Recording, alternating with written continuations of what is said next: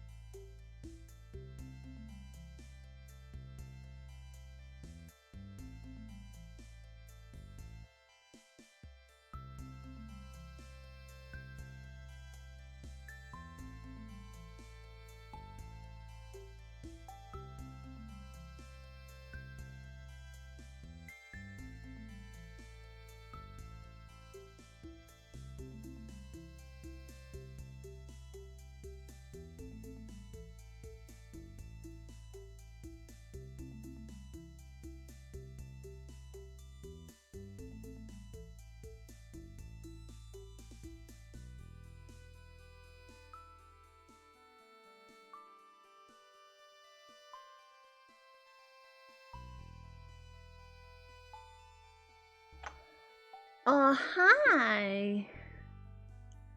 Hello. Better the Alpha. Thank you ever so much for the raid. I sorry I wasn't here to see the raid, but thank you ever so much. I much appreciate it, lovely. You were streaming Disney Dreamlight Valley. How's that going?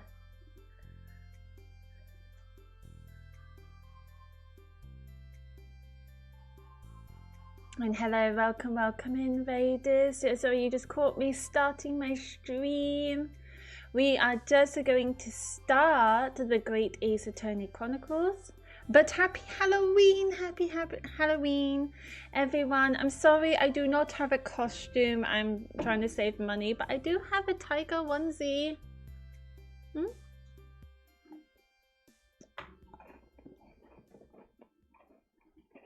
For people who haven't seen it.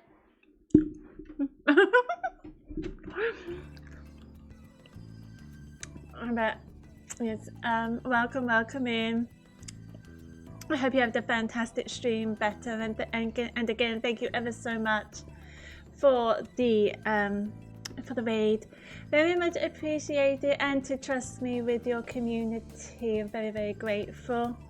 Yes, I was just getting myself ready and brewed some tea. Might also need. Oh, Nikki, hello, welcome, lovely. Yes, I saw the cute dancing emotes. Happy Halloween, I'm liking. No worries, lovely. I appreciate you liking the stream, lovely. And thank you ever so much for the follow. I very much appreciate it. I just realised I probably need water as well as tea as well. I'm very unprepared and all unorganized, but once I get water, we can start the Great Ace Attorney Chronicles, where we do where we're just about halfway of case 4. Yes, indeedy. To recap, for anyone that has not watched previous streams of the Great Ace Attorney Chronicles, we are just investigating a murder. We have just did investigation of a stab in the back, a woman who has been stabbed in the back on the street, and we're trying to figure out, and we're defending a guy who was framed for it because he was the only person there that the murder happened. And the 2 witnesses only saw him. But because there was a really heavy fog around that time, it's really hard to see anyone else's. The 2 witnesses, a couple, only saw a guy, the person that we're defending, and a woman who got stabbed and murdered. And we end up talking to the landlord of a landlord of the building where our defendant is staying, and we end up talking to the landlord and his maid, who actually turned out to be his wife.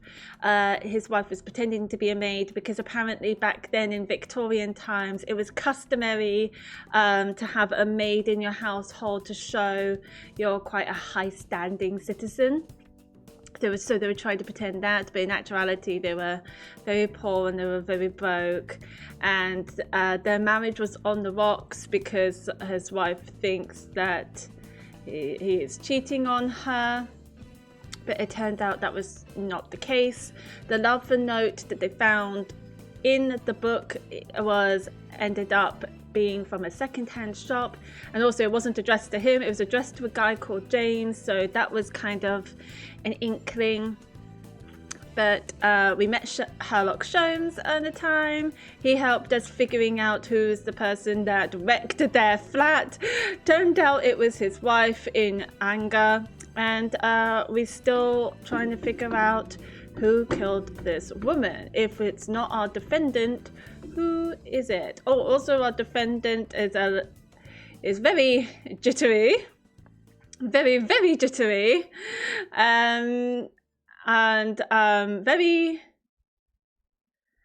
how to put it? What are the words? Very out there, very extreme. There we go. I know it begins with like EX, but very extreme. But yes, let me get a glass of water so I have something to hydrate with, and then we can continue the case. I believe that because we've done like 2 parts of the investigation, we might go straight to the trial. So I'm excited about that. I love the I love the trial. I'm just not good at it. But yes, I'll be right back.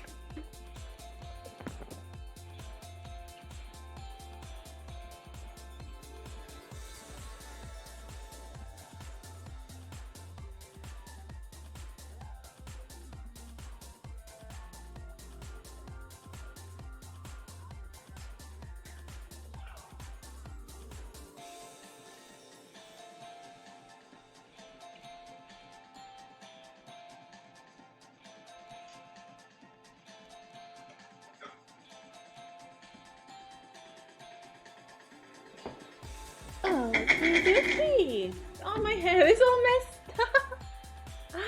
Hello.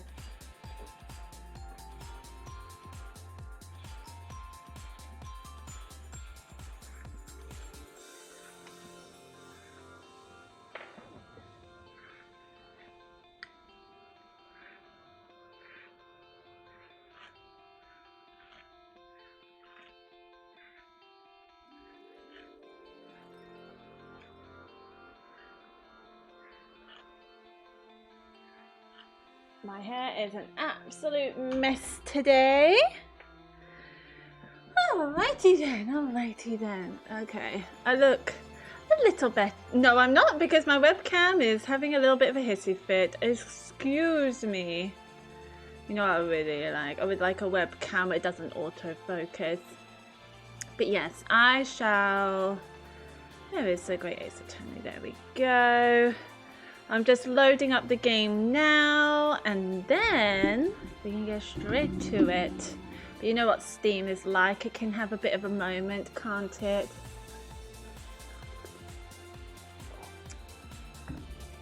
But yes, happy Halloween, everyone. I hope you guys are having an amazing Halloween, or at least had an amazing Halloween during the weekend. But yes, happy Halloween, everyone. I hope you are full of chocolate, or full of scary things.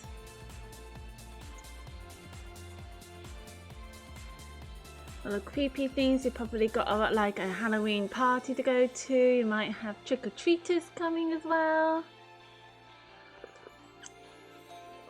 Anything of the sort. Lovely stuff. Lovely stuff. Alrighty then. I'll put my tiger hoodie on. Now let's get straight to it, shall we? Oh.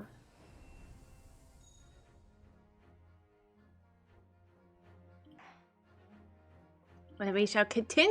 I want to do the trial. Or maybe some more investigation. I have no idea. I feel like we haven't got much clues. Oh yes, this is the trial. Sweet. 20th of February, 9:23 a.m. The Old Bailey Defendant's Antechamber. Lovely stuff. Well, I never expected this. Who would have thought we'd be back here again so soon? We are on a study tour of Great Britain with the intention of learning the country's legal practices. In order to research the latest court procedures here, we need as much court experience as possible. So true, Sasato, so true. Well, yes, I suppose that's true, but for the person in the dock, it may well be his or her one and only time in court. And it could be life-changing. Yeah, so this person... Oh, also, I forgot. The woman is not dead. She was stabbed, but she was not dead. She was she's unconscious in the hospital. Did I say she died? I probably did say she was killed. But, I probably did say she was murdered, but she was stabbed. I think that the murder was definitely intentional, but she's not dead. She is unconscious in the hospital. But our defendant is still in line on the gallows, so we gonna need to save him if he's innocent, you know. In which case, treating it as research may seem a little crass. Oh, when you put it like that, you're quite right. Good morning! Oh, him! I forgot the voice I've given for him. It's probably something very squeaky. Not as squeaky as the tutorial prosecutor, but squeaky. Ah, Mr. Natsume, good morning. Oh dear, are you alright? Your eyes are terribly bloodshot. Oh my god, they are. The only bird catches the worm, as they say here in Britain. Yes, I've heard that expression. But I really don't want to catch the worm. So I tried desperately not to make a brownie, but I was so worried I couldn't catch a wink. And now I'm absolutely exhausted as a result. Do all literary people take things so literally? Probably. Thank you for putting your faith in us today, Mr. Natsume. I don't like it when the music's gone quiet, like something's going to happen. Also, can you hear? There we go. I wish I had 9 lives! My whole future hangs in the balance! I'm too terrified to tremble! Yeah, he does that. Really? Because I can feel tremors on the floor. I can't do this. I can't take it. Although, locum student Mr. Naruhodo Esquire. Yes? I caught a glimpse of the public gallery as I walked by the courtroom. It looked like the opening night of the opera. There were so many people. I had no idea my case was such a notorious affair here in London. Oh, neither did I. No, I don't think anyone did. I thought lots of crimes happen in London, unless they are fans of Herlock Sholmes and he's around. Do you know why that might be, Mr. Sato? I'm sorry, Mr. Naruhodo, but I have no idea. So that all-knowing look on your face is just coincidence then, is it? Oh, I love that smile.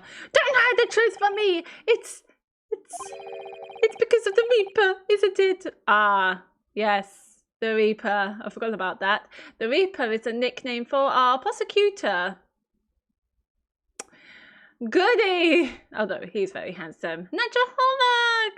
Happy Halloween to you too, lovely. Let me give you a shout out.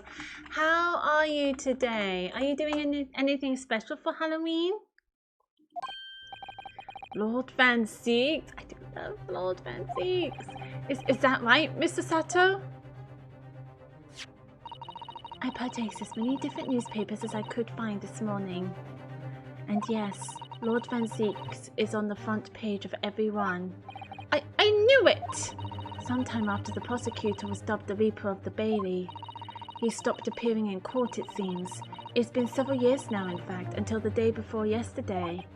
Yes, Inspector Gregson told us something similar, didn't he?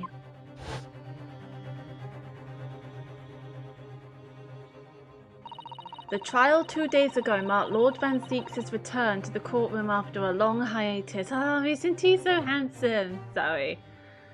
But why is he dressed as a vampire? That's what I want to know. I'm getting pizza later, then watching the third game of the baseball championship. Ooh, what kind of pizza though? I know people are not going to like this, but I like a vegetarian pizza. Vegetarian pizza is my favorite because it makes the vegetables all nice. Because the vegetables makes the pizza all nice and juicy. I don't like meat on pizza, weirdly. I find it to be a bit dry. Just cheese. Nice. Nice. You can't go wrong with a margarita. The trial of Magnus McGilded. Ugh, what a harrowing experience that was.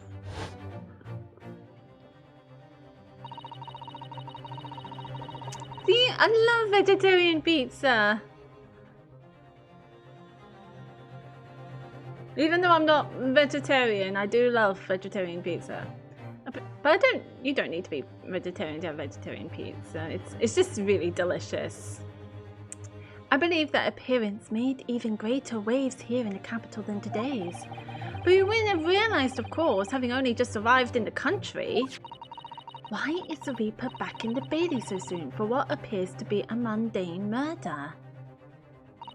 That's the question the papers are asking, and they are all speculating various answers. Mundane? Mundane? It's the most significant saga of the century to some of us. Oh dear, I meant no offense, Mr. Natsume, but that is how the papers are describing it. But lest we also forget the fact that it could spark an international incident. Obviously, the reappearance of this infamous prosecutor has caught people's attention. But there's another blatant similarity with the trial of 2 days ago. Yes, I agree. Locum student Mr. Naruhodo Esquire. It's you. It is me. It's me. Me? Well, I suppose that's true. Both times it is you who stands against this legendary prosecutor. It can only mean that you're friends with the Reaper. No, what?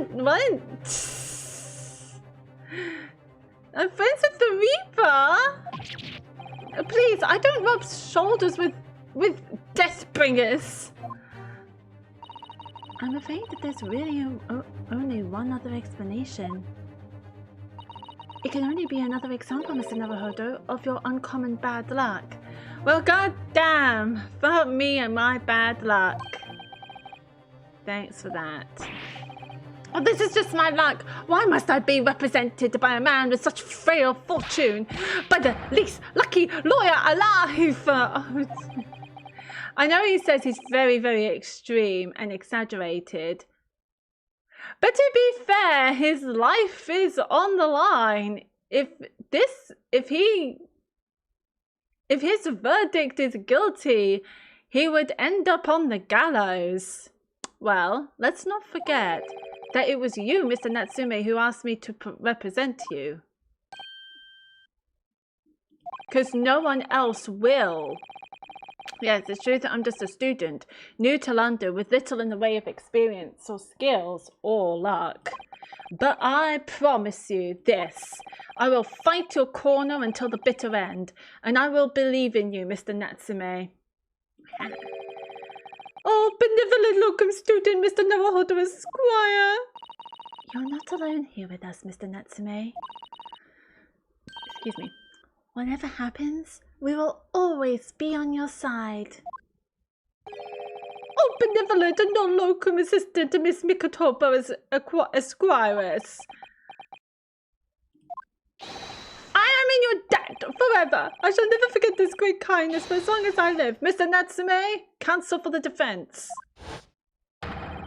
The court session is about to begin. Kindly make your way into the courtroom at once.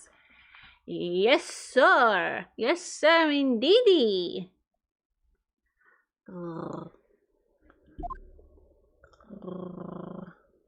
Also, this onesie is choking me a tiny bit.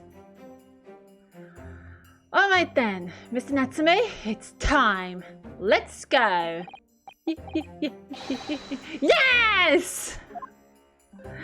All right, dude, let's go. Let's go. This is it. My second appearance in a British courtroom. And my second trial against the Reaper.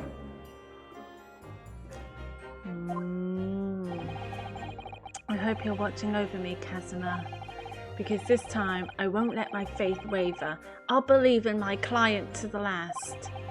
Just like you believed in me. I believe I can do this now. I'm ready for this fight. Let's go. Let's go.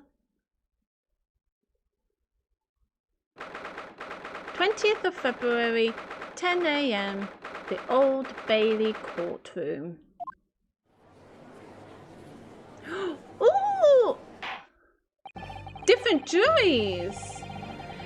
In the name of Her Majesty the Queen, I hereby declare this court to be in session.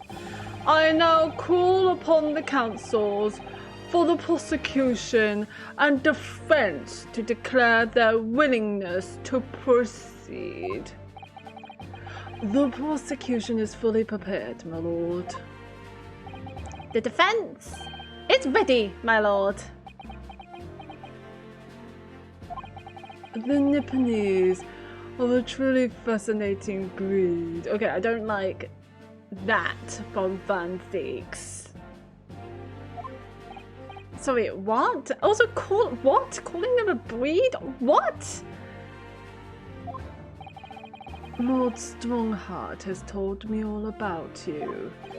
That you are a student who arrived in London but 2 days ago. A mere amateur that beating your ass. Do you have a point? Being a compatriot, you feel compelled to try to help the accused, I suppose. Typical Nipponese arrogance. Ah, he may be handsome, but I hate his attitude.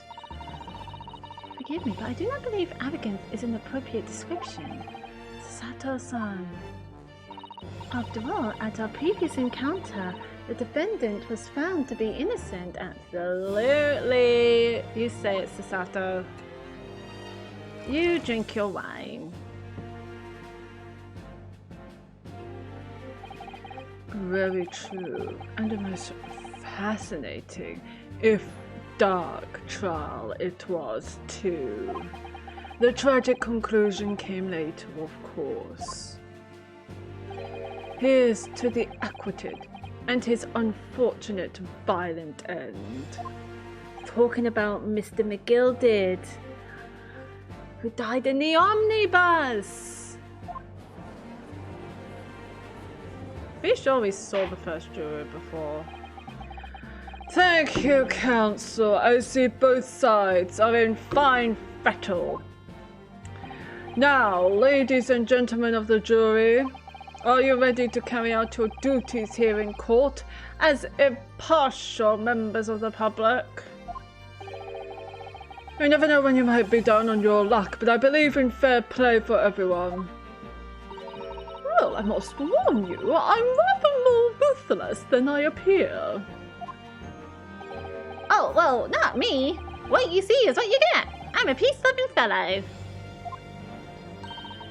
I'm afraid to say I think it's quite possible that the mustached foreigner did. Come on, what are you waiting for? No doubt he did it anyway. Yeah, sorry, didn't quite catch that. Those are the jurors, everyone. Let's go. Even though we know both of those two. One of them was the witness to the last case, and the other one, the maid is the wife of the landlord we saw in the last stream.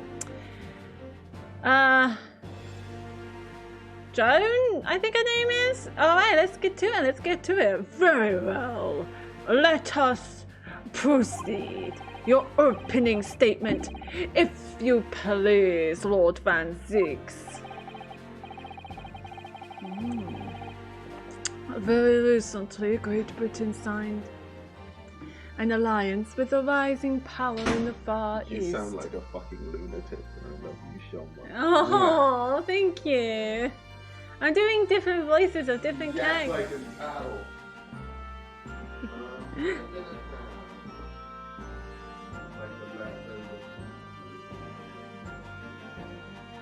Go for it, because they do need to be eaten.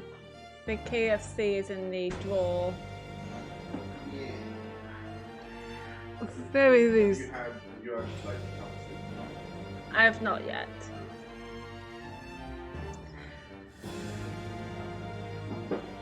I will, don't you worry.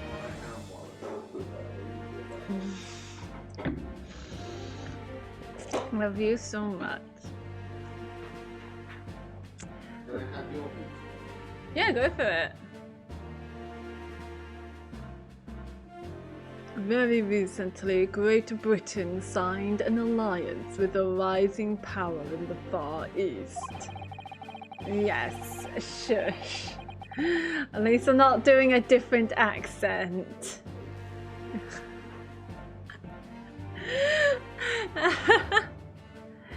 The accused in the dock today is a student from that same land, a certain Mr. Soseki Natsume. I'm trying to do a villainous prosecutor, vampire prosecutor voice. Yeah? Yeah. What is your vampire? No, he just dresses like one. Does he have one of those suits like in that place? I don't know because he's wearing a cape. But he has ruffles on the front. We do like a cape, but he does the whole vampire swoosh, and he's drinking wine as well. Yeah, Little sussy. He's very handsome, but he's racist. No. No, it's not good at all because it's Victorian times, and you're coming into Great Britain from Japan to study law and being a lawyer, and not a lot of people in Great Britain in this game likes that. But you're allowed out of Japan. They just recently opened borders there. And while our country has extended this foreign student the warmest of welcomes, regrettably the kindness has not been returned. In fact, this student is accused of a most sinister act. Of plunging a knife into the back of an innocent woman who was doing nothing but walking down the street. A knife crime, I tell you from bitter experience, those are the worst. Bloody oath they are. Just look at that sallow complexion and short stature. He's one of those... Oh. He's one of those dreadful Japanese. Come on, let's get this over with. It's me now, everyone. 1, 2, 3. They got jurors here. What? Jurors. Oh, nice. So you'd have to get the jurors to be on your side. And it makes pressing difficult. Because while you pressing the witnesses, the jurors would give an immediate verdict and be like, yep, he's guilty. He said so, he's guilty, and then bam. So you're trying to get them to change their verdicts as well. It's complicated. Oh no, I hate this film.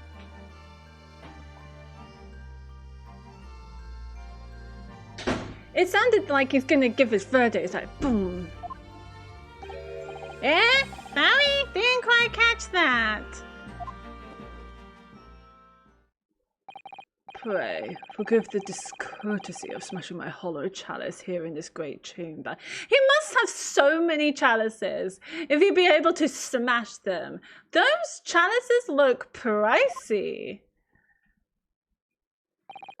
Allow me to call the first witness to the stand. Would that be the landlord?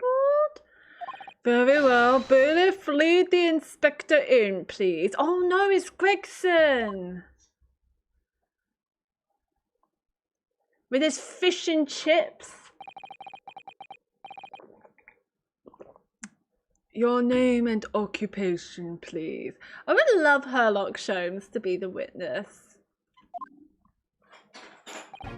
Yes, sir. Tobias Gregson, Detective Inspector at Scotland Yard. Would you please summarize the events of the case for the court, Inspector? The victim is thought to be a young woman in her 20s by the name of Olive Green. I beg your pardon, Inspector. thought to be. Yes, having been stabbed in the back by her attacker's knife, the victim fell unconscious. That was 3 days ago now, and she's been comatose ever since. What? So they don't even know who she is for sure? Comatose. I see. But her life is not in danger. Fortunately for the Eastern student, the charge will not be murder. Pray elaborate on the details, Inspector. So, if I could ask everyone to look at this street map.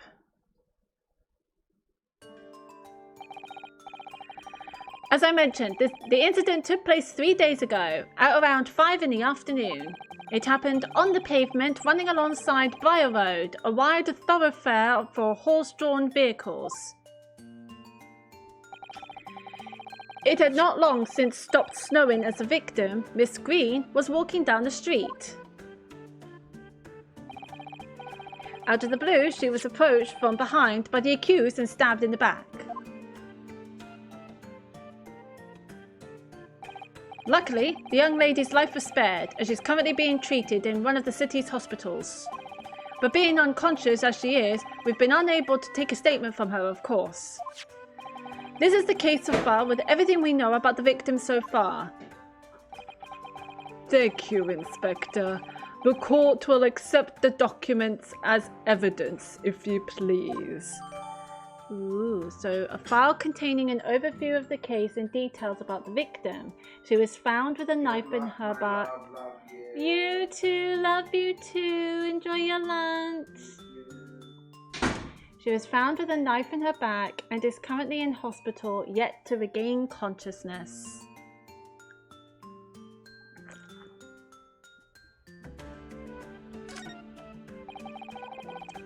What of the weapon that was used? Sir, I have that here. It was removed from the victim's back. Ouch, that big thing is starting to make me scared to walk down the street now. It's pretty big. Is that a pocket knife?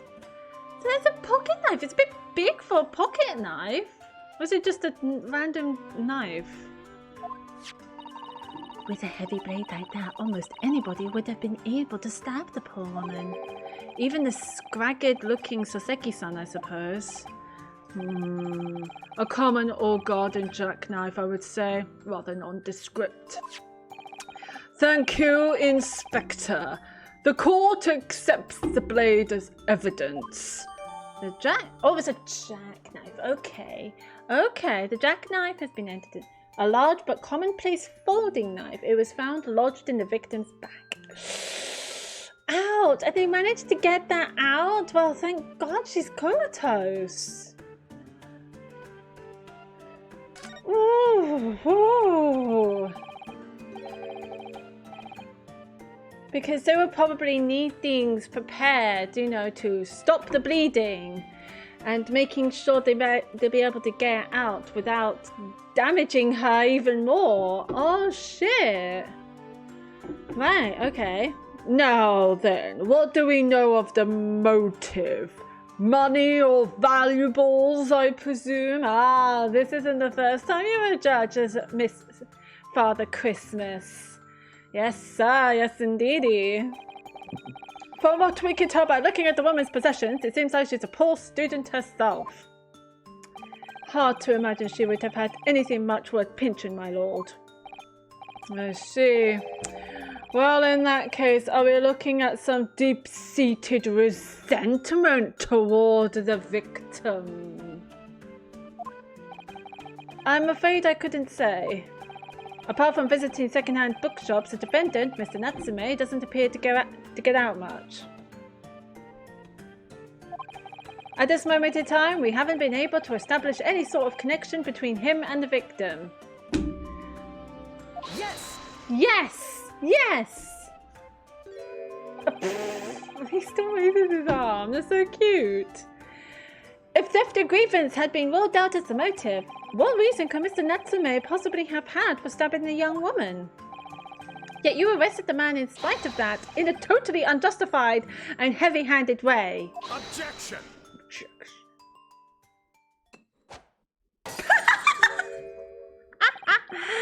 Pray forgive the discourtesy of flinging a freshly uncorked bottle in the public gallery. Why was that funny? Just fling it between two fingers and go poof! But your words have soured its hollowed bouquet. Bouquet? For it is you, my learned friend, who is being heavy-handed here. What? Scotland Yard does not arrest people without good cause. That should be beyond question. Inspector Gregson, the prosecution calls for your formal testimony. Explain to the court precisely why the constabulary came to arrest the Nipponese student. Yes, sir! Alright, let's hear it!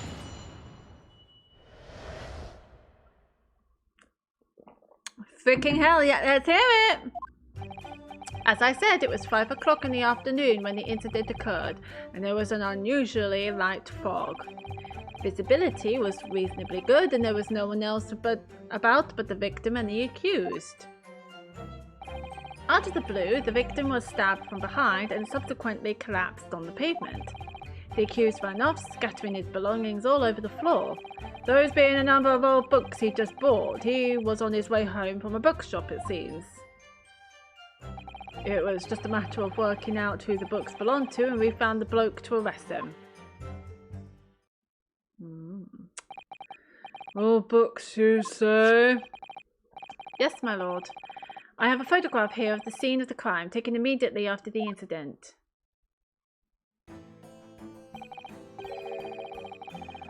Oh yes, I can clearly see the books to which you are referring. Yes. I will take that photographic print as evidence, please, Inspector. So, a photograph of the scene taken by a policeman just after the incident occurred. A large knife can be seen thrust into the victim's back. You Nipponese are splendid. Don't say I hate his attitude.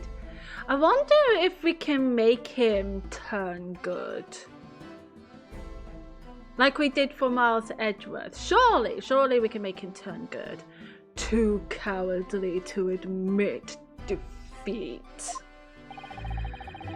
Denying everything despite overwhelming evidence to the contrary. Well, Forgive me, Lord Von Zeeks, but the defendant is not denying everything as you put it. What are you doing, Mr. Sato? Do go on. Mr. Natsume has admitted to playing some part in the incident. Isn't that right, Mr. Naruhodo? Well, now you mention it. When we visited him in the prison yesterday, he did tell us what had all happened. As I was walking along that accursed pavement, I could make out the sole silhouette of another head of me. A woman, wearing a green overcoat she was, and just as I went to overtake her, she suddenly let out a little scream and collapsed onto the cold, hard slabs of stone at my feet. I was terrified. I had to get away from there. So I ran as fast as my legs would carry me back to my accursed lodgings. A green overcoat. Well, that's exactly what the woman in that print is wearing. Oh my, a photographic print in full colour. What will the world come up with next? Wait, there was... Hang on a second. Were there coloured prints back in Victorian times? No. I'm Googling that. What the heck?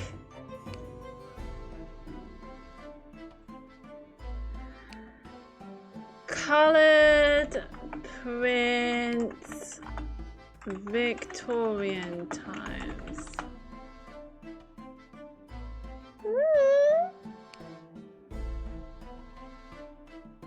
Wood engraving was typically used for monochrome prints in order to create a multicolored woodblock print.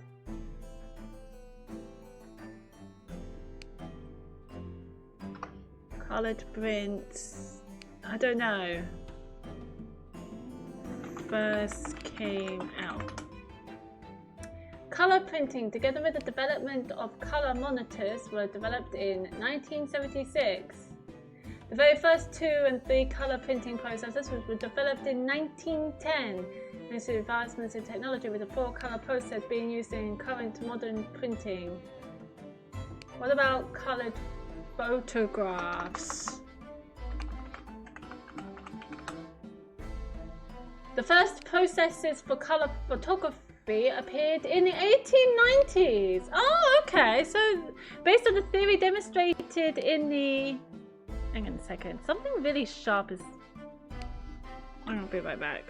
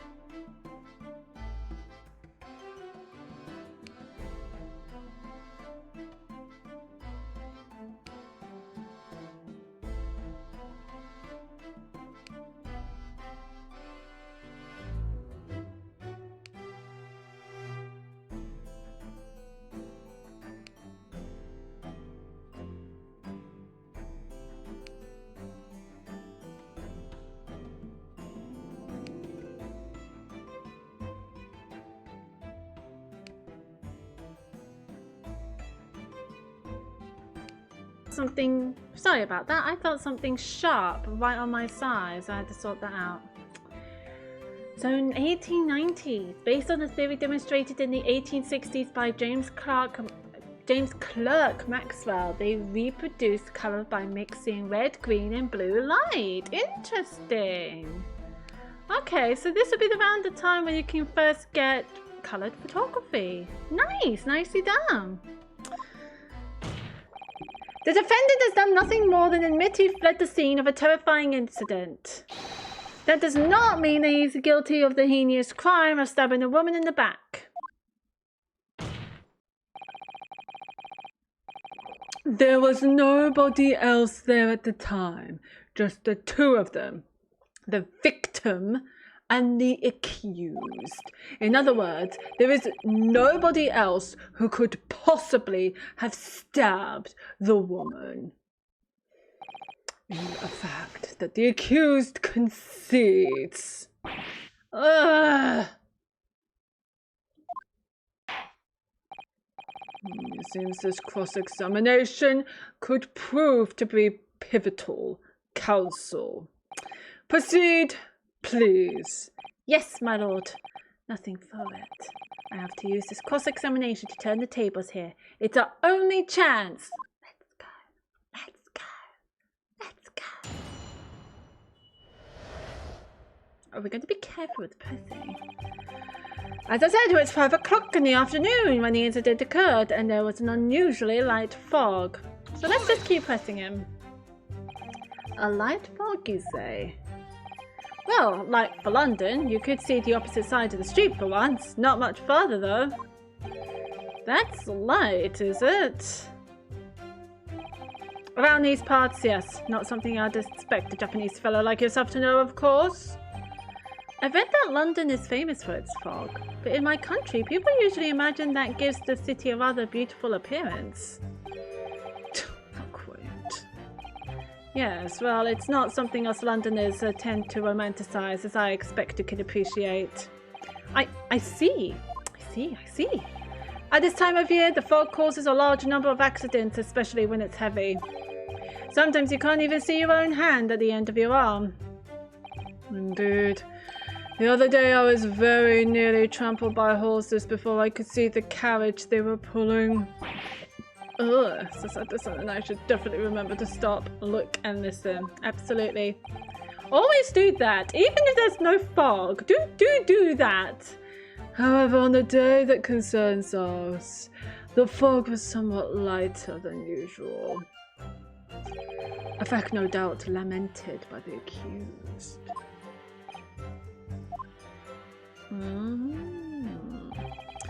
Visibility was reasonably good, and there was no one else about but the victim and the accused.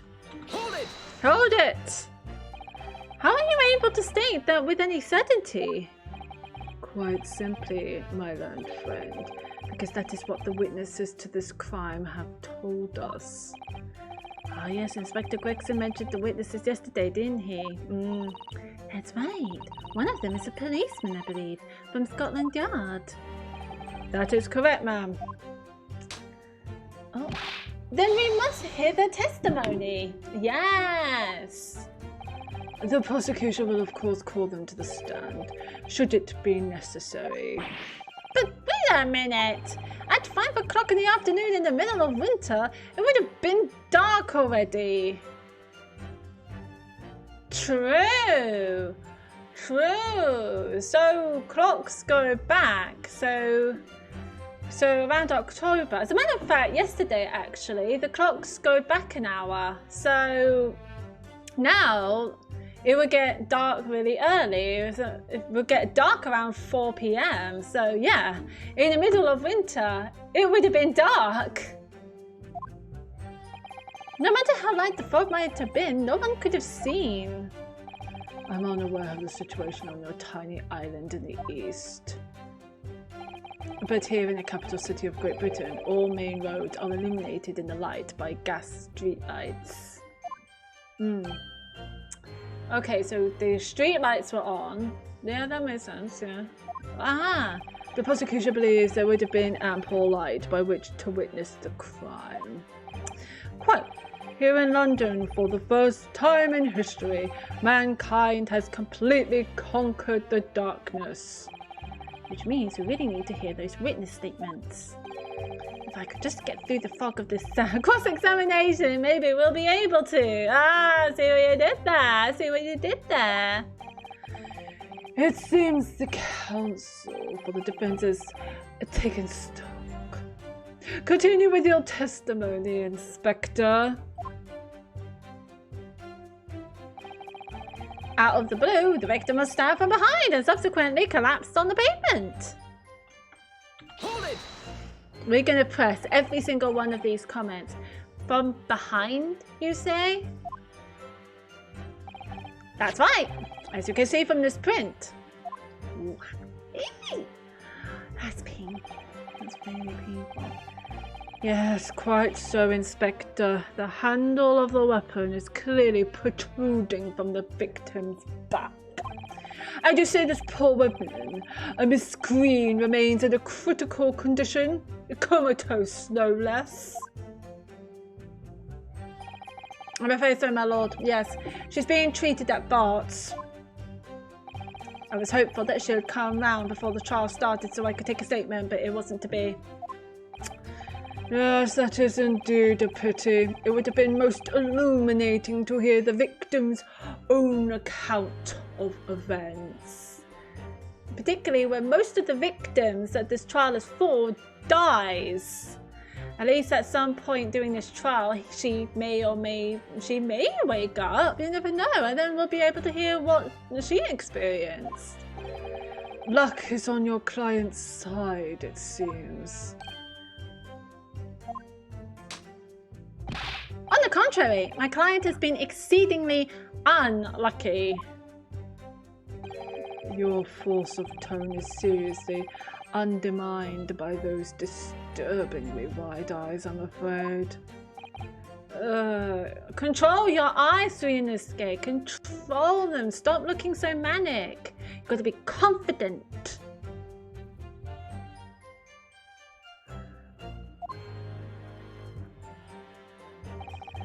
The accused ran off, scattering his belongings all over the floor.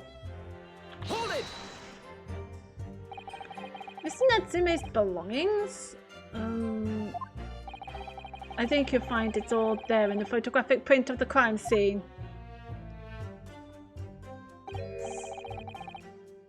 Also, oh, that's snow. For some reason, I thought that was fog. Okay, so that's snow. Yes, the 3 books on the floor. That's right, my lord. Second-hand books they were. Irreparably damaged after falling in the snow, of course. The accused could easily have carried all 3 books in one hand, which means his other hand would have been free to wield a knife, for example. He's very clever, isn't he? What do you mean? He's made it extremely hard for you to assert that Mr. Natsume had his hands full with his books. He's managed to close the one avenue of escape we might have had before we even knew it was there. You mean to say that the defendant was holding his belongings as he thrust the knife into the woman's back? I'm not buying that. That must be what happened, my lord. Yes, that must be what happened. So you don't 100% know. Those being the number of old books he just bought. He was on his way home from a bookshop, it seems. Hold it! Hold it! The defendant apparently visits a second-hand bookshop on a daily basis. Yes, so I understand. A shop full of old English literature. I commend the accused on the lofty subject matter of his scholarly attention. The bloke's room was stacked floor to ceiling with those musty old books. Can you tell us more about the bookshop in question, please, Inspector? Well, if I must, I'll have to ask you to look at the street map again, I'm afraid. Okay, let's have a looky look. Look. So this is the Bourbon bookshop, the Bourbon books, and he was coming this way. That would make sense. The closest second-hand bookshop to the accused's lodgings in this place here, Bourbon Books. A little place on the corner of Briar Road and Demir Shorn Road. As it happens, the accused is currently living in lodgings on the other side of Briar Road at the opposite end, which means it doesn't take a genius to work out the route he would have taken home. Something like this. A street map of the local area showing locations that are relevant to the case. Beautiful. Beautiful stuff, beautiful stuff. Yes, I concur with your conclusion, Inspector. The defendant would certainly have passed the scene of the crime on his way home from that particular shop. Mr. Naruhodo, I think that what the inspector just told us could turn out to be of vital importance. Yes, I agree. The most important point that the inspector just made being...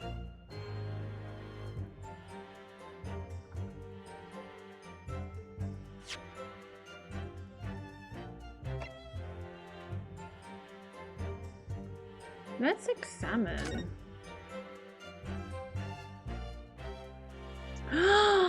Your books! You went to your books!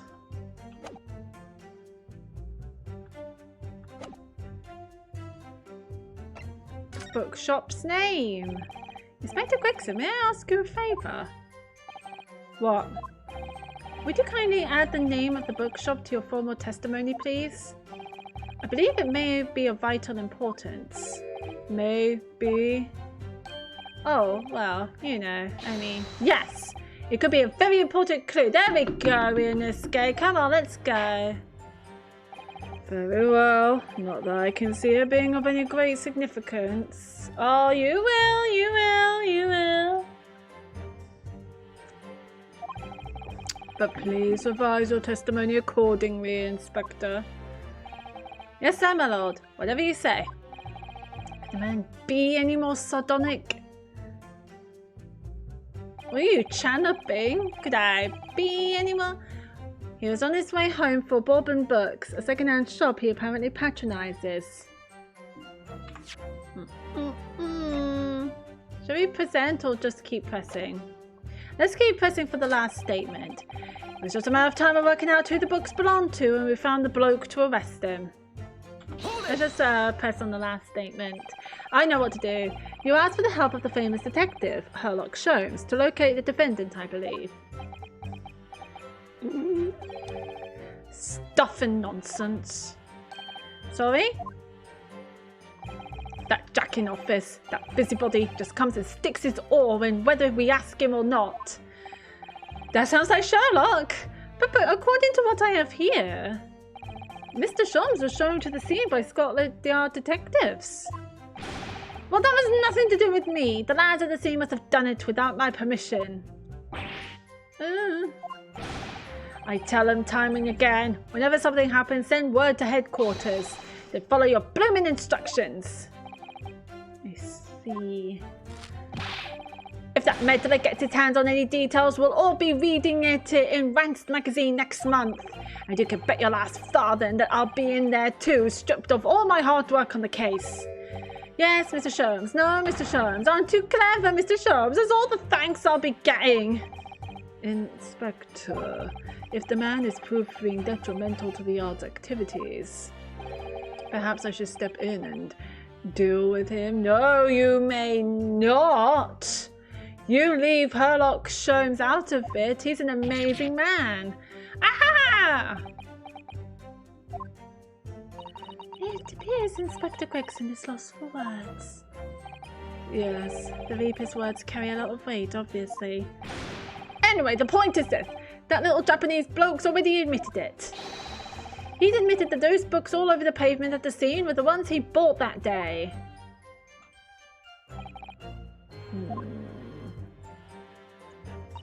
What do you think, Mr. Noahulder? If you're unable to sway the jury during this cross-examination, I'm afraid that Mr. Natsume's fate will be sealed. Yes, they're sure to find him guilty. So one way or another, I have to expose an undeniable inconsistency in the inspector's testimony. I mean, we've already did that. So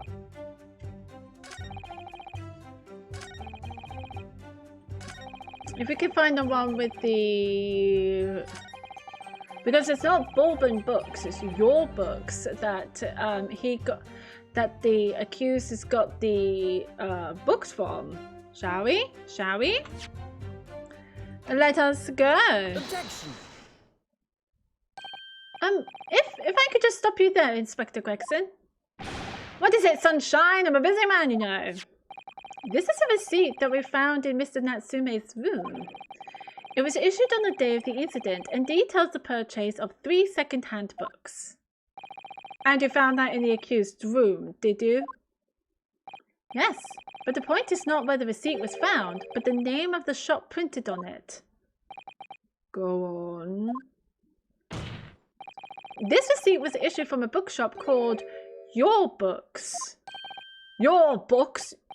Y-O-R-E, I presume. Yes, my lord. So Mr. Natsume did indeed purchase a number of books at a second-hand bookshop that day. However, the bookshop in question was not Bourbon Books. Eh? What? Inspector, do you know of this other bookshop?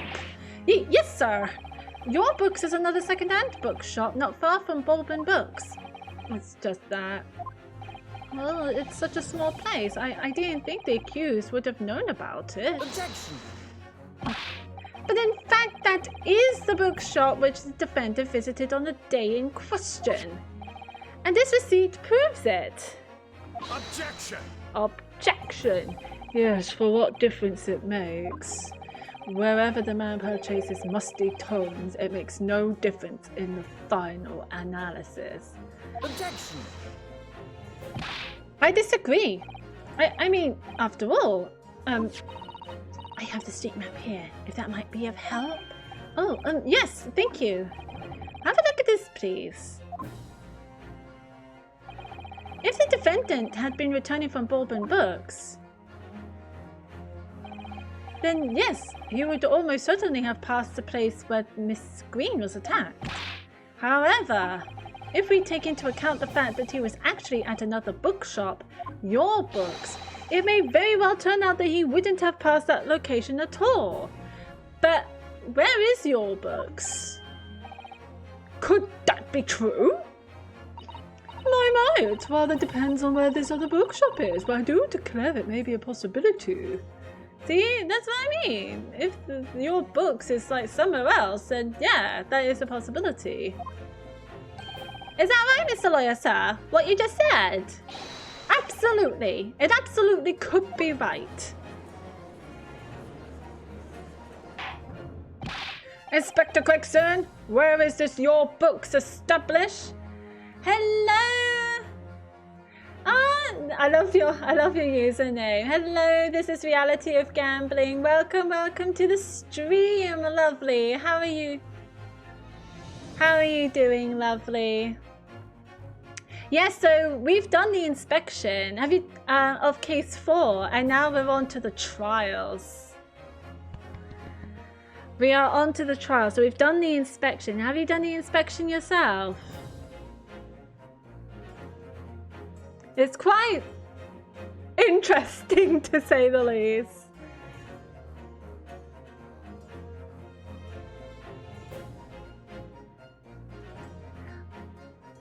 I take it you haven't done the investigation. I'm in case 4, but sequel.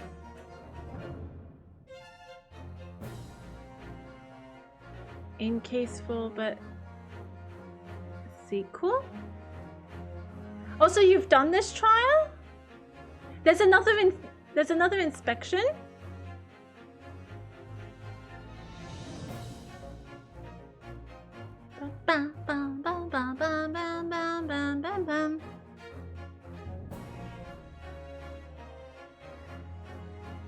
Oh, the Great Ace Attorney 2 resolve. Oh, this is a Great Ace Attorney Chronicles. This is about a woman got stabbed and got comatose. And we have to save.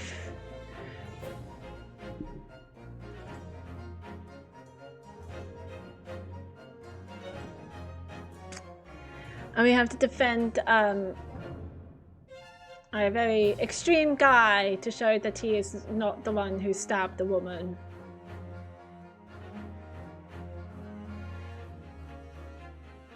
But you have 1 and 2. I actually don't know what Chronicles contains, to be honest.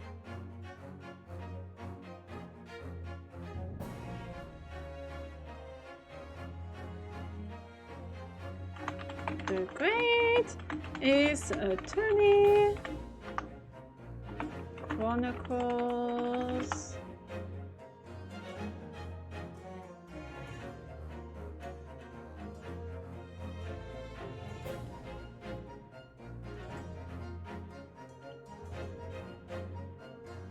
Can you tell me?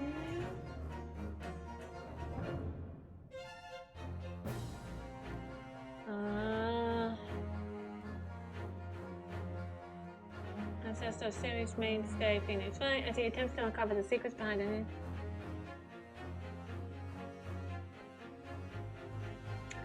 This game includes a convenient assistance feature in case you hit a dead end in your investigation. Doesn't tell me what Chronicles contains. Oh yes, it does. The Great Ace Attorney and Great Ace Attorney 2. Okay. So we're on Great Ace Attorney 2.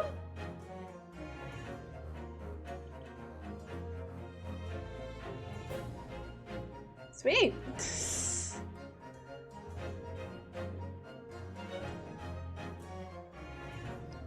Inspector Grayson, where is this your books establishment? But yes, welcome. This is Reality of Gambling. Welcome. I hope you're having a lovely Halloween. Oh, I forgot to say, happy Halloween, lovely. Well, obviously we looked into that. Yeah, so I want to know what it turns out that your books is just here on the next corner of Meerschaum Street going east. So you wouldn't. So there's a possibility you might have gone through Calabash Road. But that's way too long. There's still a possibility of him going down Meerschaum and then turning left. The local map's information has been updated in the court record. Let's go. And there you have it. As you can clearly see now, it's... Oh, yeah. It's really not much difference. Unless he wants to go down the long way, there's still a chance of him going that way. The same way.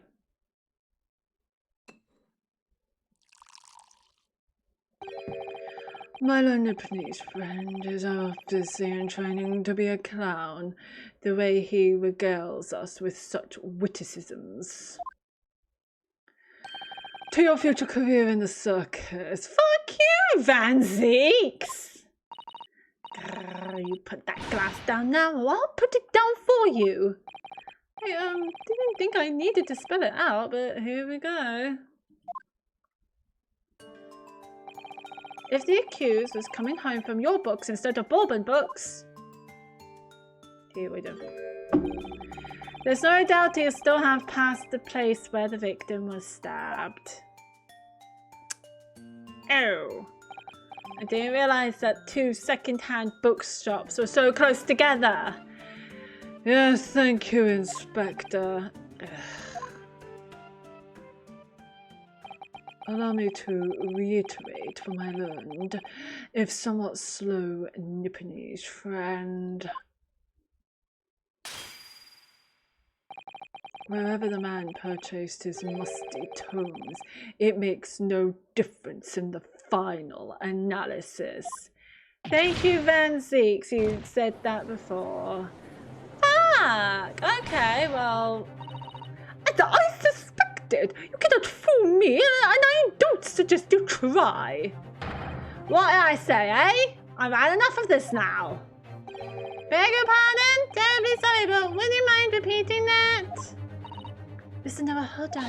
We mustn't give up. What do you mean? If the prosecution's assertion is correct, members of the jury may very well decide that Mr. Natsume is guilty. Ah, she's absolutely right. We must think. We must consider the assertion just put forward by the prosecution very, very carefully. They claim Saseki-san must have passed the location of the incident on his way home from your books, but we're going to need to go to the courtroom.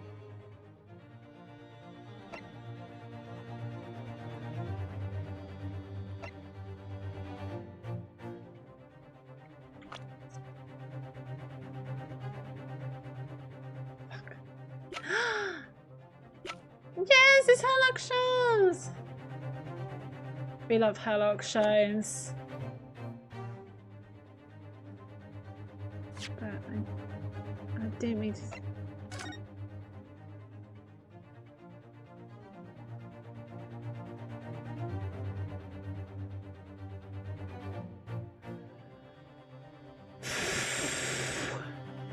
.45 p.m. Yeah, that'll be perfect timing for him to get to the road at 5 o'clock. God damn it! A young woman rendered unconscious following a stab wound to the back.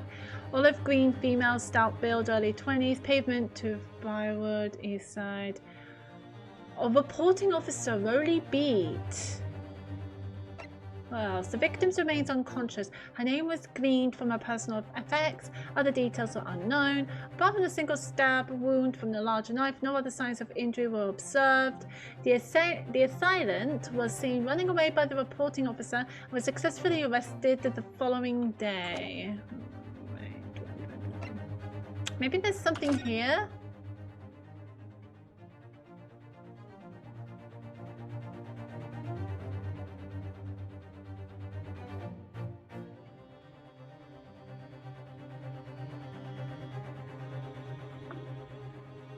Something doesn't... Can we read these books? No, I suppose that means nothing.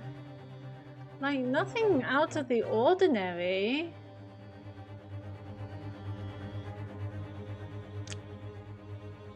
Okay. We'll raise an objection anyway. Why the hell not? The assertion just made by the prosecution is fundamentally flawed. Did I do it right? Explain yourself, counsel. Yes, my lord. You can see what I mean on this map. When returning from your books to his lodgings, Mr. Natsume could have followed the route suggested by the prosecution. However, that isn't the only conceivable route to take between the two places. True. See, I was thinking that, but wouldn't that be a bit too long? If the defendant do see streets, look what happened.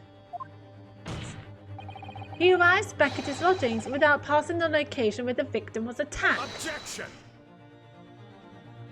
Talking back to a clown is a fool's errand, of course. However, I feel compelled to point out that that route is what is commonly referred to as the long way round. Ah, that's what I was thinking as well. I mean, I suppose we could raise an objection to that. On a cold winter's night, why would any man choose to take a longer route home? Well, the answer is extremely simple. He wouldn't. In other words, the accused took the obvious route back to his lodgings and is the obvious perpetrator of this crime. Also, he did admit that he saw the woman get stabbed and made a run for it. So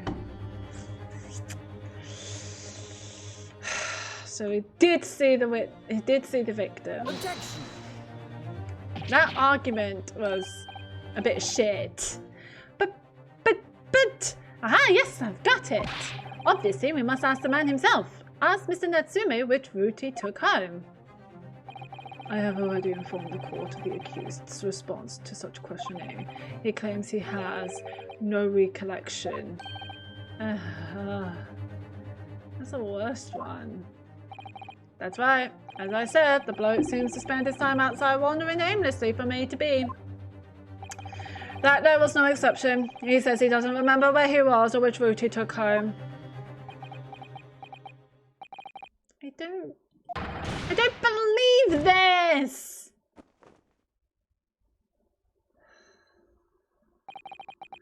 I thank you, my learned friend. I suggest that we do not waste any more of the court's time by wandering aimlessly around this subject. Pray, what say you, insightful jurors? But even if that is the case, the defense still hold it!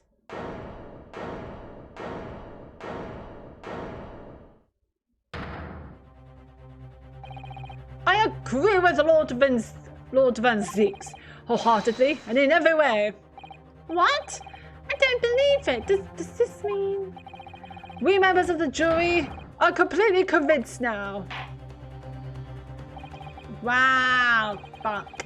Very well, in that case, I hereby call upon all members of the jury to present your findings to the court. Guilty!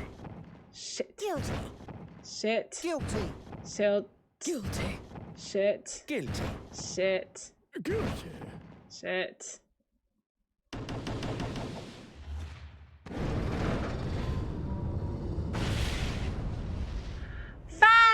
Fantastic! It would appear the jury's learning is unanimous.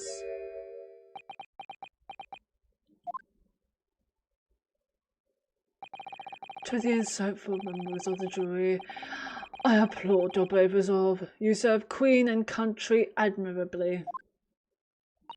Mr. Narado.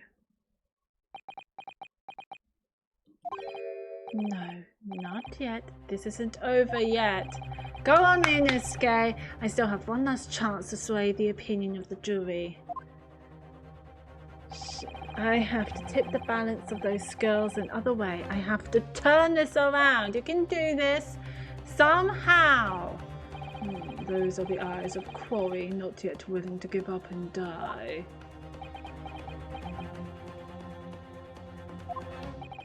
So I presume you intend to wield your rights again in this trial?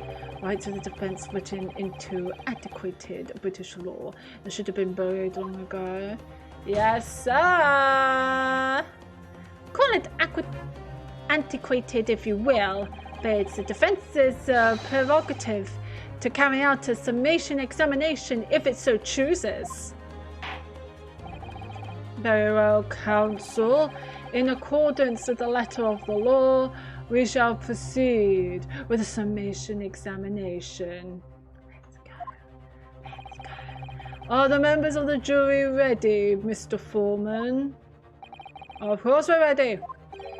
I'm all too familiar with that Nipponese whippersnapper and his uncouth refusal to throw in his alley. Very well then. Ladies and gentlemen of the jury, you will each explain on what grounds you have determined the defendant to be guilty. Ready to hear your witnesses? Let's go. Why do you think he's guilty? For pity's sake, that little Nipponese oddity already admitted it himself, didn't he? If he said that a woman in green collapsed before his eyes, why, it can only have been the victim. The man wouldn't have gone around the houses on his way back from the bookshop, not in winter. So the poor woman was attacked from behind, was she? How dreadful. I really don't care. Can we just wrap this up now? I've got work to be doing. Your books? Yes. Nice shop, that. But Bourbon books? No, not worth a visit. Those are really shit statements. One of them is sort of like, this is a waste of time. Can I just go back to work? It's like, so you just what? With only minor exceptions, the reasons for finding the defendant guilty are all too clear. When the stabbing occurred, the only two people at the scene were the victim and the accused. And the accused himself has admitted to seeing the victim in her green overcoat sink to the ground before his eyes. Furthermore, we have heard from the inspector that the defendant then fled the scene. I must say, I would have ample grounds to convict this man already. Oh dear, even the judge appears convinced of Mr. Natsume's guilt now. Oh, why did he have to run away like that? And how are we supposed to believe in some phantom attacker that nobody could see? This is impossible. How can I possibly make a case for the defense? Mr. Naruto, this is no time for grumbling. If we want to force the trial to continue... Yes, I know. I have to turn the tide. I must make the jurors change their minds. Well, 4 of them, at least. Let's go. Exactly. We have no choice but to forge forward. You have the floor, counsel. Begin your summation examination. Yes, my lord. I just need to keep this trial going somehow. Whatever it takes. After doing the juries, I'm going to get myself some soup and some buttered bread because I haven't had like any food. So I'm going to do that after this jury thing. Come over, Inosuke. You can do it. You can do it. Let's go. Let's go. I'm going to get my hood up for this. The defense rebuttal. Let's go, let's go! For pity's sake, that little Nipponese oddity already admitted it himself, didn't he? No. He said he saw it. If he said that a woman in green collapsed before his eyes, why, it can only have been the victim. The man wouldn't have gone around the houses on his way back from the bookshop, not in winter. So the poor woman was attacked from behind, was she? How dreadful. I really don't care. Can we just wrap this up now? I've got work to be doing. More books, yes. Nice shop there, but Bourbon books? No, not worth a visit.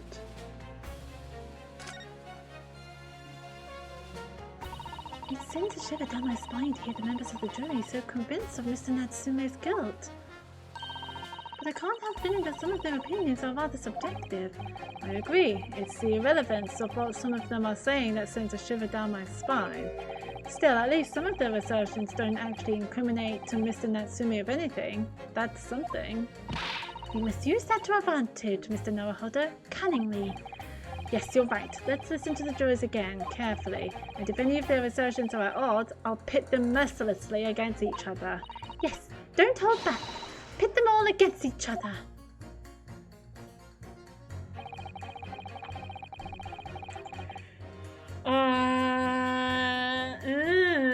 I don't really know.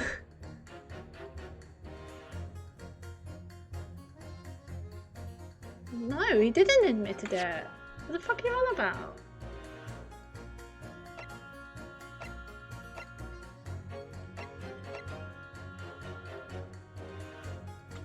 Hang on a second. There he is.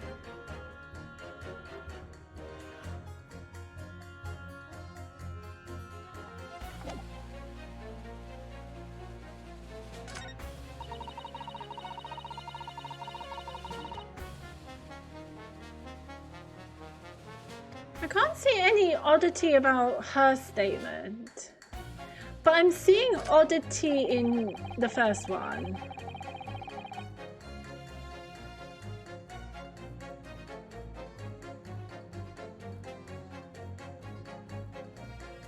That makes sense.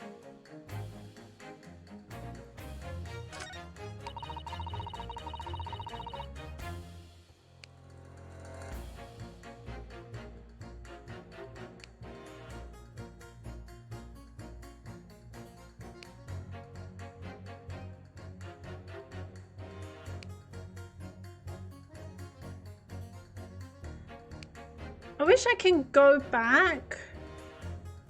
Oh, I can press them.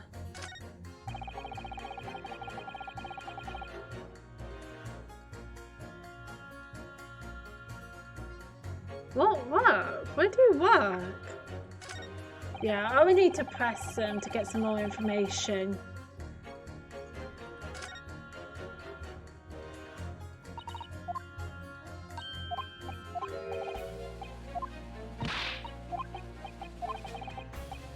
I'm a little weirded out by the first juror's statement. Something doesn't seem right. I don't think the accused admitted to stabbing him. Hold it! Excuse me, but aren't you? Yes, that's right. I was in the witness stand myself just 2 days ago. Yes, I had a feeling I knew your face, or the side of it anyway. If I remember correctly, you're a banker, aren't you?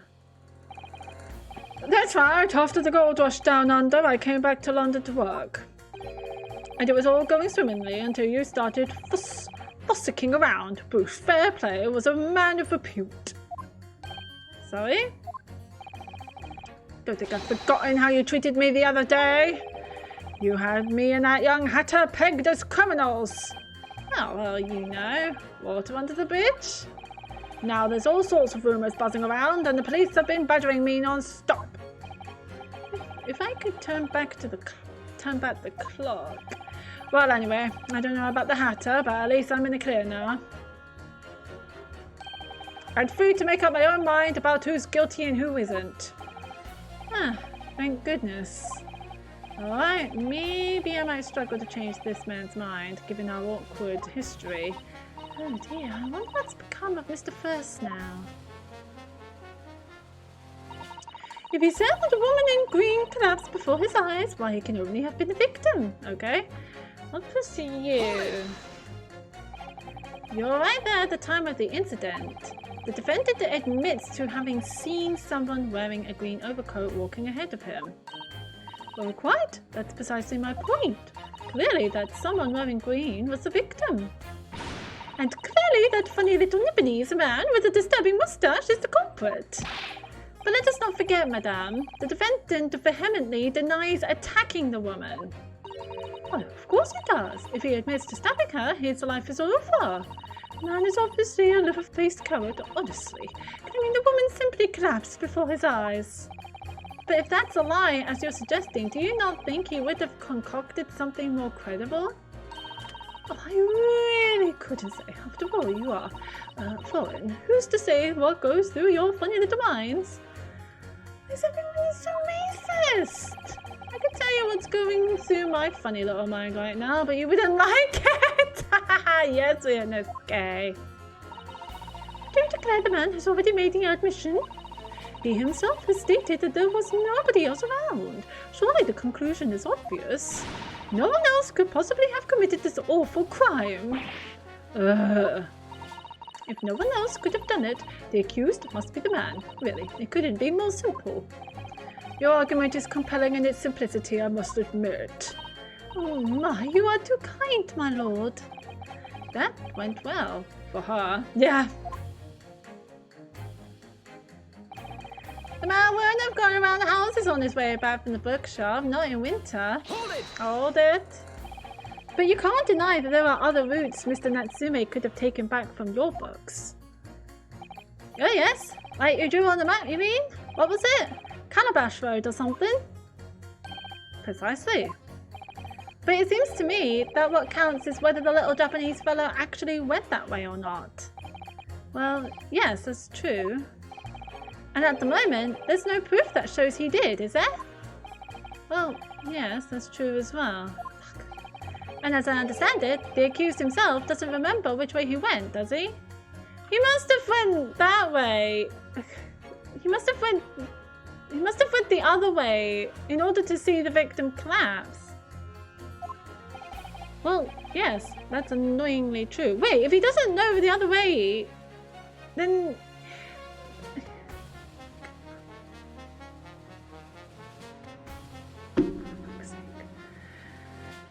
The defendant is making this more complicated. Okay. Let's say he did went the other way, but he doesn't know where he went, but he saw the woman collapsed. If he went the other way, how did he witness the woman collapse? Winter nights are dark and cold, so the way I see it, you'd want to get home as quickly as possible. I mean, I agree with him, but maybe it's not like that with other people. Oh, yes. Why is all this true? So really, the only thing that makes sense is that he went home along Briarwood. Briarroad. I'm supposed to be convincing you here. I have given it a lot of thought, you know. I didn't just make up my mind on a whim that he did it. I mean, if there was some logical reason why he might have gone the Calabash Road way, it'd be different. I'd be happy to reconsider my position in that case. Honest, I would. Okay, at least he's up about that. The reason why Soseki-san might have taken the longer way home. Yes, a good reason. I don't imagine you'd be able to sway this young man's opinion without one. So the poor woman was attacked from behind, was she? How dreadful. Hold it!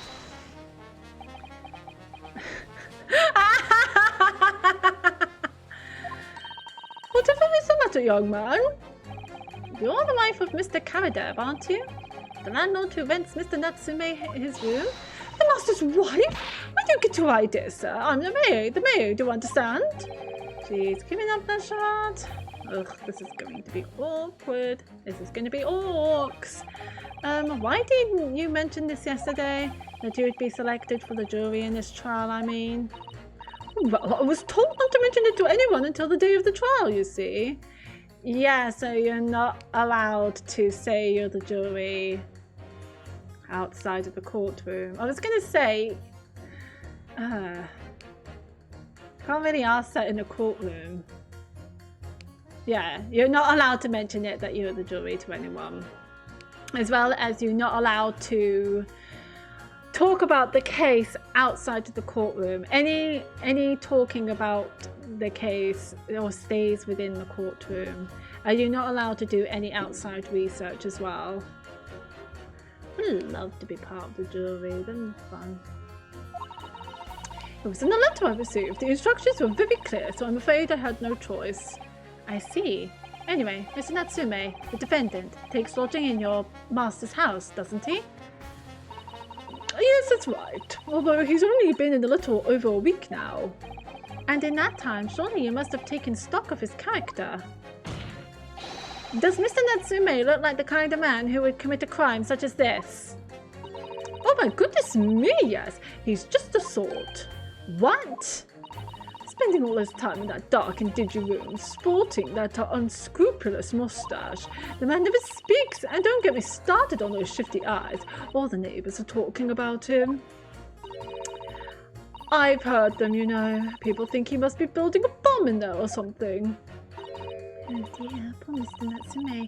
How could people say such things about him? He's just a harmless bookworm, nothing more. Like Belle from Beauty and the Beast. Oh, she's reading books. She must be weird. Oh, you just called him a worm, so...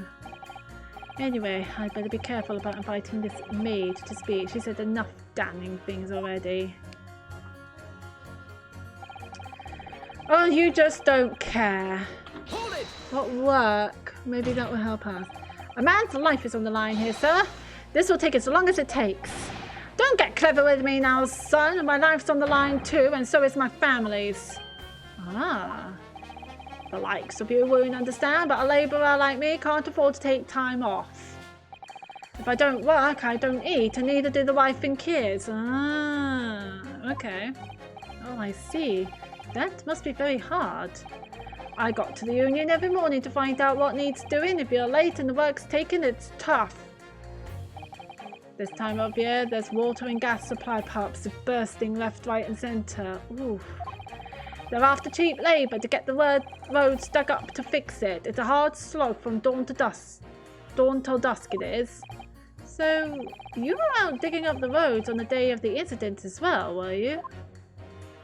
Oh, that's right. In fact, if I remember rightly, it was just round the corner from where it all happened. By that old bookshop it was. What? Another coincidence? That's right. Meersham Street. Meersham Street it was. Meersham Street. On the madness in Hold on. There are only 3 named streets. Ah, I think we've got it. Joint number 5, I need you to add that information to your formal statement, please. What's the point of that? Can't we just get this business over with now? Please, sir, it's important. Fine, I'll do it then. On the day it happened, I was digging up Meersham Street from dawn to dusk. Can we press on that? So if I understand correctly, you're a day labourer and you were doing road maintenance that day. That's right, like I said, you get a lot of burst gas and water pipes underground in the middle of winter. It's the only time of year fellows like me can actually make a few bob, and I'm missing out today. And when you say from dawn till dusk? Well, the work has to be completed within the day, see? No coaches or pedestrians can pass while it's happening. I wonder if I could trouble you, sir, to mark on this street map the exact location of the works you are carrying out. Give it here then, let me have a look.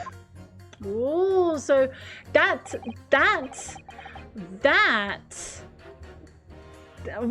he just took a U-turn. His statement was as useless. It was about as useful as a chocolate teapot, I'll say that. It was fucking useless. But then we hear, so he did work at Meersham Street. You can't see it because of this subscroll, but this, if you see the cursor, this is Meersham Street. And if you go down to the Calabash Road, so if you, where did he mark it? Over there! Shit! So if there's water and gas pipes bursting everywhere, he can't walk past it. Here we are, Meersham Street. Yes, it was just here, like. It was a tidy day, I can tell you. We had to get through all the drifts of snow that had frozen solid. And at what sort of time did you finish the work? Well, we started in the morning and we can't have finished before gone 6, I say. Snow has stopped coming down, but it was on past dark for sure.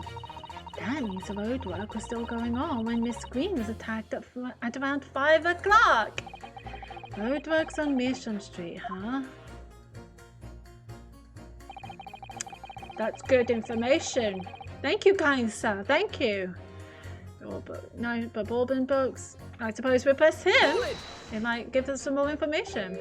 Huh? Sorry? Folded? You say fold what? No. What I said was hold it.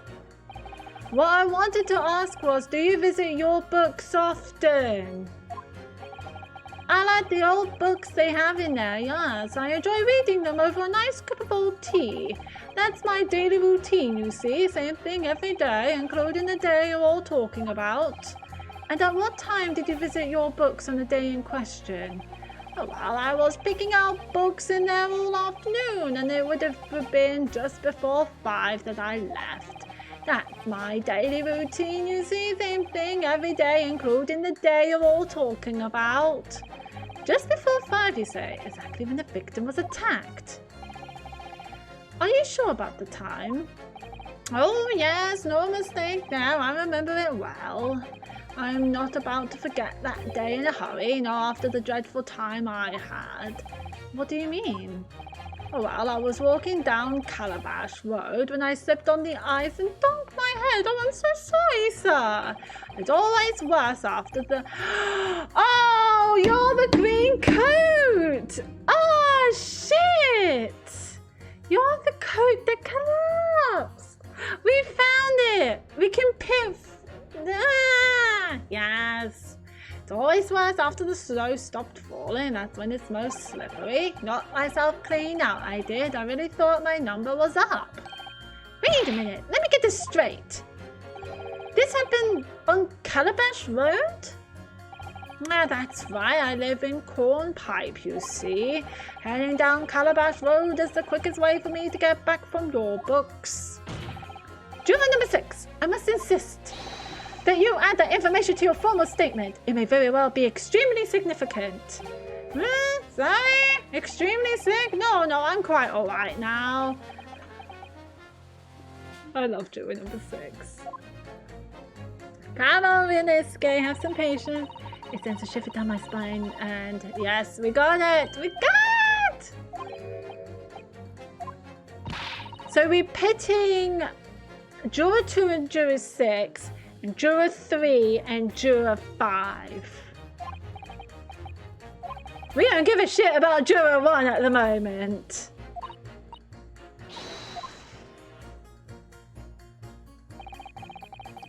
Are we ready to pit? Let's go pit to Juror 3 and Juror 5 about the roadworks.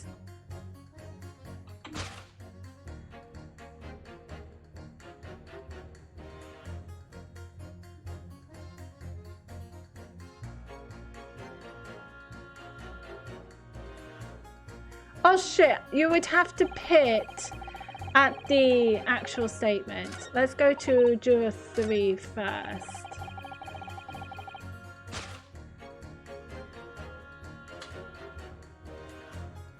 Objection! Nice! Those two statements are clearly at odds with one another. At odds, counsel, explain yourself. Please, don't point. It wasn't me, I swear. I just want to get this done and dusted. Well, juror number 3? Oh, me, sir? What do you mean? Juror number 5's words just now extremely significant. Let's take a moment to consider the implications of what's been said on our map of the local area. On the day in question, Mr. Natsume visited this bookshop to purchase a number of second-hand books, and on the same day, we now know that there were works being carried out on Meerschaum Street, making it impassable, which means that the defendant's route home could not have taken him along Meerschaum Street and down Byer Road. Oh, yes, of course. Well, what do you think, sir? Well, yes, you can't argue with that, really, can you? We must have had a good 2 yards or more of the pavement up. Every gentleman and gentlewoman that came along had to turn back and go the other way. So the only conclusion is this. The defendant must have taken the longer route back to his lodgings. Yes, I suppose he must have. I suppose that must be right, eh? Juror number 3, you said the following. The man wouldn't have gone around the houses on his way back from the bookshop, but we see now that he had no choice. Yes! My lord, Mr. Judge, sir, if I may. Yes. I I don't think in all good conscience that I can say the man's guilty now. Yes, I'd like to see this trial continue so we can get to the bottom of what really happened. Yes, thank you, sir. Yes. Okay, we're doing good. What about you, sir? Yeah, who, me? Oh, all right then. If there's a hole in the prosecution's argument, it should be filled in. That's what I say. Yes, good on you, sir. Lovely stuff, lovely stuff. Oh, well done, Mr. Naruhodo. That was wonderful. Well, we've managed to change a couple of minds at least. It's strengthened our position somewhat. Yes, and it will prompt the other members of the jury to reconsider the stance as well. They'll be asking themselves if their current leanings are really right or not. Now, if we could just identify one more clue or discrepancy that would make them stop doubting Mr. Natsume, we might be able to tip the balance completely. Yes, that's exactly what we've got to do. Yes. Van Zieks is looking to bring this trial to an early conclusion. That's what we have to prevent by whatever means we have at our disposal. Let's go. Thank you, Counsel. On with the summation examination, please. Yes, my lord.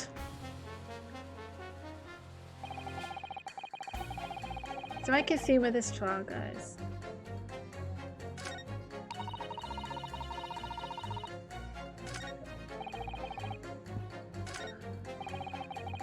That evening myself on Calabash Road.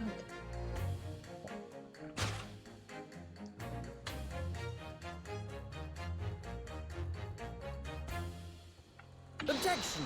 Objection! Those two statements clearly show a flaw in the jury's reasoning. A flaw? What are you talking about, counsel? Well, juror number 2, juror number 6.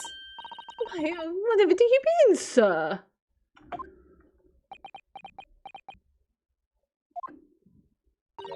I think perhaps the old man didn't hear you. Unbelievable. It's not like I was loud or anything. There is at least one fact of which we can be sure here. The bookshop receipt found in the defendant's room clearly indicates that on the day of the attack, he had been to your books and purchased a number of second-hand titles. He then returned home on foot. But the man says he has no recollection of his return journey. That's correct. But what he does remember is seeing someone appear in front of him on the way. Someone in a green overcoat who suddenly collapsed on the pavement before his eyes. Yes, we are well aware of all this. The poor young woman who was stabbed, obviously. Objection. Can we really be sure of that, madame? My, whatever do you mean? I'm sure you heard juror number 6's account of what happened to him that day. That same afternoon, there was somebody else apart from the victim, who was wearing a green overcoat and who fell over on the icy streets in the neighborhood. Oh my! Oh my! My goodness, you mean... That's right, I'm referring, of course, to hard of hearing juror number 6. Are you really suggesting that the person in the green overcoat whom the defendant saw collapse in front of his eyes was a jolly old gentleman at the end of the bench here with me today? That is entirely possible, yes. After all, the old man has a somewhat similar build to the victim. Well, look at that! My goodness me! Yeah, sorry, you need to pee? I love the number 6. And crucially, we know precisely where the old man in the green overcoat fell. On Calabash Road. Therefore, if the person who Mr. Natsume saw collapsing in front of him was in fact juror number 6, it means the defendant must have taken the long route back to his lodgings. And if that's true, then clearly the crime scene on Briarwood where the woman was stabbed was not on his way home. Oh my! Come on, change your verdict. Change your... You idiot old man! If you hadn't been so daft as to be roaming about there, we'd have boxed this off hours ago. And really, what were you thinking wearing such a befuddling coat? What did you say to me? Is it a crime for the elderly to walk the streets these days? Is it a crime to slip over on the ice? Is it a crime to keep up with the latest stars and wear a beautiful green overcoat, is it? Not at all, sir. Hold it.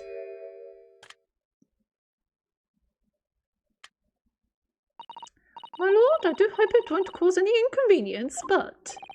You'd like to change your leaning, I presume? I do declare that I would. I should like to call for a verdict of not guilty. Thank you. And I would too. What? Is it a crime to change your mind? Is it? Well, not at all, sir. Go right ahead. We did it. It's the hood. It is the hood in the ears. Yes! We changed all the verdicts apart from 2. The witnesses the jurors that we know personally. Well, fuck. Well, that summation examination has concluded with a rather large shift in opinion. The ayes 2, the noes 4. So the noes have it not guilty, they say. Which means we no longer have a consensus among the members of the jury. The trial will continue. Objection! Objection. Why? You drink your blood. Yes, you do that. Could it seem churlish of me to drink from my hallowed chalice moments after raising an objection? Where did you get your chalices from if you keep destroying them? Only to crush it in disgust. Pray forgive the discourtesy. And Lord Vincex? It seems I must retract my earlier remark. What do you mean? I mistakenly credited these jurors with intelligence by describing them as insightful. Yet we have just witnessed them falling for a cheap trick performed by an Eastern entertainer. Excuse me? You're kind of insulting everyone here. How are you going to get in people's side?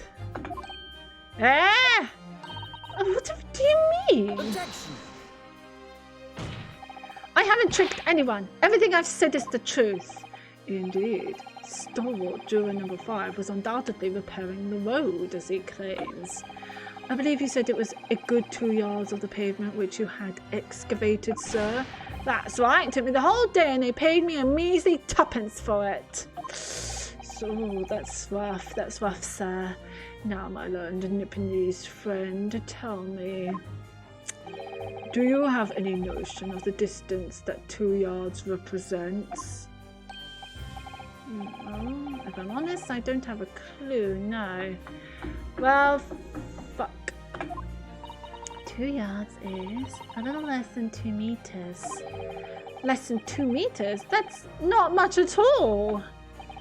In other words, a distance readily vaulted by anyone of moderate vigor. Would you not agree, my stalwart friend? Me? Well, I can't say you're wrong, no. What? And did you perchance erect a sign to prevent the pedestrians from passing the site of your works? I wouldn't dream of it. What a waste of time.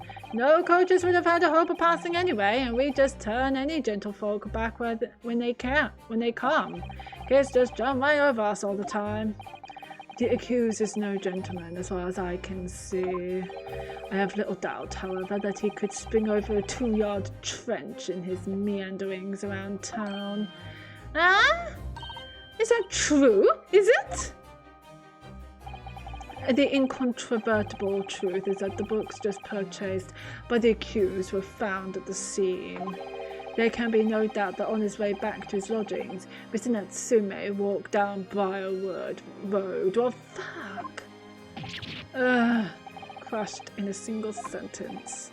and old man. Old man? You can talk! You say that at around 5 o'clock on the day in question you slipped and fell on Calabash Road. Pray, was there a suspicious-looking Nipponese behind you at the time? Oh, I can't say as I remember. You don't remember?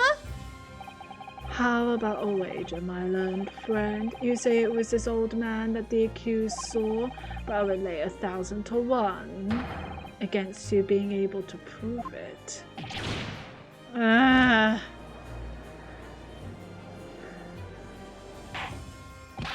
We're kind of stuck here. Order, Lord Van Zeeks, explain yourself. Will do. Let's go through this scene first. My lord, if you had such a trenchant argument up your sleeve, why in the world did you not proffer it during the summation examination? I wanted to give this young foreign student the sightseeing experience he no doubt came for. I wanted him to see for himself how the opinion of the jury is so readily swayed. He just wants a show, doesn't he? But my hospitality has its limits, and they have been reached, I feel.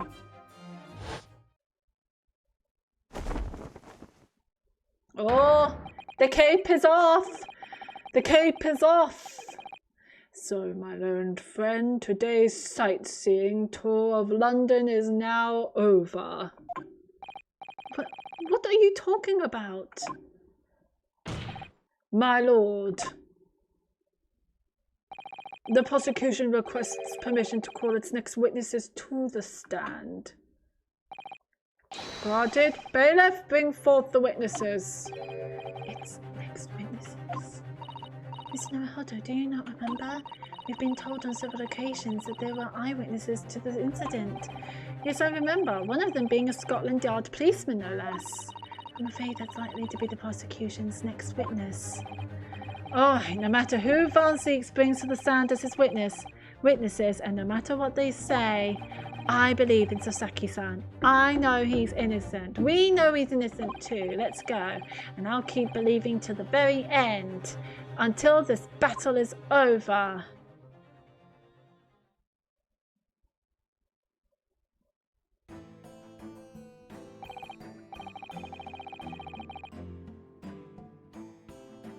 Huh? Then? Witnesses, please state your names and occupations for the court.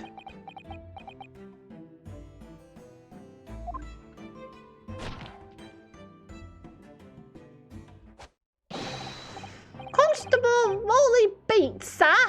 Nothing to report on the street, sir.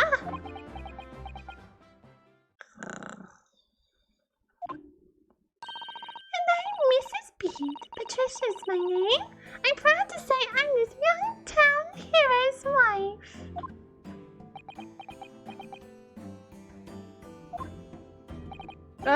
What's the story here? Yeah, I want to know as well. What is the story? Well, in truth, we've not been married long. In fact, we celebrated our first anniversary only the other day. Are they wearing joint scarves? Like, are they joined by the scarves?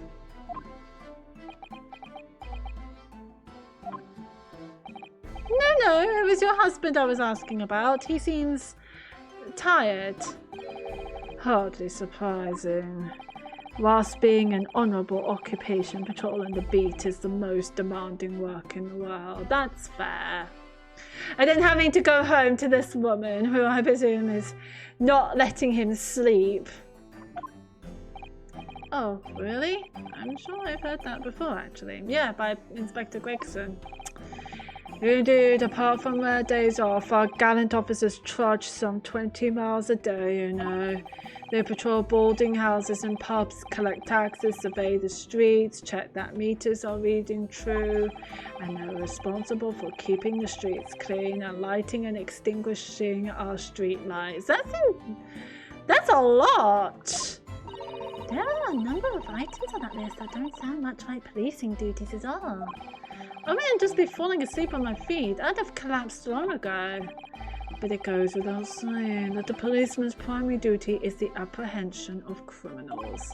Even when he's off duty, a constable is expected to investigate and resolve any crimes on his beat. For the London Bobby is a man of honour.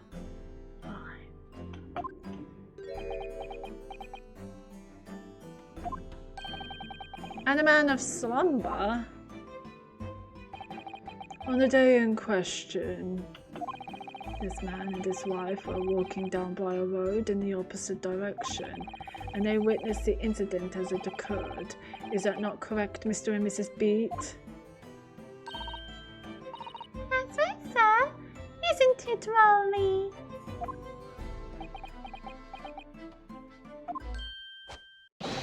Constable Rolly Beat, sir. Nothing to report on the streets, sir. What a great witness he's going to be. I love them already. They're funny. Very good. I'd like to hear your formal testimonies now, please. You will tell the court exactly what you saw on the afternoon of the incident. Yes, sir.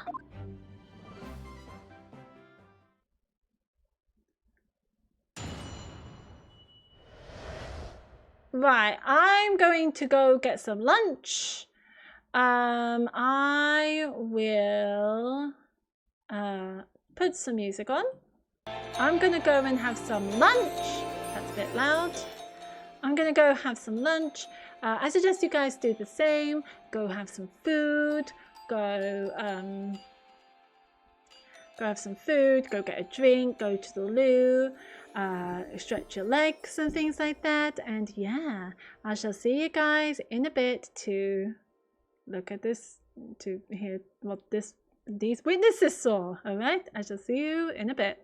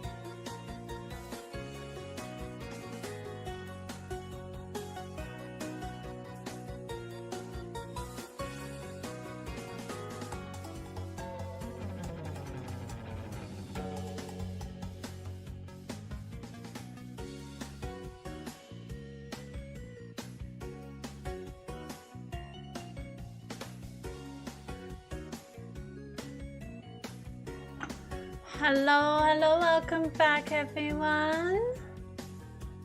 We'll play this for a bit. There we go. Hope all of you had a lovely lunch break. Yes, indeedy. And we are now about to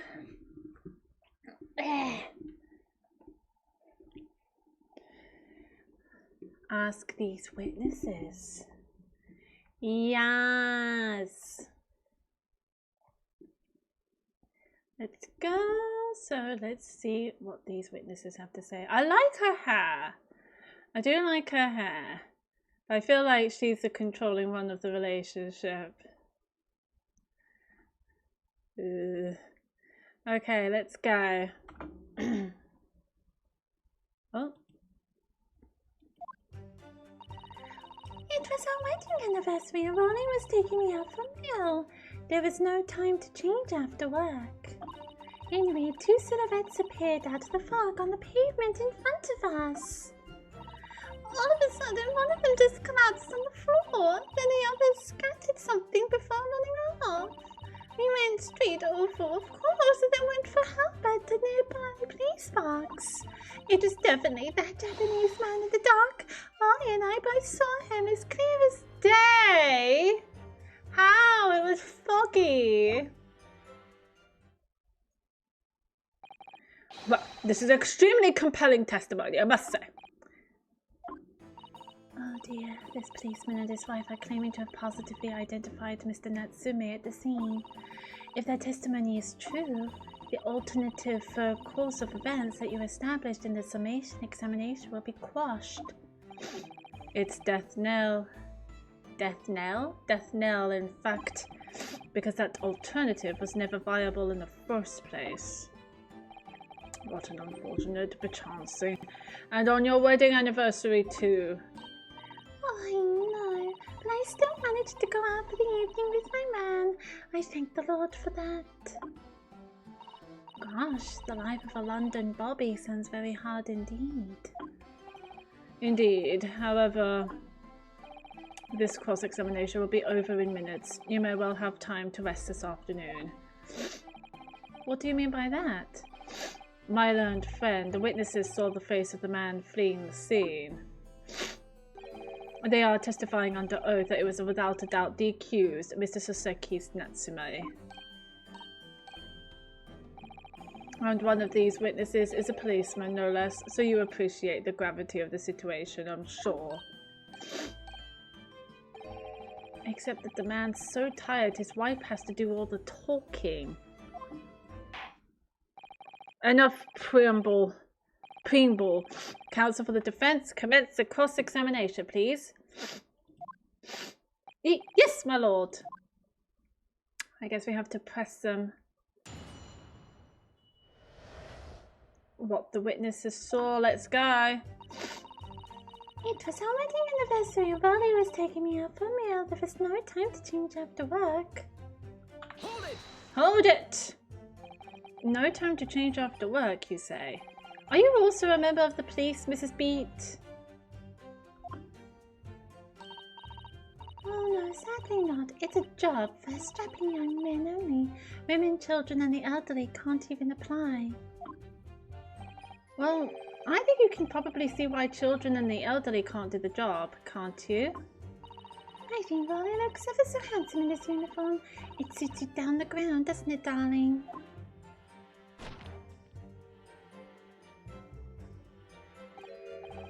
Where? Ah, I'll just finish my beat. Pat and I were heading back to the station. I was actually planning on getting changed there. Is he talking in his sleep? This is creepy, a little bit creepy. Oh no, Ollie, I much prefer you in uniform. Sometimes I do recognize you when I see you in plain clothes. Oh dear, that doesn't seem healthy.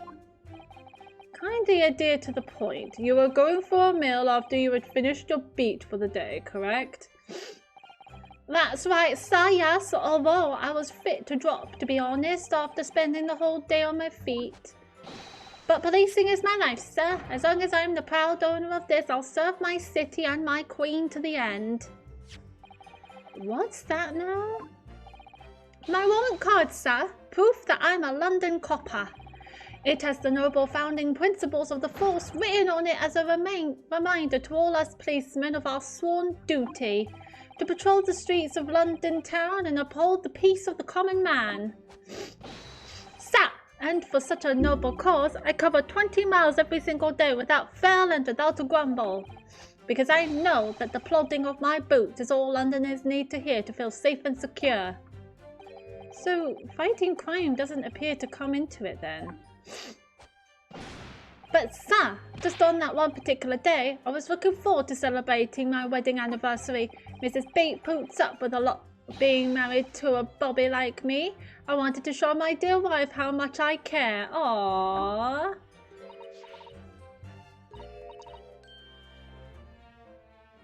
Oh, okay, that's pretty cute. Oh, what a charming couple. Their young love is a joy to behold. If a little over the top, perhaps. And then kindly describe what happened next. Yes, kindly describe what happened. Anyway, two silhouettes appeared out of the fog on the pavement in front of us. Hold it! Hold it! Hang on, I'll be right back.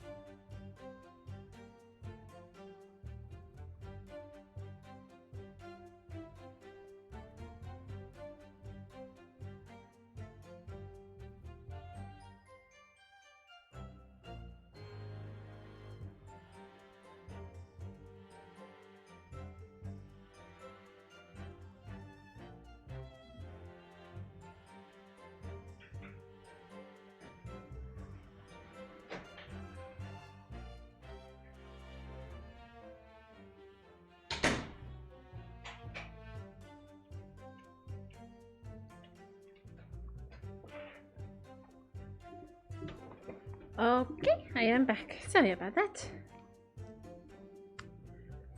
Two silhouettes. Let us continue. That's right, they were coming towards us, walking up by a road in the opposite direction.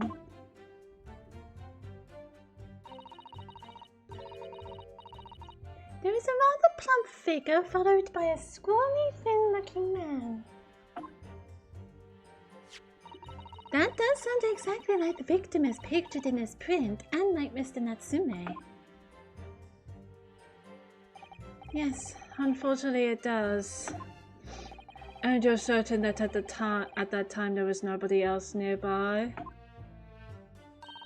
Oh yes, quite certain. It was dark, but there are street lights on Briarwood, you see. There was nobody else around at all. Isn't that right, my darling? I don't like that they're wearing conjoining scarves. What? Yes, that's right. Of course, there is a light fog on the ground. But Briarwood is dead straight and you could see a fairly long way down the pavement. And then there's the street lighting as well. I didn't see any other pedestrians. Before sleep takes a firm hold, your answer please, Mr. Bede. Are you quite sure of what you've just said? Yes, sir. As a copper who spends all day every day keeping watch on the streets, I'd swear to it, sir. I'm as sure as my love for Patricia is true. Okay, now it's just getting a little cringe. They're still maintaining there was no one else around other than the victim and the attacker. It's starting to seem like that must be how it really happened. It's beginning to seem like there's nowhere to run. Oh well, that didn't stop Mr. Natsume, did it? He fled the scene all too convincingly. Thank you. I believe we have a reasonably clear idea of the situation just before the incident now. What happened in the crucial moments that followed? All of a sudden, one of them just collapsed on the floor, then the other scattered something up before running off. Hold it! Scattered something? What do you mean by that? Oh, well, I couldn't quite make out what it was at the time, but then when we got closer, we realized what it was. Didn't we, darling?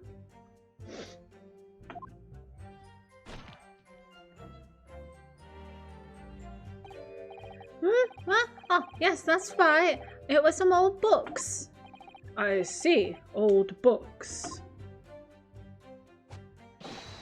Yes, sir. The culprit had dropped a number of them all around where the victim lay on the pavement. Indeed. As clearly pictured in this photographic print. That rotten Japanese man did that when he did the deed. Hold it. Let's not forget that it remains to be established that the defendant was indeed the attacker, yes. But we saw him. It was the man in the dot without question, sir. The moustache, the hunched back, the cat-like eyes, the taut mouth, the snub nose. Everything. Any more insults you want to throw in? Oh no. Did you have some food? I did. I just had sandwiches. Good. Yeah. There's ham that's like a few days Very out of date. Yeah, I'm sure. No, they're only a few days out of date. Oh, okay. So they're still good. Yeah. Love you too. That's right, he looked down at that poor defenseless woman with those terrifying, intense eyes. And suddenly threw his books onto the pavement and ran away. I see. This is tough. They seem as though they're telling the truth here. Indeed. May I remind the court that this unambiguous testimony comes from a policeman and his wife. Now please, continue. Yes, sir!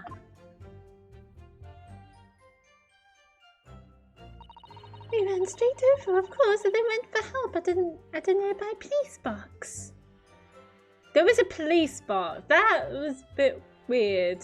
Hold it! Hold it? What police box? Was it your husband who went to fetch help? Oh, no, I went. I may not be a police officer myself, but I am the proud wife of one after all. Isn't that right, my darling? Oh. What? Ah, yes, that's right. I asked Mrs. Pete to go. I was off duty by that point, but a Bobby's never truly off duty, of course, so I felt obliged to stay and guard the scene. Very laudable, Mr. Beat. Preserving the scene of a crime is a task of considerable importance. That's why I sent Patricia, you see. I told her where to find the right police box. Forgive me my ignorance. But what do you mean exactly by the right police box? It depends on the crime's location, you see, as to who deals with it. Where the woman was stabbed wasn't actually on my beat. So I told Patricia the way to the police box for the beat the incident fell under so she could go and report it. I ran there as quickly as I could and asked for help from the Bobby on duty. There is nothing more potent than a young couple in love working together, you know. And thanks to your swift response, the case was quickly resolved. The actions of two model citizens. Oh, please, you're making a splash, isn't he, darling?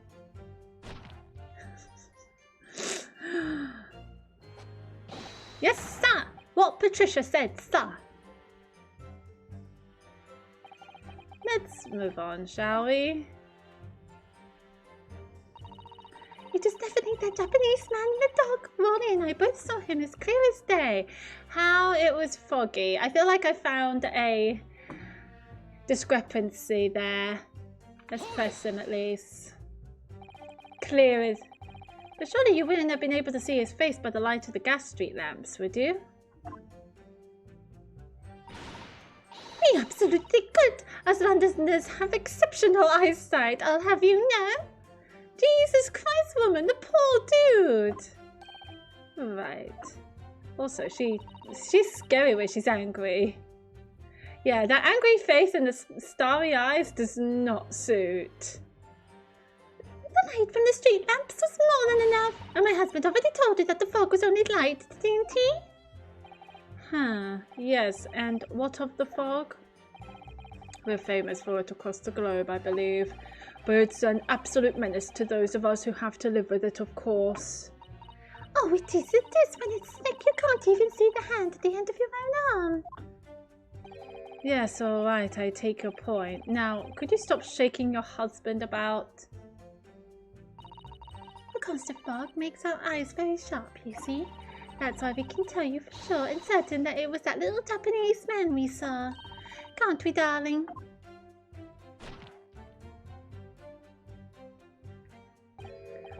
Ah, yes, it was the accused and no mistake. The moustache, the hunched back, the cat-like eyes, the taut mouth, the snub...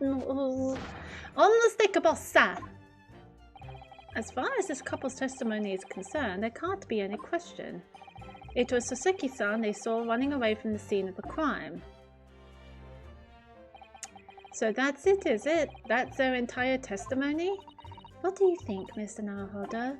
Well, I hate to admit it, but on hearing the testimony, it really does seem as though Mr. and Mrs. Beat saw what they what they say they saw. God, that's a mouthful.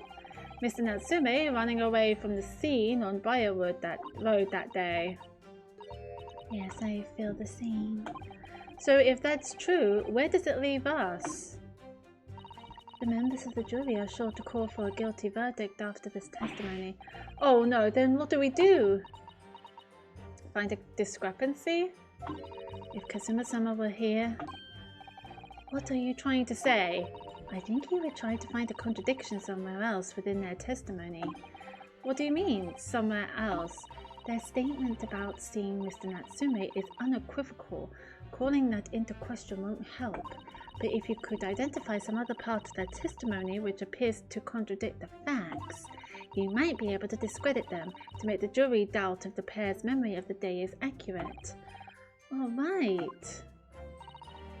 Put simply, we must focus on finding a discrepancy in these statements somewhere. If we don't, I'm afraid the trial may reach an early and unfavourable conclusion. Ugh, why do I always seem to be so up against it? Mr. Lawyer, sir, can I ask you something? Oh, yes, of course. What is it? Well, you keep asking us all these questions about everything we've told you, so... It seems like you don't believe our testimony. Isn't that right? Is it? Well, not with it. What? No. Oh, no, it's really not that at all. My husband's a policeman, remember? And I know what I saw. I remember every last detail, everything. Like... Oh, I know. What about the books the man dropped? I could tell you the names of every single one. I could. Every single one. And you dare to question how reliable my testimony is? Oh, Jesus Christ, woman. That will do, Mrs. B. No, it won't do at all. That Japanese lawyer has no idea what I'm capable of. Even if I decide to forgive him for insulting us, don't think for a minute that Ronnie will. I really didn't mean to cause offense. Please put your husband's fists down. Oh, but perhaps you would like the opportunity to supplement your testimony, Mrs. Beat. Might that appease you? Oh, thank you, my lord. That would settle things nicely. Wouldn't it, darling?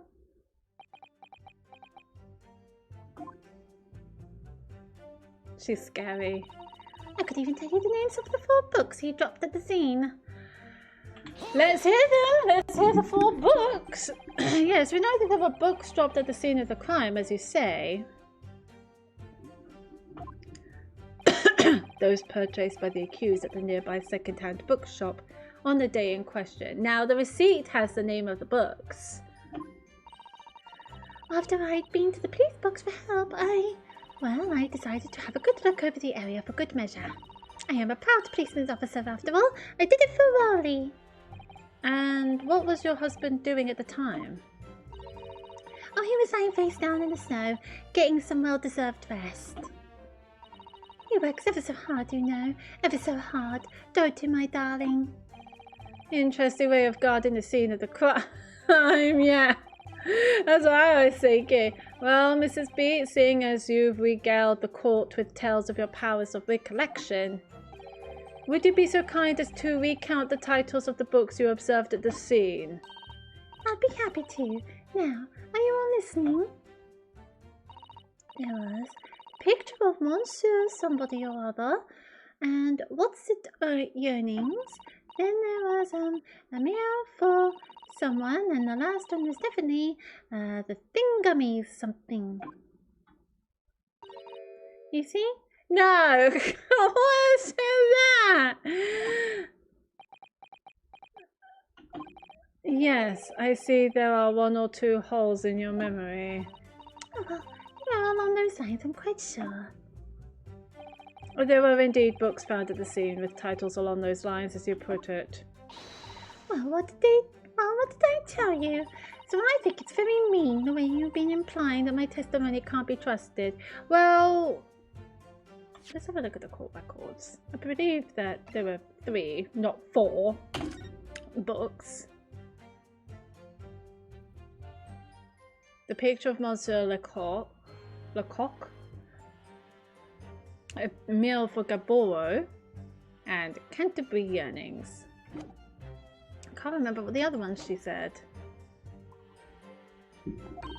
Don't you agree, darling? Anyone who upsets my Patricia will have me to answer to. You try. Terrifying. Yes, she really is. So that's it, is it? That's their entire testimony? Well, we found the discrepancy.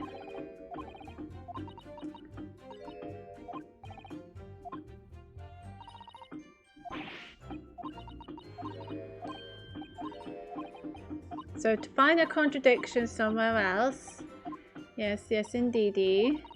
Yes, yes, indeedy. Well, we know where the let's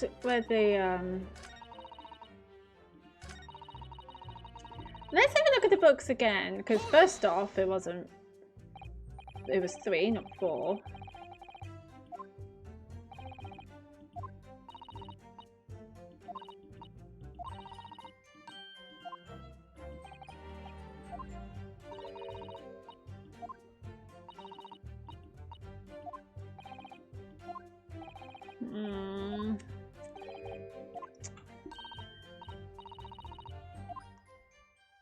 I'm pretty sure she said 4.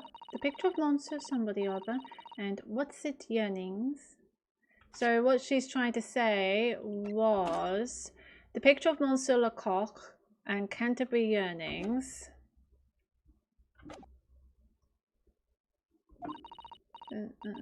A meal for someone, and the last one was definitely the Thingummies something.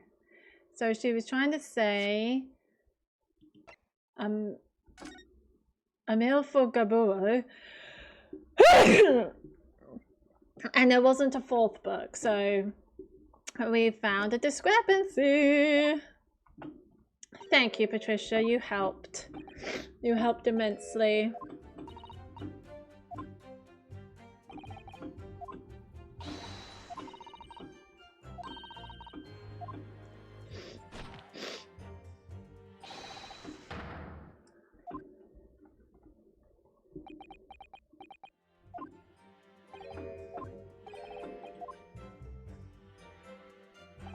Okay, so we know what to do. We know where the discrepancy is. We're just going to have to show the receipt again.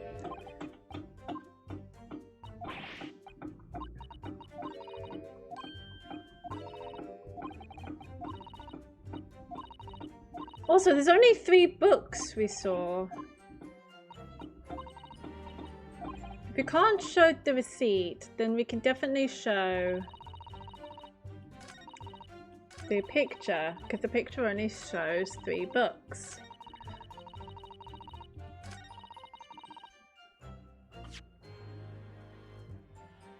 Right?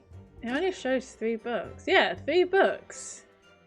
Unless there's one behind her. But yeah, we'll present this. Objection! Objection! So, you're saying that there were 4 books? That's right, I remember all of them. The picture of monster somebody, what's it earrings, a meal for someone, and the thing got me something. I'm sorry, Mrs. Beat. But there is a fundamental flaw in that statement of yours. Oh no, what flaw?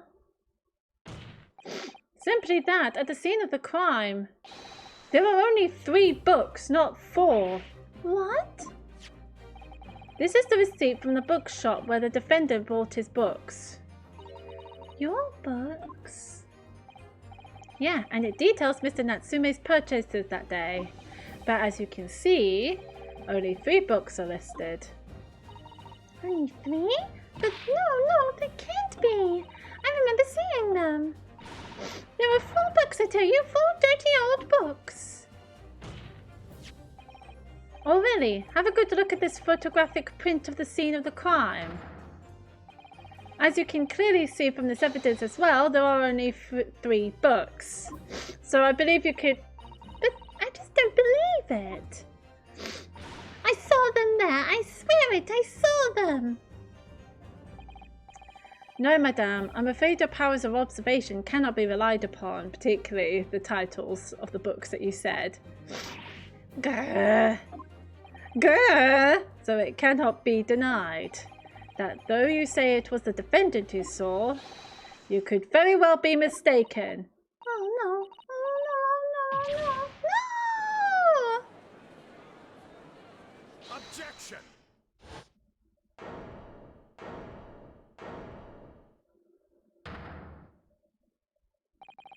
It's plainly evident that it is your powers of deduction that cannot be relied upon, my learned Nipponese friend. What? What cannot be denied is that these 2 witnesses saw the accused running from the scene, a fact that you know very well you have no hope of disproving. So you've striven to avert attention from that by dint of some inconsequential discrepancies. Would that be fair? He sees right through me. Yep. God damn it, Lord Van Zeeks. No. But your plan is somewhat recoiled against you. What are you talking about? It's quite simple. Let me explain with a toast. Oh, is he going to be smug? To the policeman's wife and her entirely accurate testimony in every respect. Huh? You see, the matter is not up for debate. At the scene on Briarwood Road, a total of 4 books were most definitely found. But what about the photographic print? It only shows 3 books. Quite right, only 3 can be seen in that print. That print? You mean to say? That's dangerous. You can cause the courtroom to be on fire. Allow me to present another. One that shows the victim's hand. It's behind her. It's behind her. She's got it in her hand. The lion's pride. Okay. I read that as the loin's pride. I was like, what the fuck? Oh no. Alright, the lion's pride.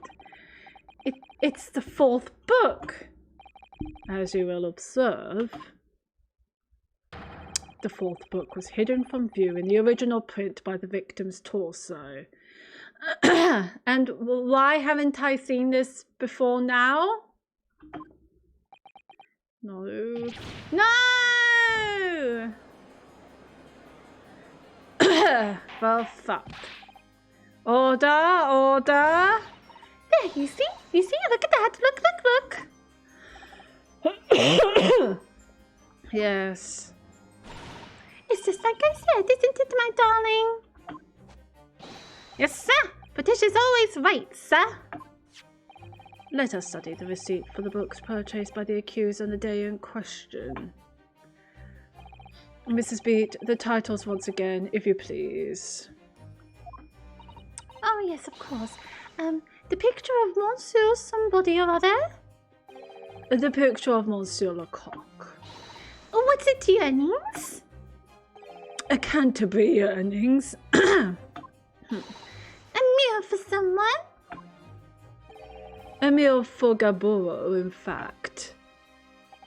As the court has just heard, the witness remembers the book titles flawlessly, save for a few minor details. Mrs. Beat's powers of recollection can only be described as exceptional.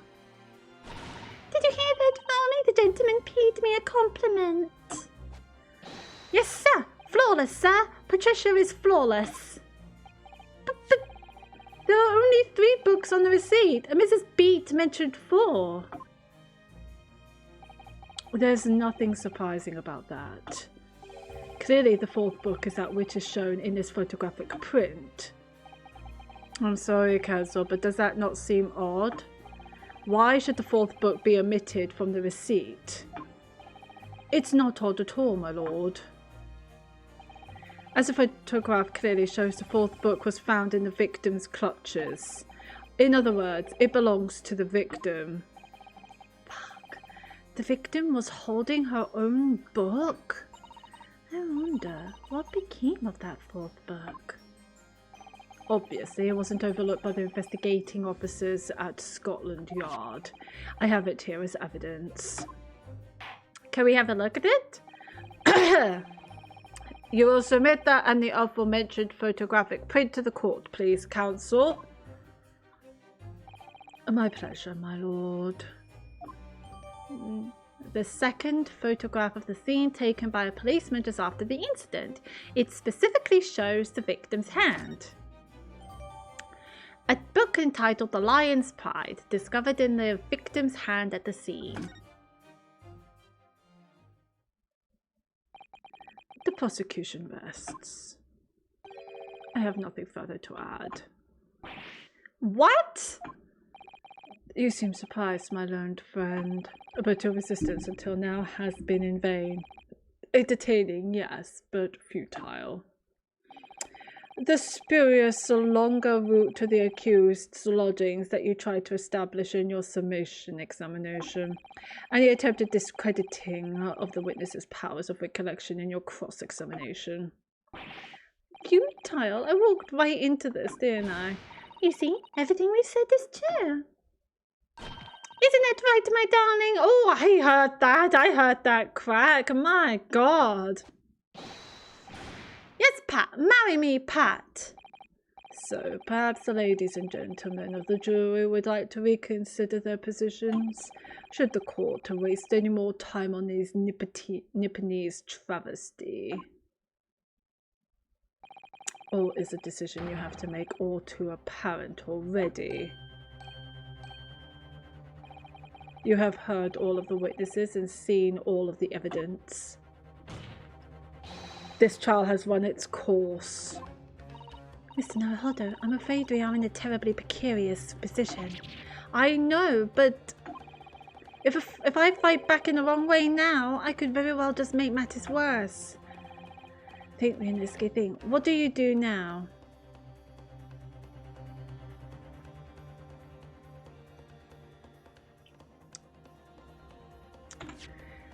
Nothing? Let's have a look. Well, let's have a look at this, shall we?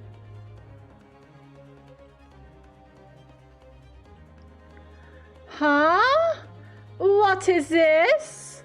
Why was this burnt? Holy shit. This was burnt. Oh, look at this.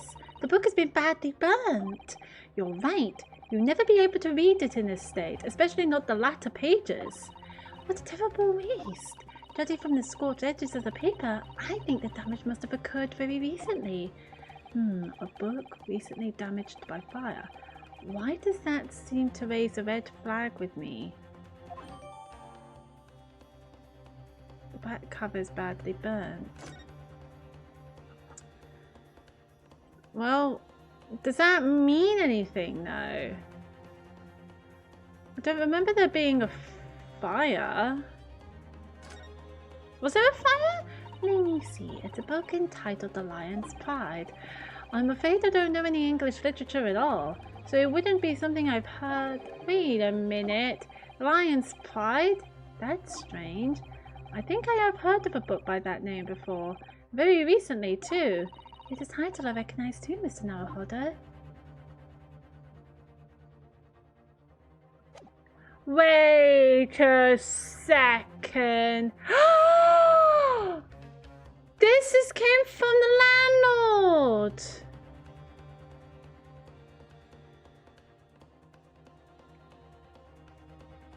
Oh shit! Remember there was a fire in landlord's place? And he had anything about Lion's Pride and stuff like that. Oh my god, no, raise an objection. Objection. I'm not done yet. No, my learned friend, it's over. That last cross-examination was a final chance to establish a credible defense, and you failed. The die has been cast. There is no more room for debate. Well, it might be over as far as you're concerned, but I can't think of what to say. If I may, Lord Van Feeks, you seem somewhat boorish to close down the debate at this point.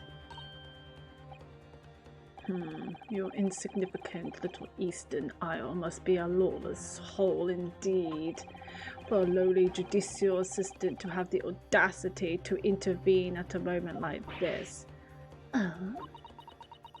No! Apologize to Sasato right now! I am, to my shame, still a very inexperienced lawyer. So you will have to forgive me, but I consider my assistant's advice essential and her opinions invaluable. Mr. Naruhodo. One of this land's great guiding principles is tolerance, so the court will hear you, madame. Go ahead, Mr. Sato, please. Very well. Pray, what insight can you give us? What have we all overlooked in this matter that you see fit to pursue further? The court has been presented with new evidence, but only after the last cross-examination finished. I see. I do believe that this new evidence warrants further examination, do you? Mr. Naruhodo, what do you think? It's just possible that this new evidence might be the decisive proof we've been waiting for. We've looked! There's a burned mark on the book. The judge is sure to ask the members of the jury to announce their meanings in a moment. And of course, he's sure to ask you to explain what the crucial piece of evidence is and why. So we must take this opportunity to examine the newly presented evidence as thoroughly as possible. We already did. It's the burn mark of the book. And thank you, Miss Sasato. This is it. Sasato-san has managed to win us one last chance here. I can't let it go to waste. The defense wishes to present evidence, my lord. Very well. The defense may present one further piece of evidence. Evidence that apparently offers a profound insight into this case and has hitherto been overlooked. This one. Take that! The evidence in question is what we can see from the newly presented photographic print of the crime scene. The fourth book found in the victim's hand. Objection. We have already discussed the fourth book at length. Other than it being in the victim's grasp at the time of the incident, no significance has been attached to it. Pursuing the matter further would be a flagrant waste of the court's time, as you well know. Yes, I'm afraid, counsel, I must concur with the prosecution on this matter. Why, when I afforded you this opportunity, you led the court to believe that the evidence in question contained a hitherto undiscovered clue.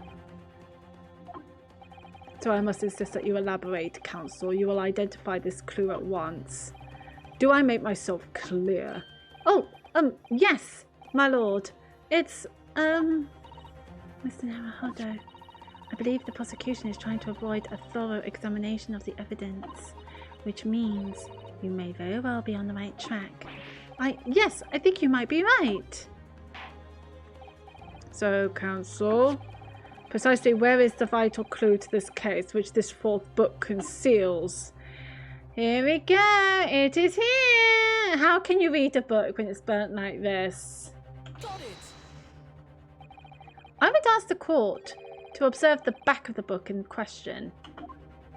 The back? What do you... Good gracious!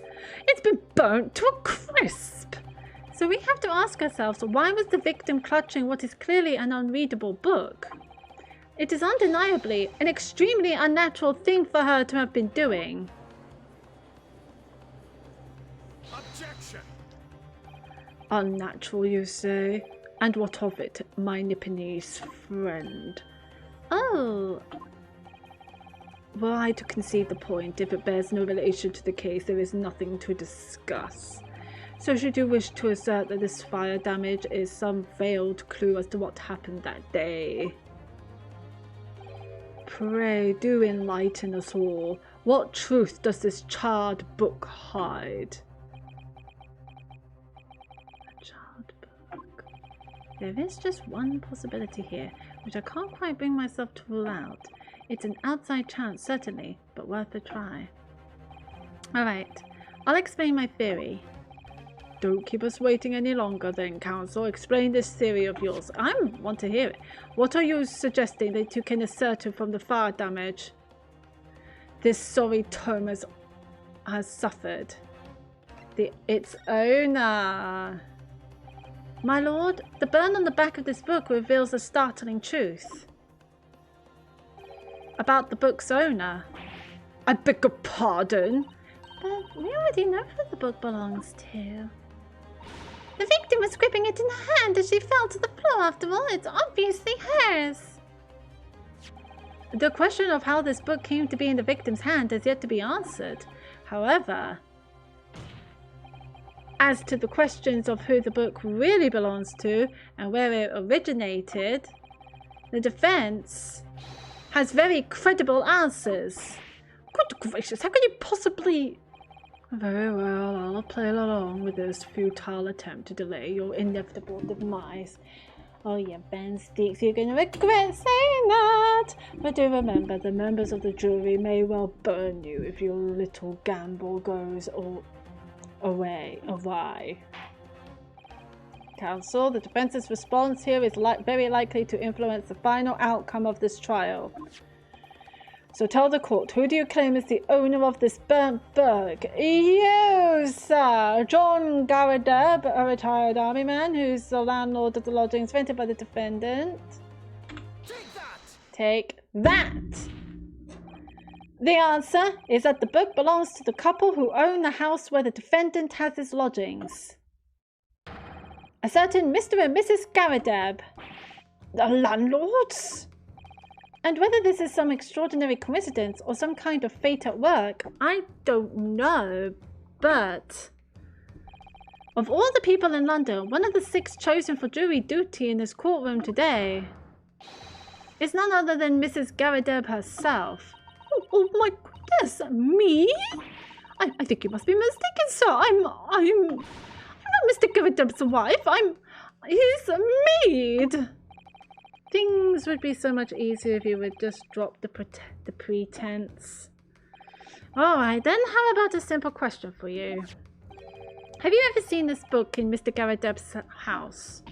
I would never presume to know of all of the books he keeps, sir. Objection. This is outlandish behavior. This woman is the accused's landlady, you say? You implicate this hard-working member of the public. You besmirch her without a shred of evidence. Your actions are unforgivable. Objection. This is not mere conjecture. The defense happens to know that on the day in question, at almost exactly the same time as the victim was stabbed on the pavement below, another incident was taking place in the room on the top floor of Mr. and Mrs. Garadeb's house. Good Lord, what sort of incident, counsel? A fire, my lord. A fire. Afraid to say it was. Happened in a blink of an eye, you know. The whole place filled with smoke. Couldn't see a bloody thing. Didn't take long for the fire to spread, of course. The bloody furniture started going up as well. Worst of it is, I lost my favourite book called The Lion's Pride. Oh, he's unhappy. He's unhappy. Look at him. Look at anger. Oh, The Lion's Pride. By Jove, this very same title that's the subject of this debate. Dear me. Objection. This is visible. Visible. Visible? Visible. I was just say visible. Or is it risible? How do you pronounce that word? I say risible, it sounds better. All you've told the court is that a book by the same name was involved in a fire. In which case, it would be reasonable to assume that it was burnt to ashes. And entirely unreasonable to infer that it magically removed itself to the scene of the crime. Perhaps it would make more sense if I told you that the cause of the fire was a marital discord. Without going into details, it appears that Mrs. Garadeb was considerably enraged. Apparently, she continued to attack Mr. Garadeb, even amid the flames. Oh, how awful! I can't even imagine being so horrid to the one you love. Can you, Rolly? Absolutely not, sir! My Patricia would never raise a finger against me, sir! She was choking you with a scarf, my dude! But had all my favourite old novels in that case. But as soon as the fire got hold of them, that was it. Whoosh, up in smoke. Then the wife started hurling things at me. There was I, back up against the window under heavy enemy arm fire, incendiary books incoming 10 to the dozen. The man had his back up against the window and he had burning books thrown at him. Goodness gracious, are you suggesting that the book was thrown through a window and landed coincidentally at the scene of the crime? Oh, fuck. Objection. No, a thorough investigation of the surrounding area was conducted the very evening of the incident, and there is no report of the Garadeb's window pane being broken. That's quite true. We also saw no sign of broken glass when we visited the Garadeb household. But is it not conceivable that the window was open at the time not even remotely? Let us not forget the season and the chilling weather that accompanies it. No Londoner would ever leave a window open in the middle of winter. They would if there was a fire. Getting the smoke out. Does the defense postulate this scenario in all seriousness, counsel? Do you earnestly claim that the book found at the scene was a flaming projectile thrown by Mr. Garadeb's wife? I believe it's a possibility, my lord. That's quite enough. she's been... Well, I hope that everyone can see you for what you are now, you little foreign trickster. You call yourself a lawyer, but you're just a coward, a mean coward. Really? Claiming that our own little tips set the whole neighborhood alight, honestly. Implying that I'm merely posing as a maid for appearance's sake. How could you? I mean, they're true. It's nothing to do with this beastly case. Not any of it. All you've done is sully our family's name. No, I assure you, that was never my intention.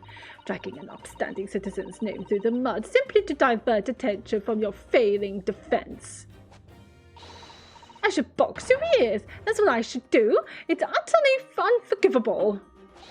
Too right. Here we go.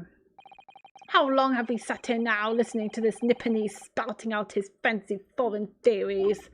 But think about it. At the end of the day, the only person who could possibly have stabbed the victim is that little hunchback with a mustache, and he ran away from the scene too. I do declare you're right. It's true.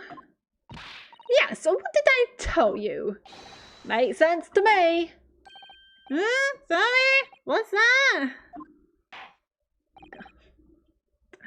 Well, it would appear that the ladies and gentlemen of the jury are once again in full agreement.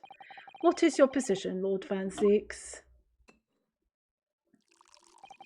In truth, my lord, I feel these have been unnecessarily protracted proceedings, but then one must always exercise patience in order to savour the best of vintage. Oh, sorry, my legs are going numb. I need to shake. No, wait! The mystery of the fourth book still hasn't been... I can't get over that. If books are your predilection, my learned friend, study them on your own time. Any reason why he's doing this? Just bashing her like death with his foot. What? No, forgive the discourtesy this time? In that case, ladies and gentlemen of the jury, you will now state your individual decisions regarding the defendant's culpability for the court to hear. Guilty. Fuck. Guilty. Guilty. Guilty. Guilty. Guilty.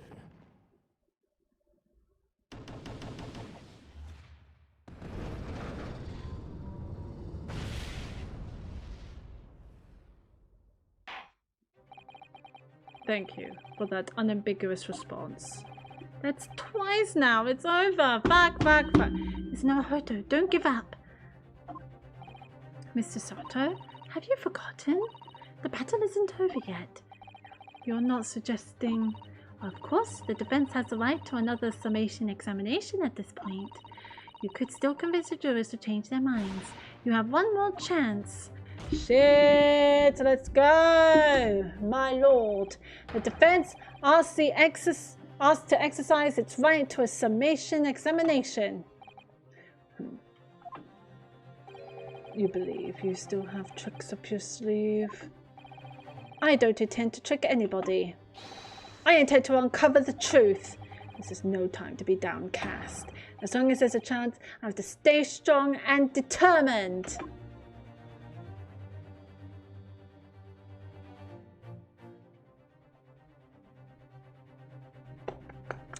Yay! We can still do the second part of the trial, I feel.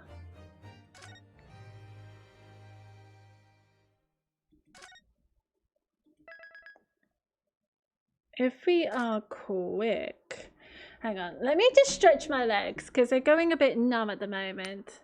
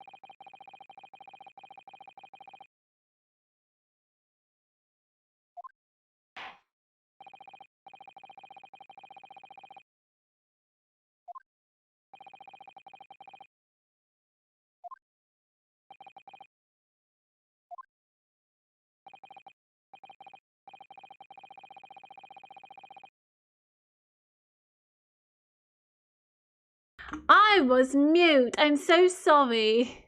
I forgot I muted myself. Ah, you didn't hear my talking. Very good. In that case, I must ask each of you now to state clearly and concisely for the court the grounds on which you find the defendant guilty of this crime.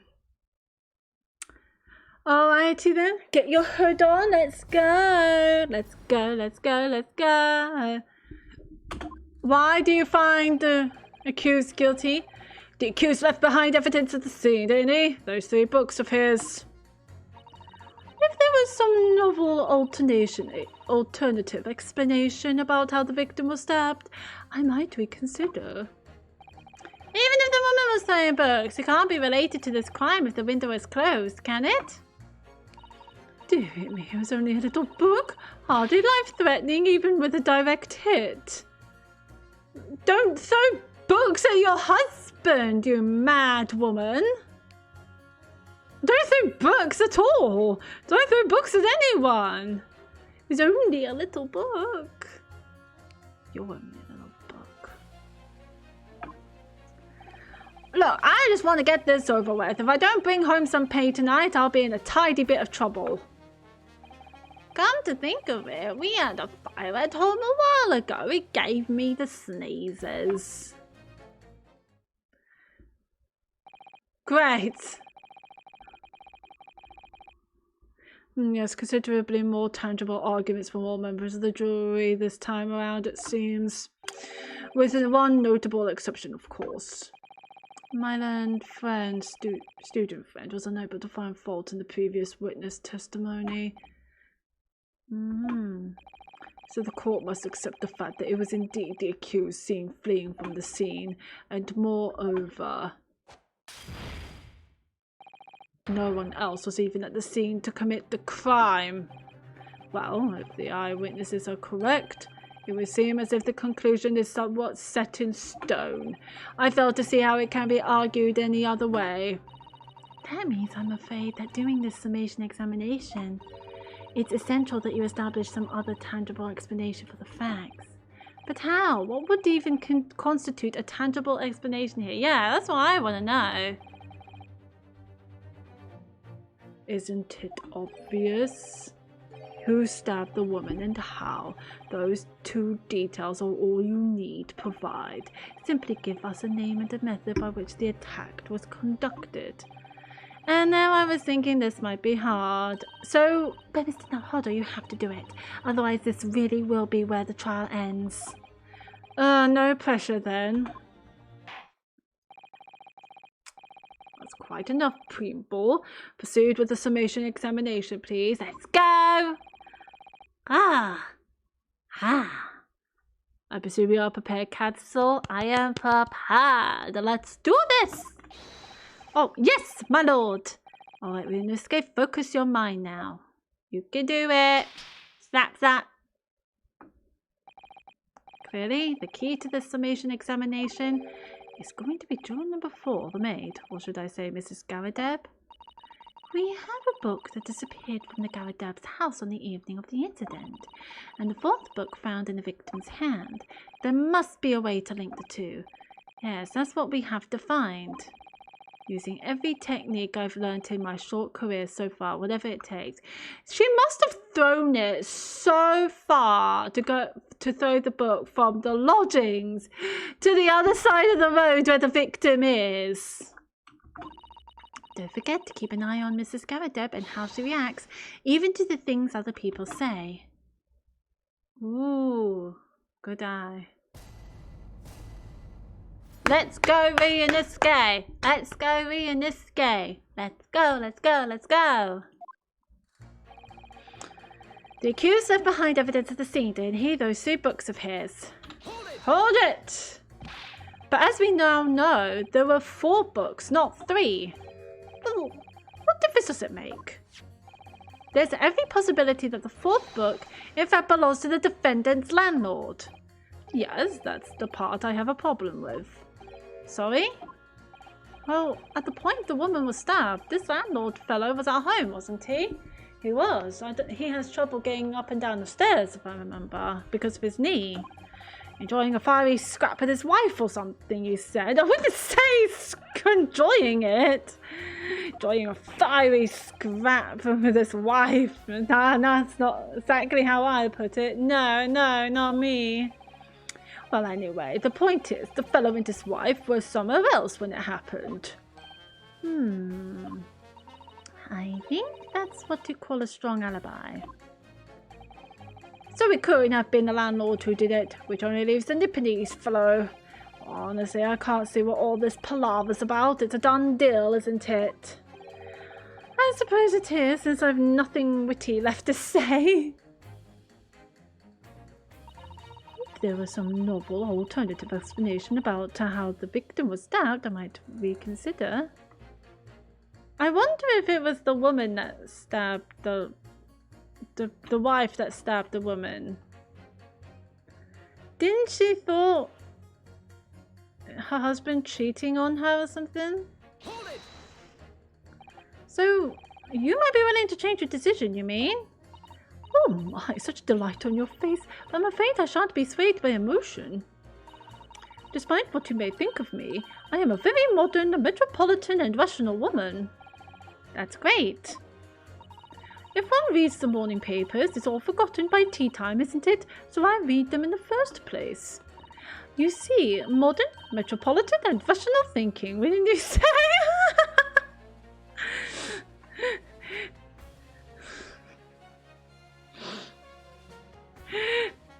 Why bother read the paper?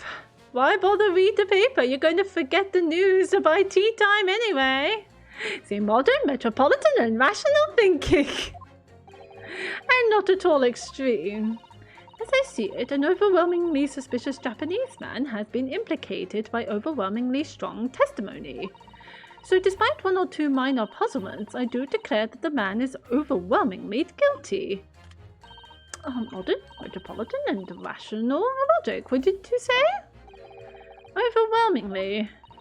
But us modern gals are always delighted to embrace new fads, you know. So I'll be only too happy to consider a new and exciting new theory if you could come up with one. I'd be happy to do that too, if only I could. Let's do our very best not to disappoint the modern and metropolitan young lady. Right, I'm glad you omitted rational there. Even if the woman was selling books, it can't be related to this crime if the window was closed, can it? I bet you his pressing him would make the wife react. Let's do this. But what about the possibility that the window was open? What about it? I mean, there's just no way it could have been. How can you be so sure? The prosecutor fell over there and said it earlier, didn't he? Winters in London are no joke. You don't want to invite that sort of cold indoors. So no, that window wasn't open. Us Londoners are like sitting by the fire and staying warm, you see. But you couldn't categorically state that the window wasn't open, could you? It just wasn't. They wouldn't have opened it. Yes, they would if there was a fire. It's not about letting the cold in. It's about letting the heat out. Letting the smoke out if there was a fire on a bookshelf. What's the point in even having windows, huh? Counsel, you will kindly refrain from childish bickering. Oh, sorry. Somehow I need to show there's an undeniable possibility that the window was open. There's a fire. I would have opened a window even if it was cold and there was a fire.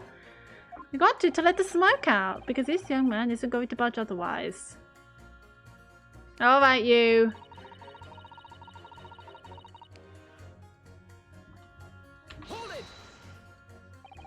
But the little book was on fire at the time, was it not? Oh, with flames of love, I'll have you know. There's really no such thing as a loving incendiary bomb. Well, he brought it upon himself. It's playing with fire to betray a fiery love, isn't it? Well, don't you agree? Oh, well, any kind of betrayal is certainly a bad thing, yes. But I think the argument might have arisen out of your misunderstanding, Mrs. Garadab. Never you mind that the point is we were just having a jovial little dispute, nothing more. And I won't have any more of the suggestions that it was anything whatsoever to do with this crime. Right, well, we'll see about that, but what about juror number 5?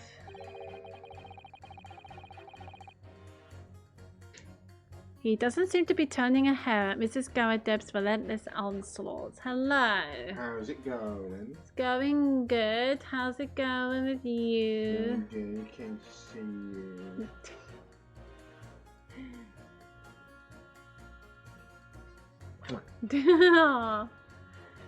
Yeah. No, you messed up my... Did I mess your hair up? Yeah. So.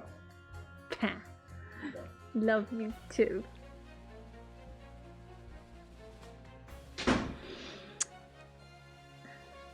Yeah, he doesn't seem to be turning a hair at Mrs. Garradeb's relentless onslaughts. It's almost as though he's used to it. What a gentle soul he is. That, or he knows what she's like. Look, I just want to get this over with. If I don't bring home some pay tonight, I'll be in a tiny bit of trouble. I need a pasty first. You just want to get this over with? How can you sit there and say something like that? A man's future is at stake here. Well, him and me both then, like I said before. What? I told you already, I'm a day labourer, aren't I? If I don't bring home some reddies with me tonight, you'll find me floating face down in the Thames tomorrow morning. What? You heard me. My missus isn't one to mess about, you know. She can be fierce, believe you me. Ah, so she has a... Yeah. Why are the wives here so fiery? Some fiery wives. Another shining example of marital bliss then. A situation like this cropped up the other day. It was, well, Do you know, it's funny, but I can't quite remember. Sorry? It was too frightening, that's the thing. I must have blocked it out. Helpful. I wonder if Mr. Beat will ever be dragged into the Thames by his scarf. Don't ever go there, Mr. Sato. There must be some way to jog his memory about this. Come to think of it, we had a fire at home a while ago. It gave me the sneezes. Hold it! Listen. Does that have anything to do with your decision about the defendant's culpability in this case? What's that? You'll have to speak up, lad. Could you tell us more about that fire? Can you tell us more about that fire? It was last winter. My grandchildren baked me a lovely cake on my birthday. It had 75 candles on the top. It did. What a sight to behold it was. You're 75. You put candles on a cake? Was this some kind of devil worship? Of course not. It was an angel cake to celebrate my birthday, obviously. It seems that's a common custom here in Great Britain, Mr. Naruhodo. Anyway, I must adore my puff to blow them out. Only I must have blown wrong somehow. The flames didn't go out, but candles were flying all over the room. The furniture caught and everything went up. The whole place filled with smoke. Juror number 4. We know the candles is the one that caused the flames in your home. Definitely sounds like devil worship to me. And by the sneezes, I presume you mean a cold. But how did you catch a cold from a fire? Oh, what a fiasco it was. The grandchildren, bless them, threw water over me as they tried to put out the flames. And then, because the whole room had filled up with smoke, of course, we had to open all the windows to clear it. The windows. The biting winter air rushed over me like the devil dancing on my grave, it did. I caught a terrible cold from it. It put me in hospital for a while. I won't forget that birthday in a hurry. I knew it was devil worship all along. There's something about this old man's story is playing on my mind for some reason. We need to demonstrate who, apart from Mr. Natsume, could have attacked the young woman on the street, as well as how he or she could have done it. Yes, but once again, the juror's statements are full of personal prejudice. A lot of them seem convinced they're right, even in the face of logical arguments to the contrary. I think you're going to need to pit them against each other to force them to accept an alternative explanation. Yes, I don't necessarily need to find contradictions between their assertions, just a connection might do the trick. A connection! Alright, I'll see what I can do. If anything stands out, I'll go in for a strike. That's the spirit!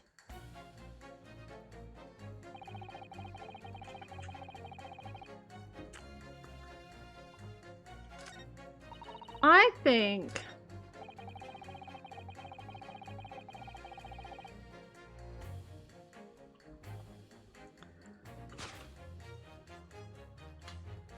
it's these two, because they're talking about windows.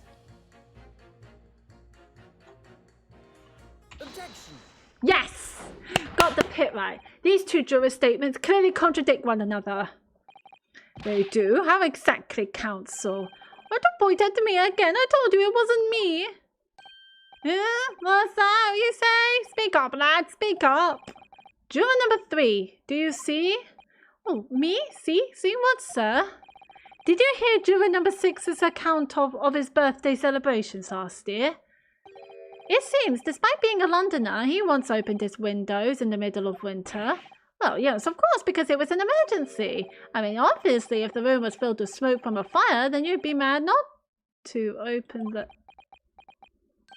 Oh! Well done, number 3. You got it. Exactly. On the day in question, at the time of the incident, there was a fire in the Garadeb household, and Mr. Garadeb had the following to say about it. The whole place filled with smoke.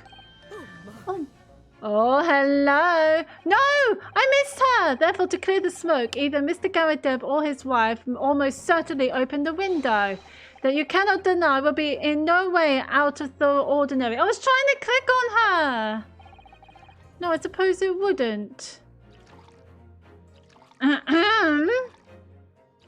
me. Juror number 4, do you have something to say about that?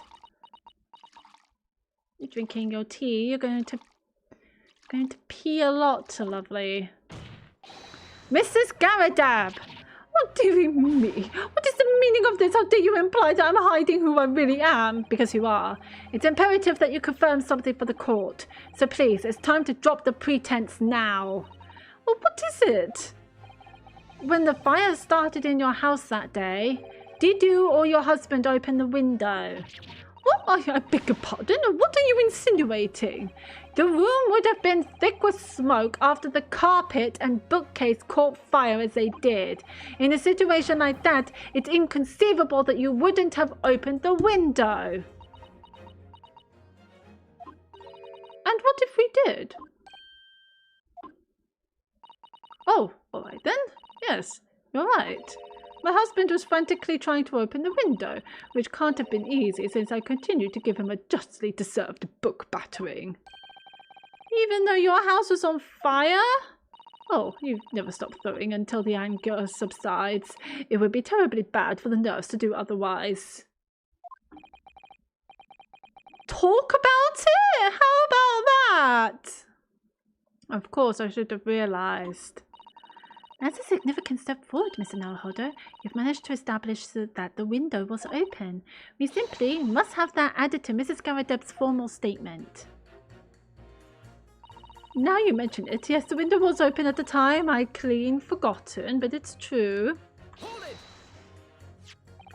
The 4th book found at the scene of the crime shows very obvious signs of fire damage. And the title of the book is The Lion's Pride. The same title, in fact, as the book that Mr. Garadeb told us he had been reading. Well, I really couldn't say. On the day in question, did you or did you not throw at your husband the copy of The Lion's Pride that he had been reading?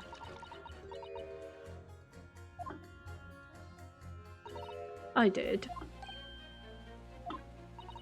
It was the first thing I could lay my hands on, so I held it straight at him. And now you come to mention it, yes. He was rather enjoying reading it, you're right. Why did you not reveal this information to the court from the outset? Because I couldn't, you insolent little man. I didn't remember. At times like that, you pick up and throw whatever you can lay your hands on as well, you know. I really don't. No, I don't either. I barely noticed I was throwing a book, much less the title of it. Hello? Excuse me. Excuse me? What is it, juror number 5? You know something? I've remembered what it was. That memory I'd blocked out. Yes, of course, this memory. All right, let's hear it. Let's hear it.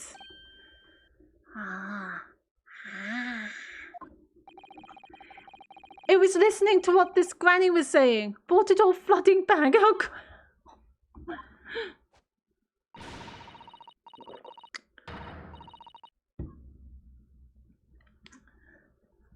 What are you calling a granny, you cheeky devil? I'm Mrs. Garrida, but all the maid, I'll have you know. Well, which is it? The man doesn't even flinch. Please tell me that's not because he's so used to being hit all the time, because that would be terrible. It was about 2 weeks ago now. I just got back home after work, like. I put my hand in my pocket for the wages I just earned that day, and I nearly died. There was a hole. Every last penny had dropped out. Oh dear, what a disaster. You haven't heard the half of it, boy. Oh? The wife was cutting up some chicken at the time. Oh, I could hardly get the words out, but I told her straight, I've lost a day's wages, love. Next thing I knew, the blade was whistling past my ear, stuck into the wall next to me, it did. About an inch deep. Ah! That could have killed you! What? No words, just terror. Yup! I could smell it then, you know, that god-awful stench of the Thames. I was sure I was going to end up face down in the muddy banks that night, I can tell you. Now, that's a real disaster, isn't it? I'll never use the word lightly again. Anyway, the point I'm trying to make is this. When women lose their rag, they'll throw anything at you. Knives, hatchets, hammers, you name it. Mr. Naruhodo, you mustn't think that all women are so short-tempered and unrefined. We are not. We're not. Well, most of us are very, very kind, I can assure you. No, I wasn't thinking that. Throwing household objects at people is, well, it's so uncivilized and wrong. At least attack with honor, using a bow or the like. Well, no, Sasato, I think you're missing the point. What? Attack? Who are you going to attack? Never mind. Anyway, this man's words could be rather significant, I think. Alright, we'll come back to the bow and arrow thing later, if I dare. A woman in a rage will hurl almost anything at you. The kitchen knife really brought that home to me. Alright, we need to hear you down that one. Your wife really threw a kitchen knife at you? That's right. She was chopping meat with it. Had a tidy edge on it, believe me. Still, it's all memories, isn't it? It started with that smile she threw me when we were courting. And since then, the list of things she's thrown at me has grown along with our friendship, with our relationship. There was a cup, then a glass, then a pot, a kettle, a chair, a wardrobe, a cooker, a bathtub? How strong was this woman? Wardrobe? Your wife must be even beefier than you. Yeah. And things came to a head last week when she threw me right into the Thames. And she threw you. Still, she's not so bad when she's calmed down. She's a little sweetheart, really. She threw you into the Thames. I'm so happy for you. Sure. Whatever. If you want to know what I think this whole idea of ladies first that we're so obsessed with in this country was thought up by some clever lads who'd been tossed in the Thames a few too many times by their wives. Just no words. That's a very interesting theory. What a terrible thought. On the face of it, Miss Drew's statement just sounds like a really extremely anecdote. The things that he said. after the whole I just want to get home, you know, kind of statement. It's been very, very useful. Thanks, juror number 5. But I think it might turn out to be an extremely powerful weapon. A weapon I might be able to use to make the jurors accept an alternative explanation.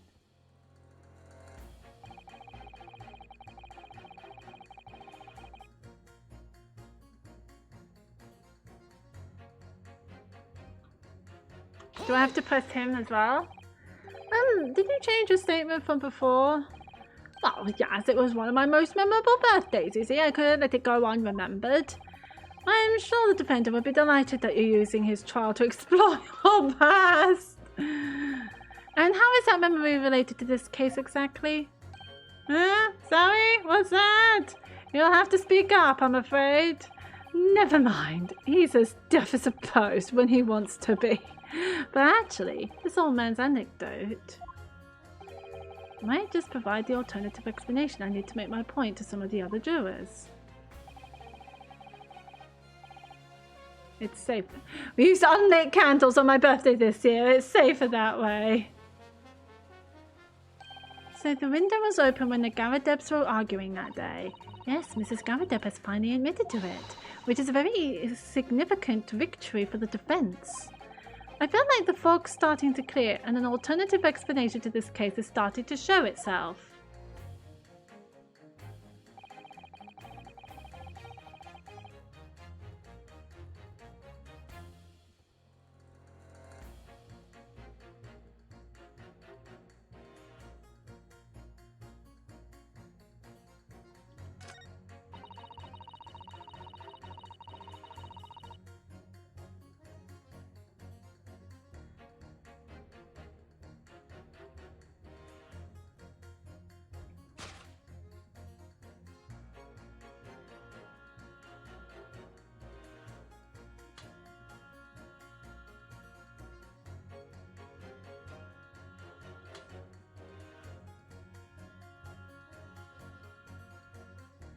Is it to pit these two? Objection. Those two statements clearly have a deeply significant connection. Good grief, you mean they don't contradict each other? Explain, counsel, at once. Juror number 2, do you think perhaps that this could be one such novel alternative? Oh my, whatever do you mean? An alternative explanation as to how the victim was stabbed in the back. What are you talking about? We've demonstrated that the 4th book, The Lion's Pride, that was found at the scene of the crime, originated in Mr. Garadeb's room on the top floor of his house. Therefore, it's equally possible that some other object besides the book could have found its way from the Garadeb household to the street below. What's that now? Don't tell me the book knocked the woman over and then the knife stabbed her in the back. Is this what I'm hearing right now? What's that now?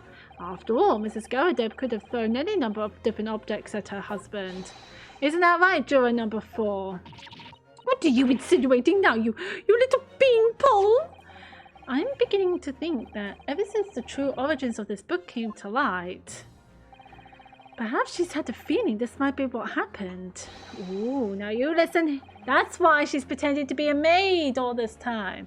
You Eastern Gala, as the foreman of this jury, I demand a straight answer. You give us this yarn about some other object making its way out of the house, but what? What was it? I'm really taking a big gamble here. That was a bold accusation to make, but I haven't any real evidence to back it up. But I'm certain that at the very least this warrants further investigation. Alright, Mr. Foreman, I'll try to explain the defense's theory. The other object that found its way from the Garadeb household to the scene of the crime was the knife! Take that!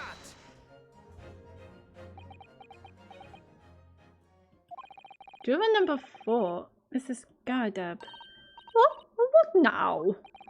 I must apologize in advance for this. But I needed to confirm something else for the court. This knife. Have you ever seen this knife before? What? Good Lord, Counsel, what on earth are you doing? That's the weapon that was launched into the victim's back, man. My lord, remember that when the victim was attacked, Mr. and Mrs. Garadeb were in the throes of an argument. Mrs. Garadeb was hurling anything she could at her husband, who'd been backed up against a window that had been opened to clear the smoke, and through which a book sailed to land at the crime scene. You could seriously believe that? The book was found in the victim's grasp. Are you saying that it flew out of the window and across the street to land neatly in her hand? No. Huh? Even my missus hadn't got a name like that. Yes, I admit there are many details we don't yet understand. I have a theory that the book was thrown first and knocked the victim over.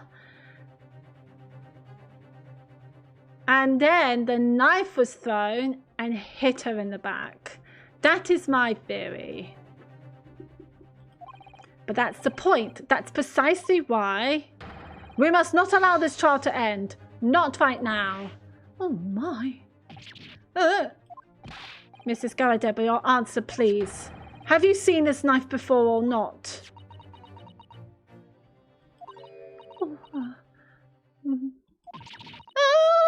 I'll take that as a yes. So is that not guilty? My lord, I wish to change my decision. I'm a woman of my word after all. Thank you, madame. Yes, I agree. I certainly didn't see this coming, but I just don't think it would be right for this trial to come to an end now with so many unanswered questions. Mr. Foreman! I'd have to agree. Not that I think the granny did it, mind. Yeah, you know what? I'm not quite happy about this at the moment either. All together now, ladies and gents.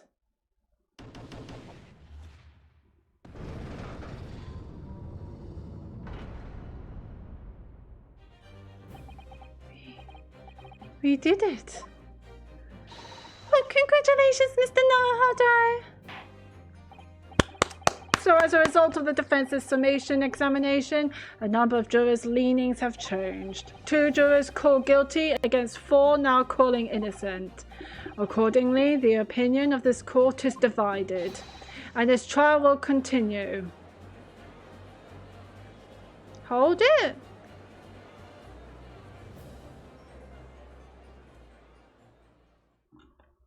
Oh.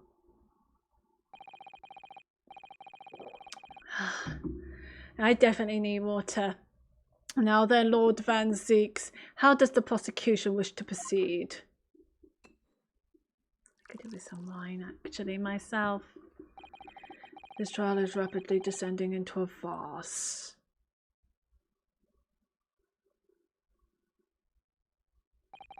Like a corked wine, the first few sips are bitter enough. Pew. But what follows is so repugnant, it's good for nothing save the gutter.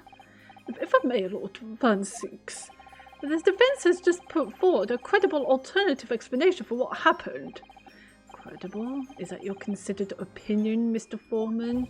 The defense's argument is a joke to which I barely know how to respond, but let me start by insisting that you must all familiarize yourself better with the relative positions of those places being discussed.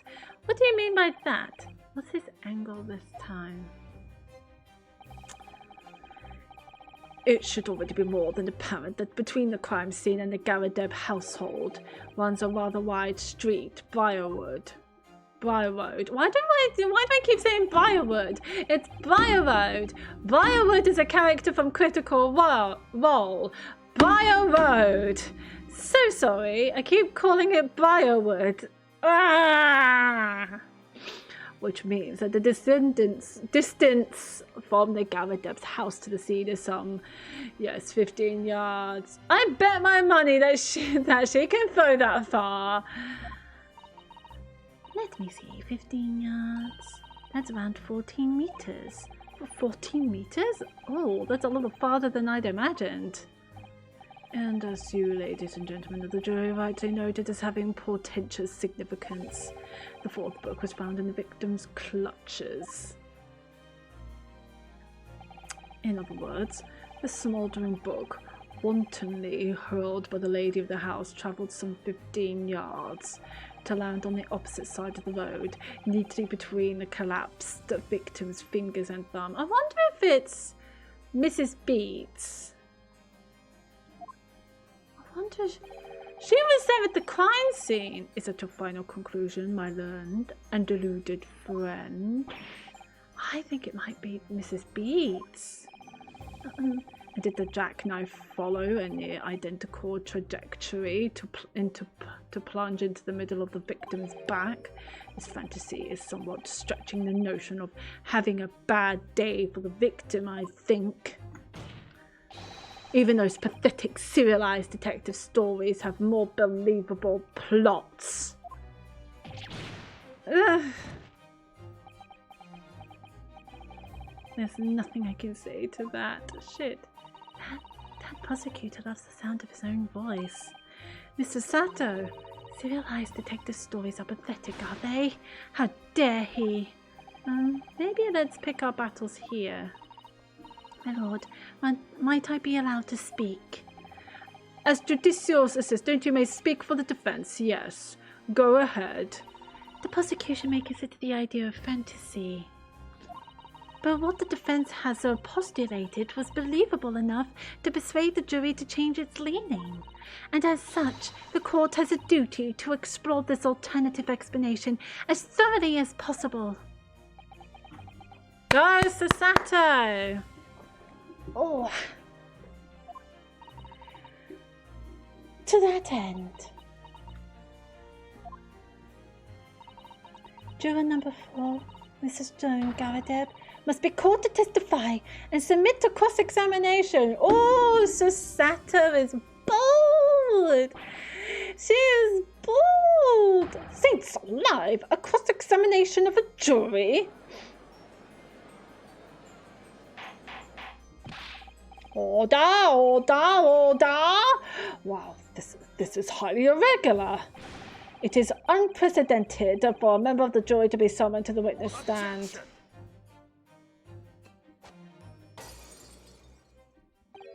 And unnecessary.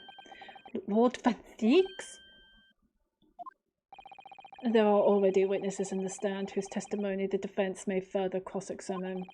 If my learned friend's farcical theory has any truth in it, then both a burning book and a jackknife must have flown through the sky before this couple's eyes. And we must assume they would be able to testify accordingly. What say you, witnesses?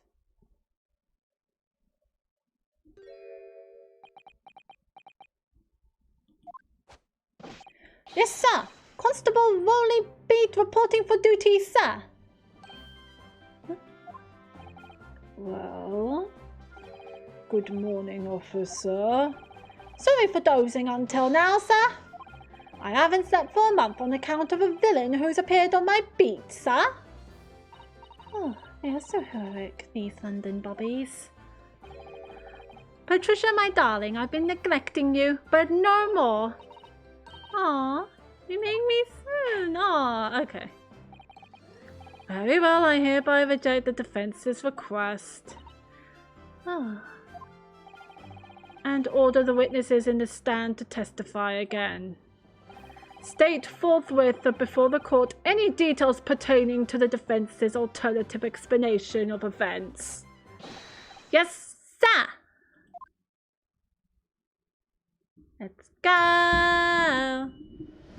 Let's go! Constable Beats report. This case has nothing to do with Mr. and Mrs. Garadeb. Believe me, a London bobby is good for his word. You see, sir, the windows on the top floor of the Garadeb house are top-hinged casements. Obviously, if anything had been thrown out of the window, we would have seen it. I did leave the scene to go and fetch help, but my trusty Rolly was there to make sure nothing was disturbed. I didn't take my eye off the crime scene for one moment, sir. Nothing strange to report on that front, sir. You were asleep. Oh, this is quite startling. Top-hinged casement windows. What are top-hinged casement windows? I'm gonna see what they look like so I can get a image of it. Casement window. Oh, them. Oh, they hardly open at all. Ah. You can't throw anything out unless you throw it down. Well, fuck. Well, okay.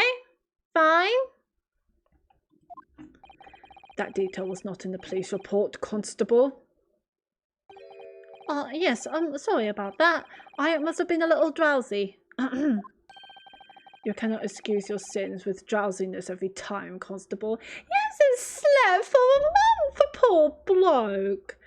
He has to do all this police work and then come home to his devil of a wife. No, sir. I'm sorry, but what exactly is a top-hinge casement windows? Alright, we're no scare. I googled it, it's fine. And you cannot excuse your ignorance for such trite remarks, my learned friend. Of course, sorry. I found it, Mr. Naruhodo. How much information can that book hold? I'm curious. Cast your mind back to the windows in Mr. and Mrs. Garadeb's room. Alright, I'll try. So the window opens in order to allow air to circulate inside the house. But as it's a top hinge casement window, it swings open along the upper edge, you see. I'm glad you've rectified your ignorance. A casement window's most prominent feature, as is its stay, a metal bar which prevents the window from being opened beyond a certain amount. It prevents it opening? This is all news to me. Absolutely correct, sir. In other words, if a book or knife were to have been thrown through the open window, it would have clattered against the pane and fallen straight down to the pavement below. No. You see the problem then? Good, your education in windows is complete. Thanks, Fancy. I always wanted to learn about different windows. There was never any possibility of either the book or the knife travelling 15 yards over the road. That is, unless the window pane had been shattered, something we've discounted already. Ick! That can't be! Oh, shit! Did you see that, Rolly? The young Japanese man just collapsed in agony. Oh yes, my darling, I saw it. I saw how he crumpled before me. Lily, you're so strong. How is this happening? I haven't even started the cross-examination yet, and already my argument's been destroyed. Counsel, if you could drag yourself upright again, the court awaits your cross-examination. Yes, sir, of course, sir. Okay, sir. I'm fucked, sir. My lord. Oh, good, another desperate situation.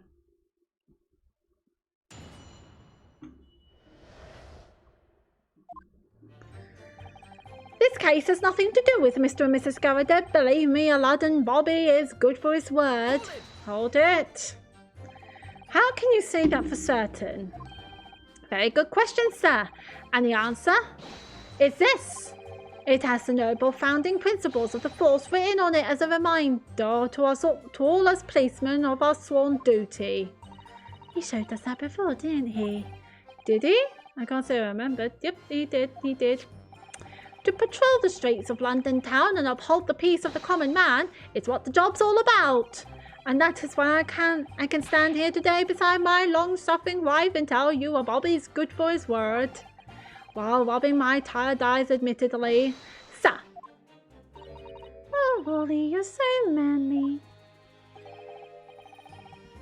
I am not saying these. They are so cringy. It's cring is what it is. Of course, I am, my darling Patricia.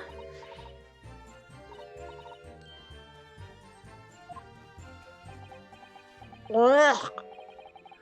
No, none of this is what I meant. If you want to go and get a bucket, you're welcome to. I meant, how can you say for certain that this case has nothing to do with Mr. and Mrs. Garadeb? I see, sir. You should have said so earlier, sir. Yes, well, so could you answer the question? That was a waste of time then. Absolutely, sir. I will answer it to the fullest of my abilities, sir. There's a surprising reason why Mr. and Mrs. Garadeb's domestic dispute can't be related to this case. But before I get into that, sir, just one thing. Yes? I'd very much like you and all your countrymen to understand the great British institution of Scotland Yard. So I hope you take back some tales of us London bobbies and how we uphold our guiding principles. I wasn't planning on going back just yet. I've only just arrived here. So to that end, sir, I'd be happy to lend you my warrant card for your perusal. But I must warn you, you won't be able to get through it without shedding a few tears. Thank you. I'll try. That... No, warrant card, a small folding wallet that identifies London bobbies and contains the rules of conduct to which they must adhere. I am going to go through that. We're not presenting anything. I just want to have a read. Item number 1. A policeman will strive to preserve the peace within his allotted beat. Item number 2. A patrolling officer is expected to walk 20 miles around his beat every day for the furtherance of community relations. He does do that. He does do that. Item number 1. Metropolitan Police Regulations. Is he Principles of Policing? Okay. Metropolitan Police Regulations. Item number 1. Any crimes fall under the jurisdiction of the beat in which they are discovered. Item number 2. When a crime is discovered on his beat, a policeman must assist with initial investigations and help detectives. He didn't do that. He didn't help the detectives.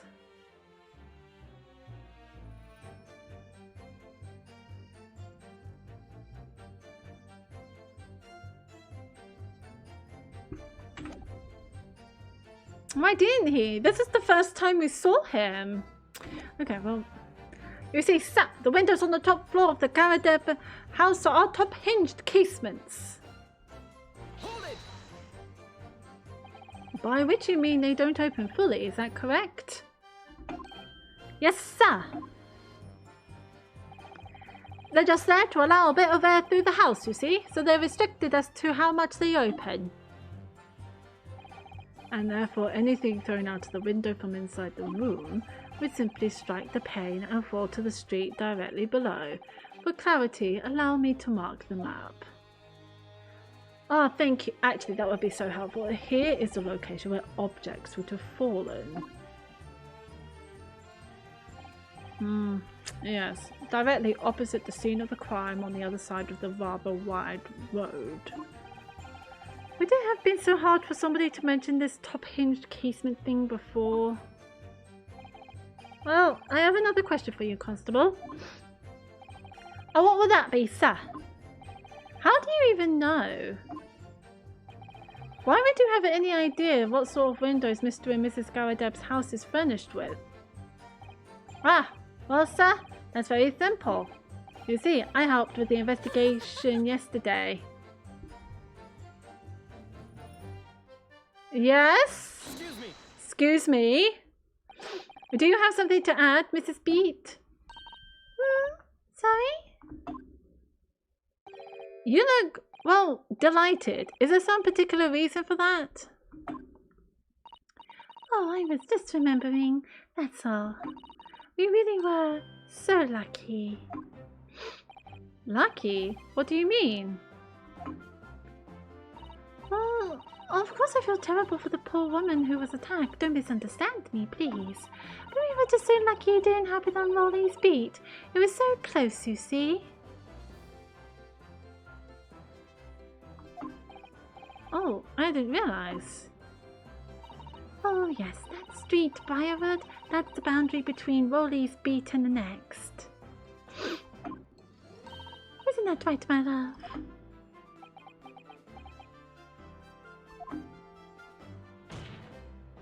Constable Beat. Oh, yes, that's right. That's the reason I was helping out with interviewing the occupants of the Graviderba household yesterday. Their house is on my beat, you see, sir. That really was kind of close then. Constable, I wonder if you could clarify something. If the Garadeb household is on your beat, does that mean that the pavement next to it is as well? Outside Mr. Garadeb's house? Well, yes, ma'am. The pavement on that side of the road is part of my beat. I see, I was unaware of that. I think we found a discrepancy. Just think, if the woman had been attacked just on the other side of Briarwood, we would never have been able to go for that meal to celebrate our wedding anniversary. But that's the life for Bobby after all. Extraordinary people are Bobbies, tirelessly working for the benefit of all Londoners. Hi, anime lover, welcome to the stream. Oh, let me give you a shout out. How are you doing? I was singing because we have found a discrepancy. More discrepancies. Yes, we are playing the Great Ace Attorney Chronicles, and we are cross-examining this two couple who had witnessed a murder. They said, well, not a murder, an attempted murder. The victim is not dead. But how are you doing, anime lover? Welcome to the stream. How are things with you, lovely? Do you know what I think? I think it was the good Lord's way of rewarding my Ronnie for all his hard work. Don't you think so, my darling? That must be it, Pat, my love. That must be it. I think perhaps we should make sure we have that information officially on record. Doing okay? Just okay? I hope everything gets better than okay, lovely. Leave it to me, Mr. Naruhodo. I'll take care of it immediately. The pavement where the victim was found lies just outside Constable Beats, the border of which runs down the middle of Briarwood.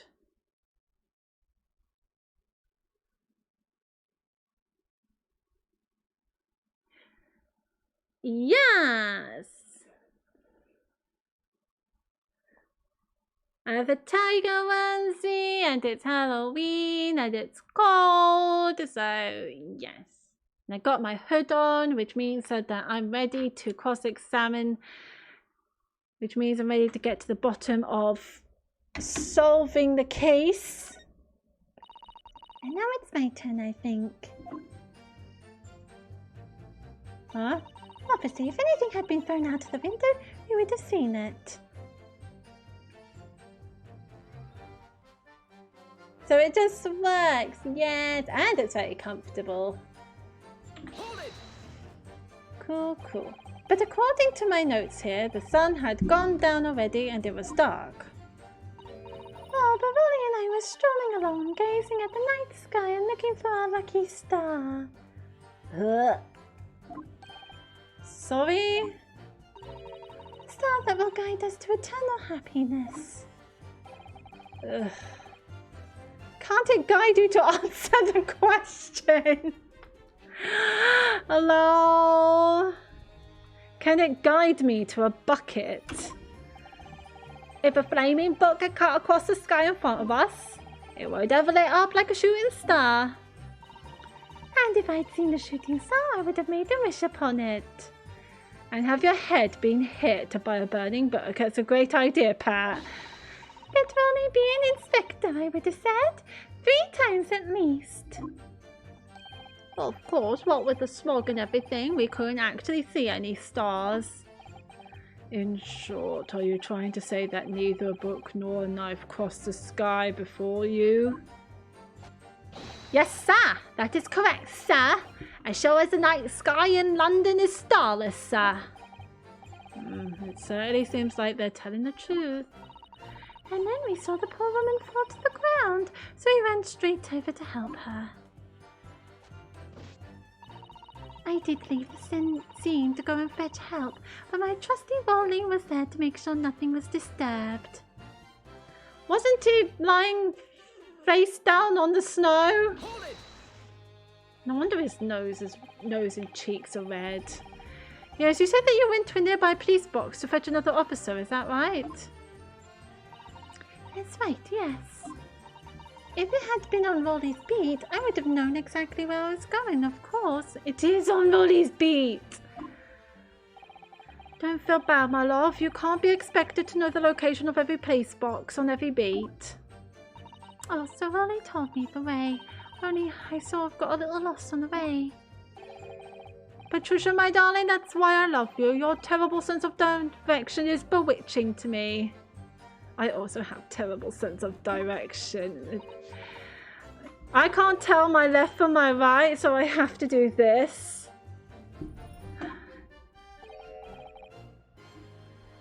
To figure out my way, it's not fun.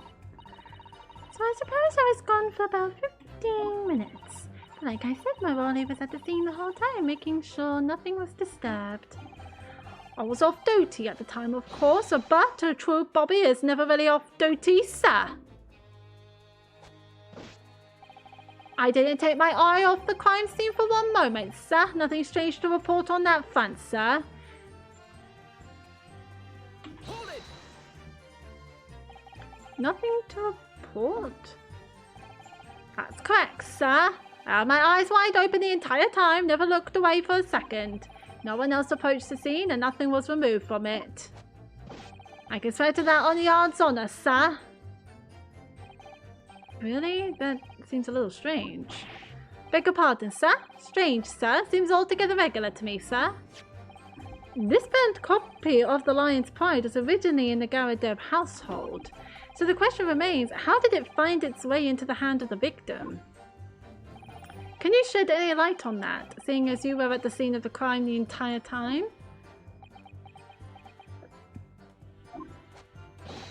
Aha! Could it be a different copy, sir? One that just happened to be burnt as well? Even if that were possible, why would the victim have been gripping a book like that in her hand?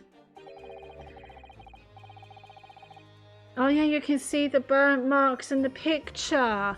As you can see from this photographic print, she had the bag over her shoulder. She could have just put it in her bag. Well, sir, that book was in this lady's hand from the moment we arrived at the scene. Is that so? There's something about this statement that's not sitting right with me. The two mysteries of how that knife ended up in her bag and how that book ended up in her hand. There must be some common thread between them. Can I ask you something? Please, Mr. Lawyer, sir? Oh, no. Oh, no. Oh, yes, of course. What is it? You're doubting us, aren't you? I can tell. Yes! Yes, we are! We are doubting you!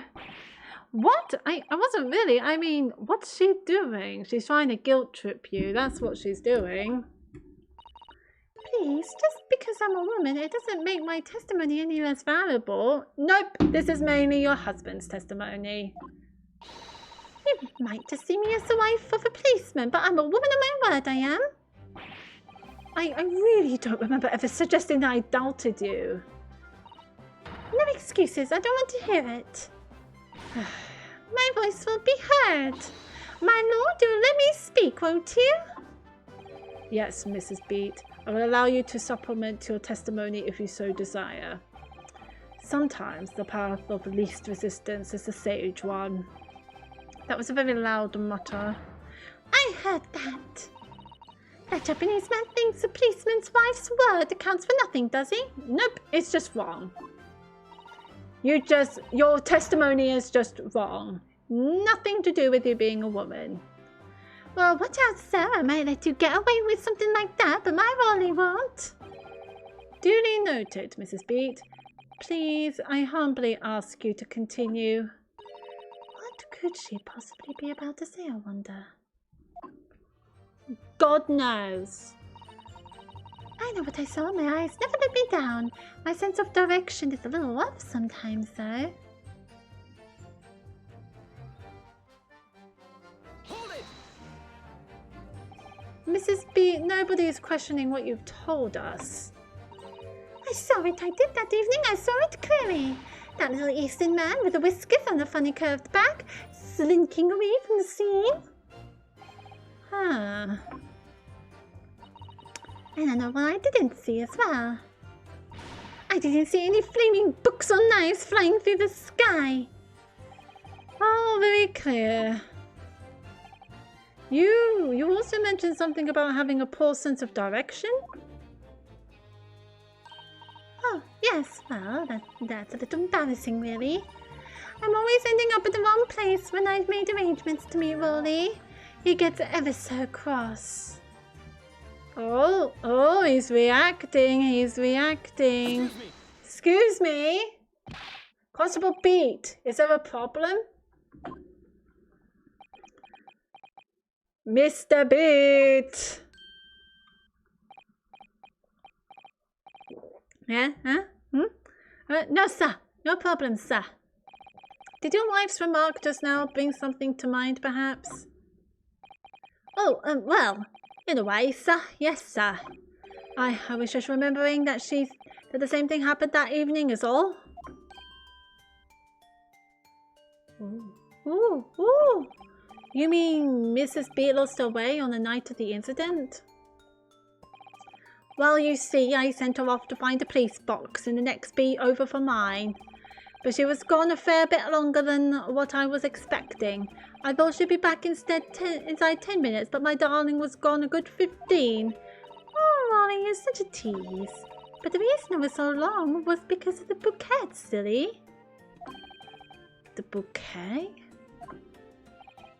Sorry, what bouquet are you talking about? Oh, it was a present for our wedding anniversary.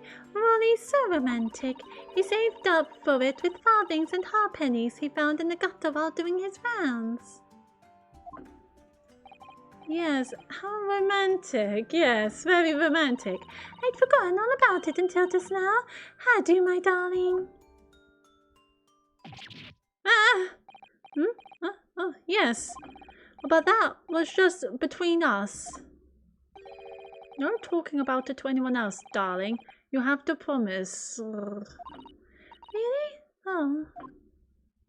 What was that all about? Yeah, what was that all about? That was a bit odd.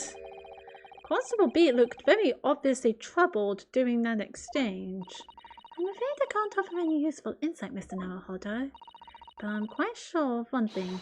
We have to ask Mrs. Beat about the bouquet. What's a bouquet? Is it bouquet? Mrs. Beat, this bouquet you just mentioned.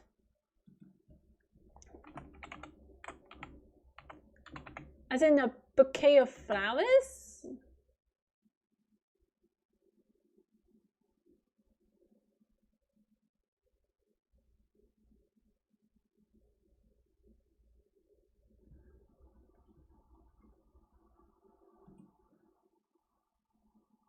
Yeah, a group of flowers.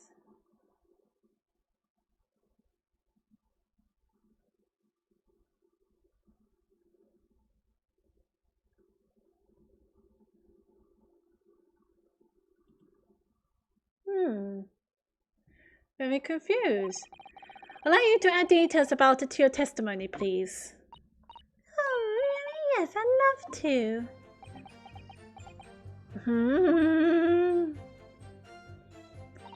What happened happened was I dropped my bouquet and ended up losing my way for a while.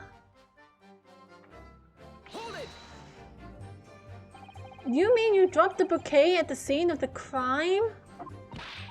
Yes, that's right. Oh, I was so upset. When we ran over and saw it was a woman with a knife in her bag, I was so shocked I dropped the bouquet Rolly gave me. It was in a dark spot where the street lights weren't casting any light. So I didn't notice that first. When you said, first off, you said you saw everything because of the street lamps. Now you're saying it's not. You can't see anything because the street lights weren't casting any light. So I didn't notice at first. And then you went to the police box to report it to the policeman whose beat it was on? Yes, and I came back to the scene all together with the other constable, you see? That's when I spotted my bouquet again. But the funny thing was, when I went to pick it up, it was nowhere near the victim's body at all. In case you need reminding, Mrs. Bede, the victim is not deceased. I was all flustered for a moment before I heard a voice calling me from the other side of the road. Your husband, presumably?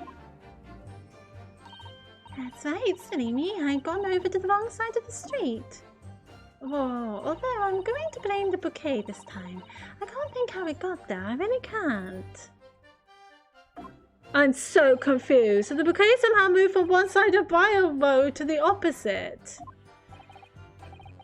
Curious indeed. Isn't it? But the worst of it is, I forgot to pick the bouquet up again when we left the scene. The beautiful rose Rory brought me, with that change from the gutter he spent so long collecting.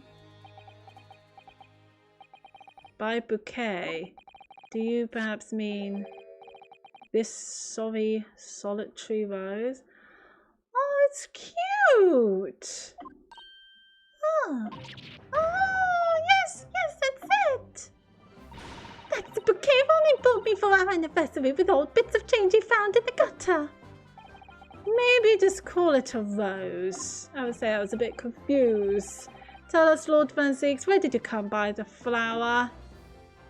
According to the report by the police officer in charge of the crime scene investigation, it was found on the edge of the pavement in front of the Garadeb household. In front of the Garadeb's household? Although it wasn't noticed until the morning as it lay where the street lamps cast no light.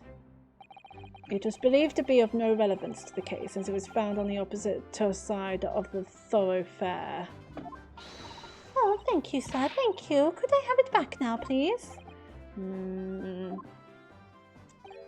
No, I think for good measure this rose should be added to the court record as evidence. Oh. A present for Patricia Beat from her husband Rolly. The shock of seeing the stabbed victim caused Mrs. Beat to drop the rose where she stood.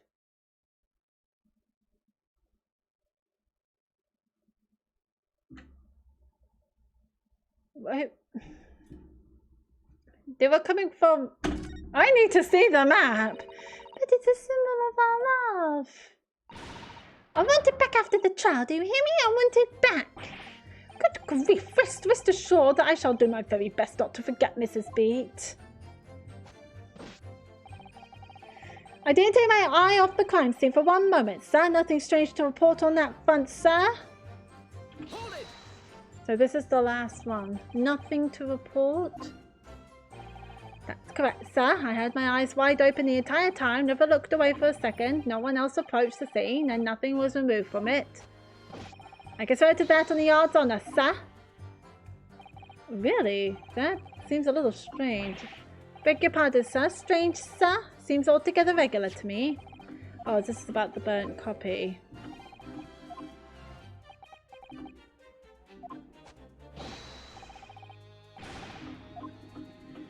We reckon it's a different copy. It's not. Otherwise, she could have.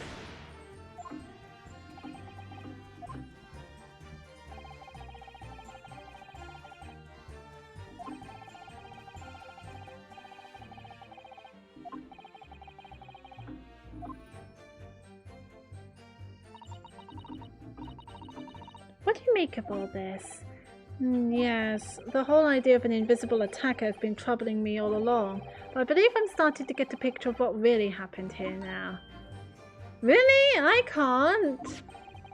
The fourth book that had no business being at the scene of the crime made me sure that Mrs. Garrett was hiding something from us. But it's becoming increasingly clear that someone else had been hiding something from us as well. I think I may already be armed with everything I need to strike a decisive blow here. This time, it's going to expose the whole truth about this mysterious affair.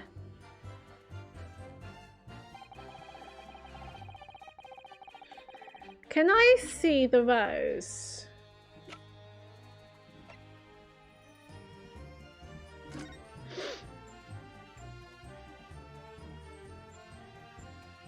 What? Why is it highlighting this area?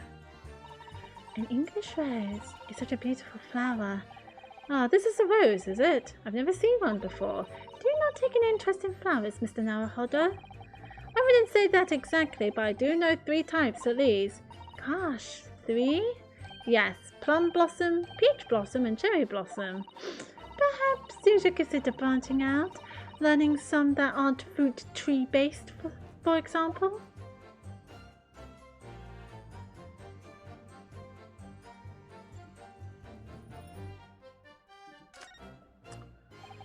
It's very stylish paper the flower's wrapped in, isn't it? It's just an old newspaper, Mr. Naruhodo. Oh, I suppose it's because I'm not used to seeing English print. It looks so exotic to me. Ah, I see. Is something wrong? Oh, no. I was just thinking that if you wrapped a stone-baked sweet potato in English newspaper, it might look like some sort of fancy cake. Ah, Susato-san, you do love your cakes.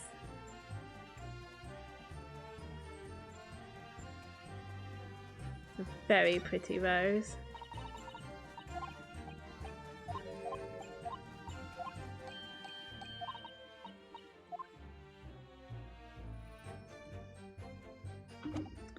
So let's have a look at the map, shall we?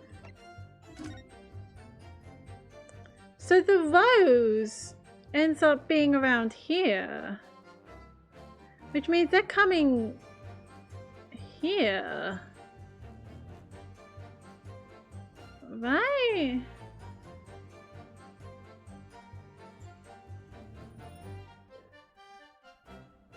I wish I knew this.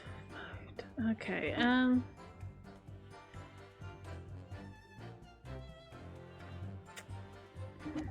but it's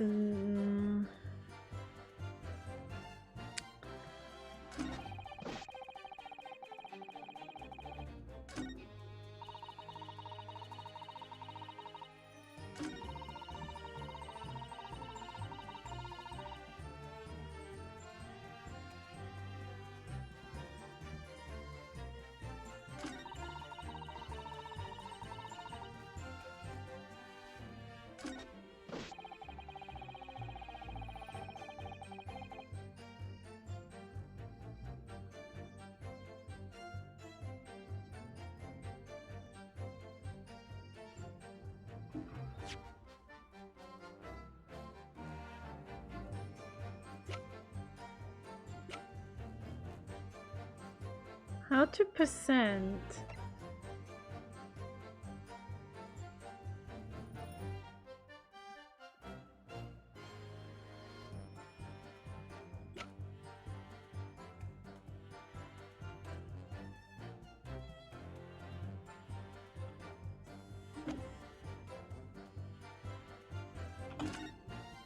Oh shoot.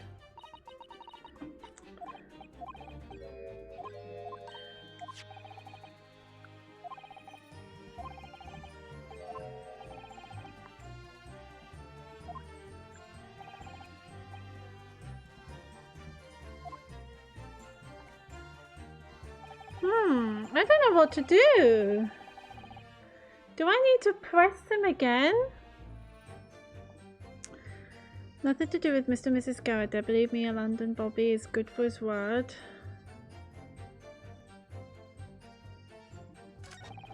You see, sir, the windows on the top floor of the Garrett house are top hinge casements. Obviously, if anything had been thrown out of the window, we would have seen it. I did leave the scene to go and fetch help, but my trusty Rolly was there to make sure nothing was disturbed. Okay. What happened was I dropped my bouquet and ended up losing my way for a while.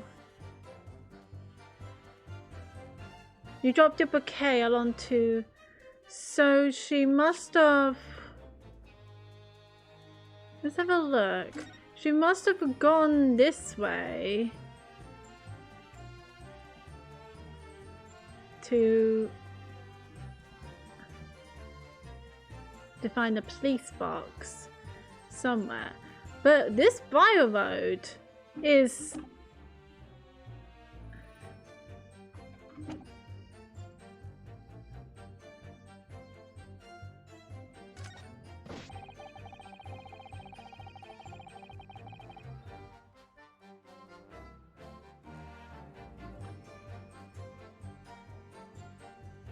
Do I present the book?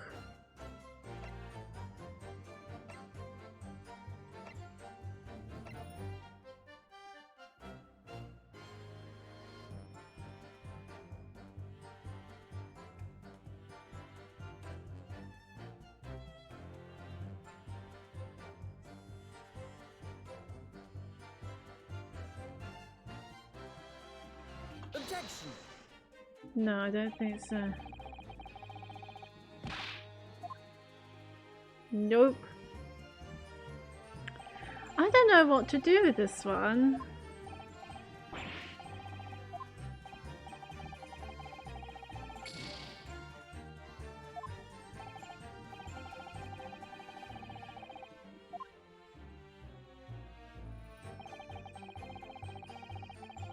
Nothing to report for one moment on that front, sir.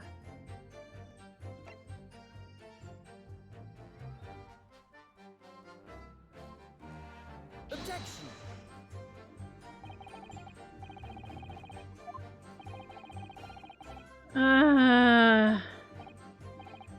It's something about the last statement that doesn't sit right with me, but how do I show?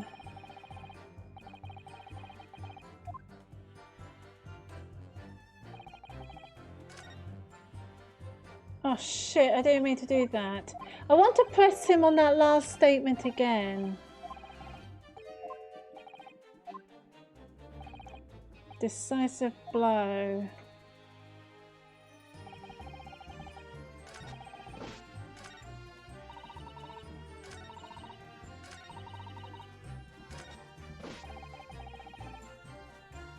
Hold it! Nothing to report. That's correct, out my eyes. Wide open the entire time. I never looked away for a second. But his wife said that he was lying face flat on the snow. No one else approached the scene and nothing was removed from it. I considered that on the yard's honor, sir.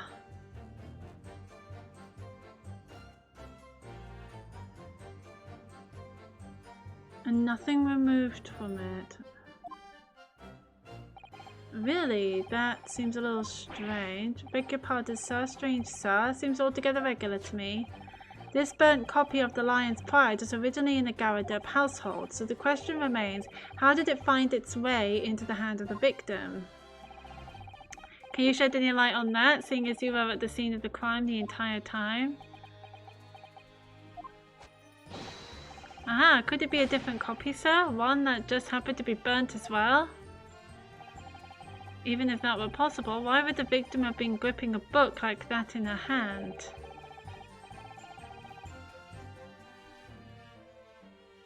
She had a bag over her shoulder.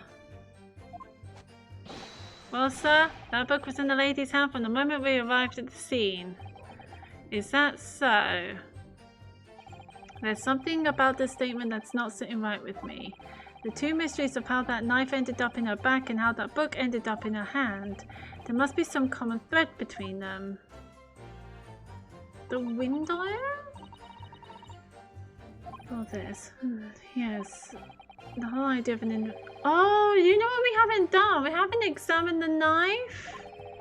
I want to do that.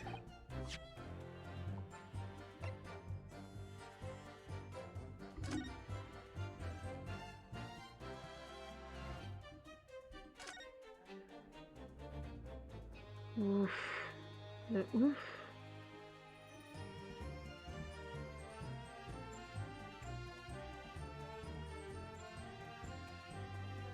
It doesn't look pointy, does it?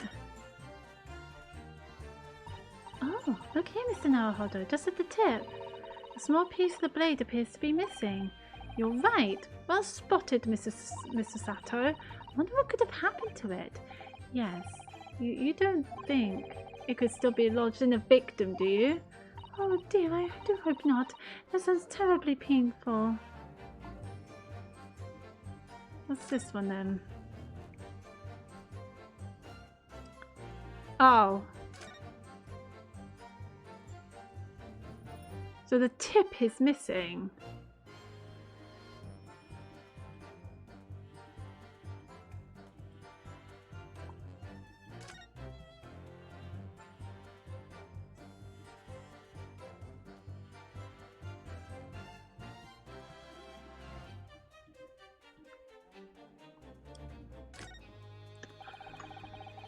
So the tip is missing. Oh. Is that just opens it? Is that all there is? A missing tip? Nothing else to report? Interesting, interesting. Okay,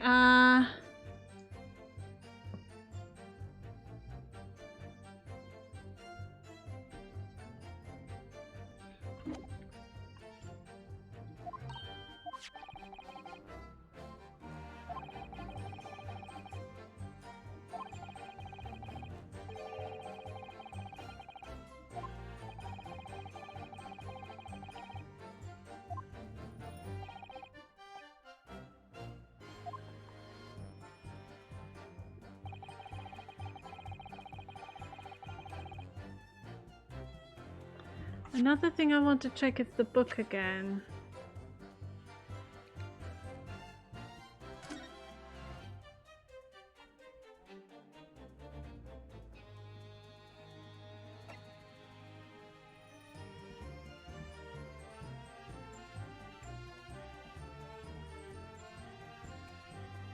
Wait a second.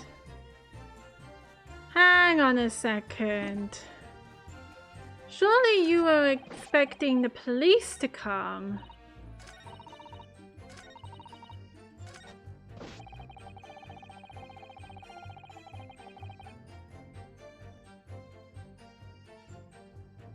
What if I present this? Ah, no! Okay, we'll try the knife.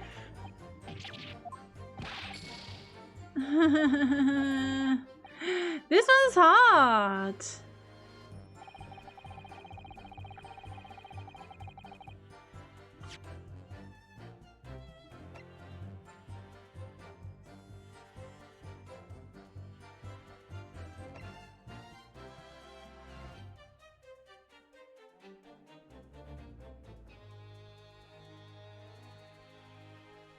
Objection! I'm just making it up as I go along. The last thing I'm gonna try is the knife. Or maybe the rose.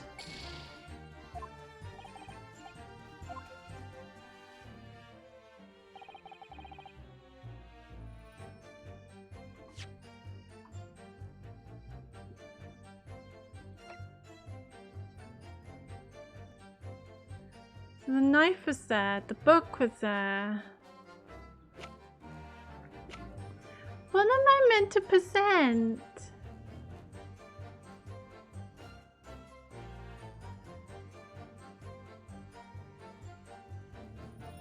Objection! I don't know what I meant to present here. He says that this statement. He said that this statement doesn't sit right with him. Damn it, damn it, damn it, damn it, damn it, damn it, damn it.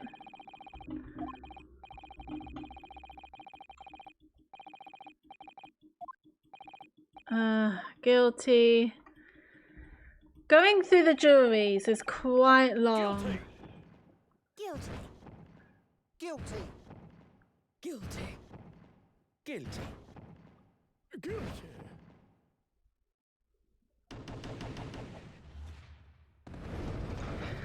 This statement! I really hate their cross-examination. I can't do it. But he's not. There's someone else.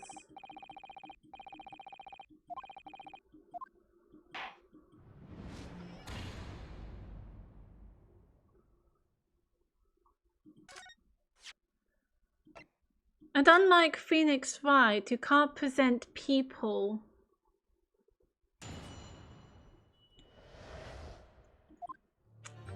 Let's try again.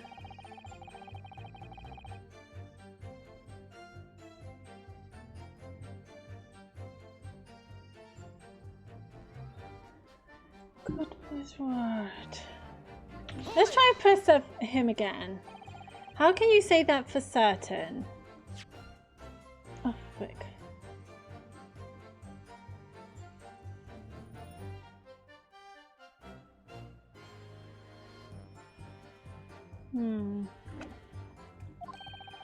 A very good question, sir. And the answer is this.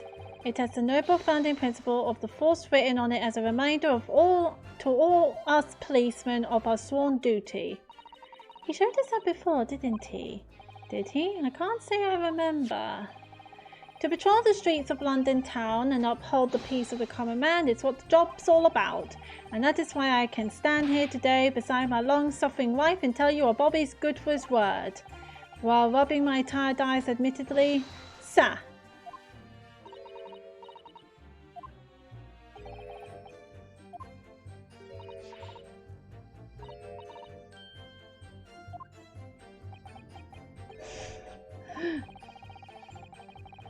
This case has nothing to do with Mr. and Mrs. Garadeb. I see, sir. You should have said so earlier, sir. Yes, well, so could you answer the question? That was a waste of time, then. Absolutely, sir. I will answer it to the fullest of my ability, sir.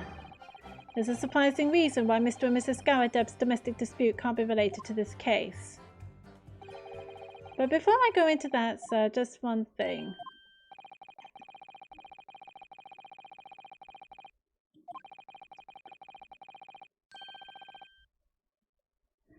Yeah, we can do that. So I'll be happy to lend you my warrant card for your perusal. And I must warn you, you won't be able to get through it without shedding a few tears.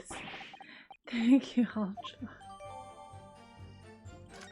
Thank you. Our top hinged casements. Hold it! By which you mean they won't open fully, is that correct? Yes, sir. Allow a bit of air to the house, you see, so they're restricted as to how much they open. And therefore, anything thrown out of the window from inside the room would simply strike the pane and fall to the street directly below. For clarity, allow me to mark the map.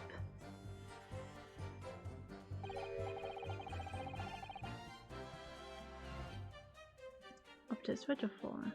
Wait, isn't around here where the street lamps were not lit?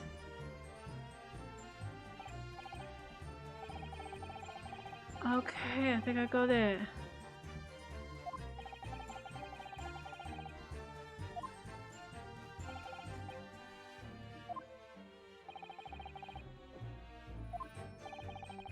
How do you even know? Why would you have any idea what sort of windows?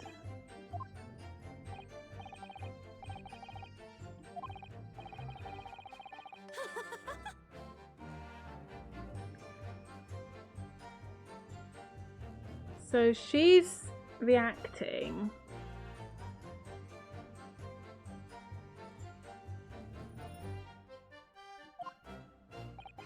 You helped? In what way? Various members of the public were questioned in order to gather information about the case. That's right, sir. The sad truth is, we're all overworked. So even though it wasn't under the jurisdiction of my own beat, I obviously wanted to help.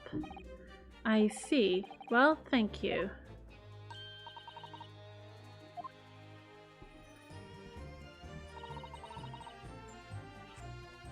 We would have seen it. Hold it! I'd gone down already and it was dark. Oh, but Wally and I were strolling along, gazing at the night sky, looking for a lucky star. Something about eternal happiness. Can't it guide you to answer the question? If a flaming book had cut across the sky in front of us, it would have lit up like a shooting star. And if I'd seen a shooting star, I would have made a wish upon it.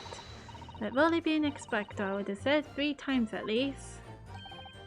Of course, what with the smog and everything, we couldn't actually see any stars. In short, are you trying to say that neither a book nor a knife crossed the sky before you?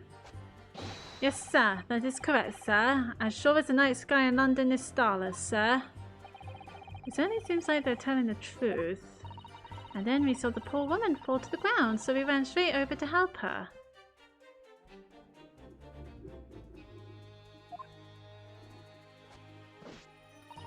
I did leave the scene to go and fetch help, but my trusty Wally was there to make sure nothing was disturbed. I think this is where we... Yes, you said that you went to a nearby police box to fetch another officer, is that right? That's right, yes. If it had been on Wally's beat, I would have known exactly where I was going, of course. Maybe it's this one.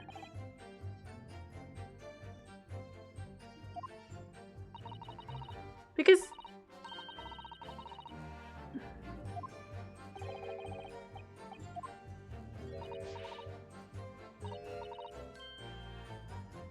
But wasn't that on Wally's beat?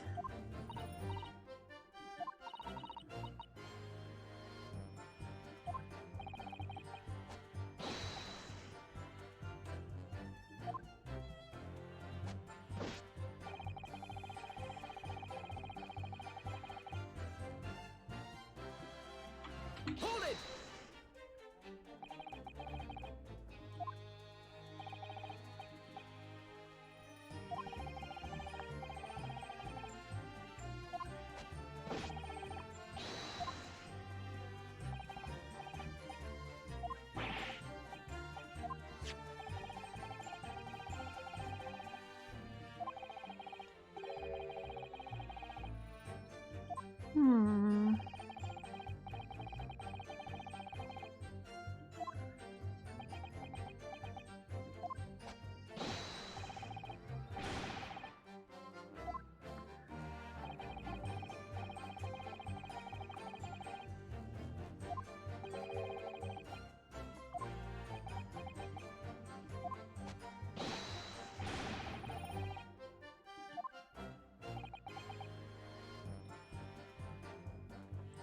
No, it wasn't.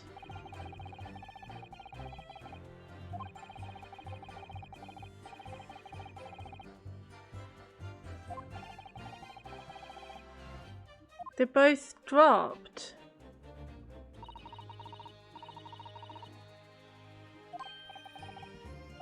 I mean, of Mrs. Garrett without consulting you, even if the judge did deny me. Oh, I see. Well, I agree with you. We do need testimony from Mrs. Garadeb if we're ever going to get to the truth of this matter. Do you really think so? Well, think about it.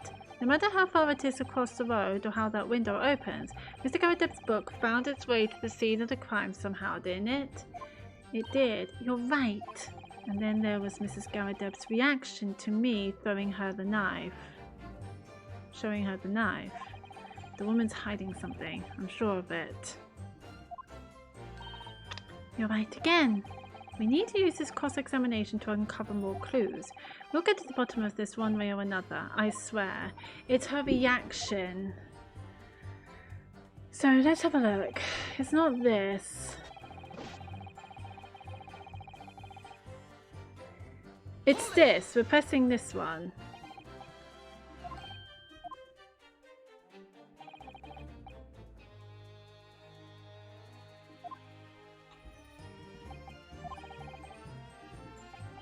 I am so stuck with this, son. Is this where it was marked? So, was this where the bouquet was dropped? Let's get the bouquet.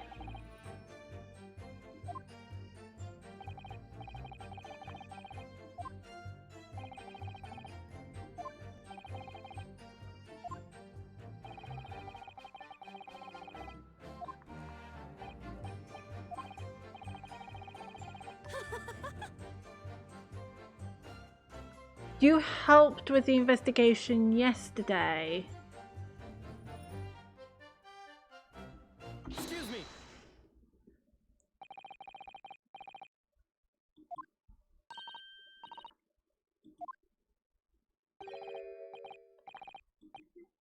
Some particular reason for that?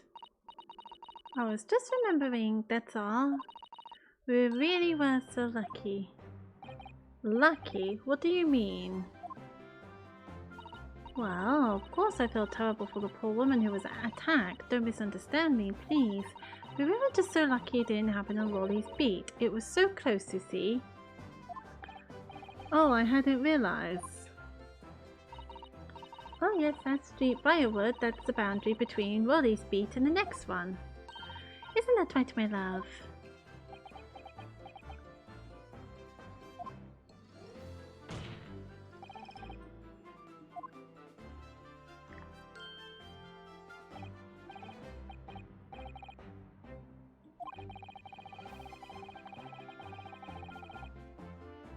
Interviewing the occupants of the Garadib household yesterday. The house is on my beat, you see, sir. That really was cutting it close then. Constable, I wonder if you could clarify something. If the Garadib household is on your beat, does that mean that the pavement next to it is as well?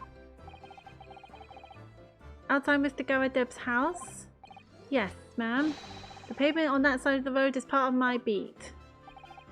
I see, I was unaware of that. So I'm gonna try just on the other side of Briarwood. We would have never been able to go for that meal to celebrate our wedding anniversary. But that's the life of a Bobby after all. Something doesn't seem right. I think it's a good Lord's way.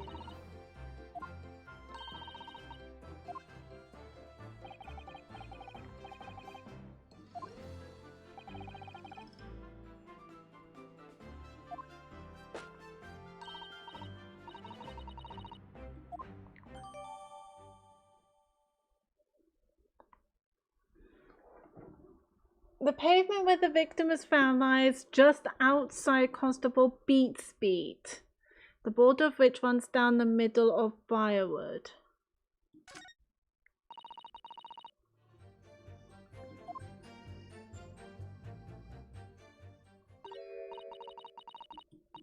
Oh no, she's going at it. You're doubting us, I can tell. Please, just because... Oh, she's saying that... Blaming us for being sexist.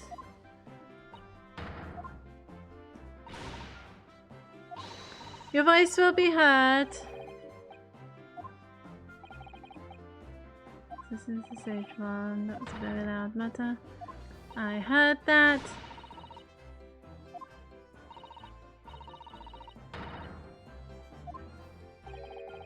Duly noted, Mrs. B. Please, I humbly ask you to continue.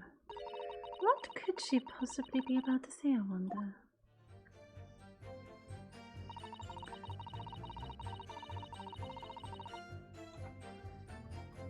Hold it!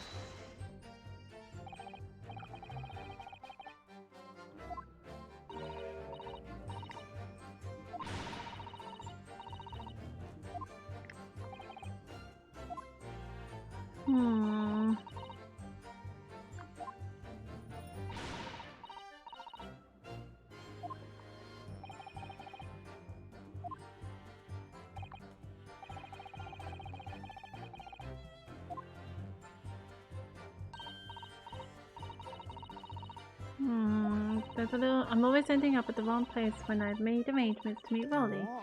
He gets ever so cross. Excuse me. This is where he starts acting up.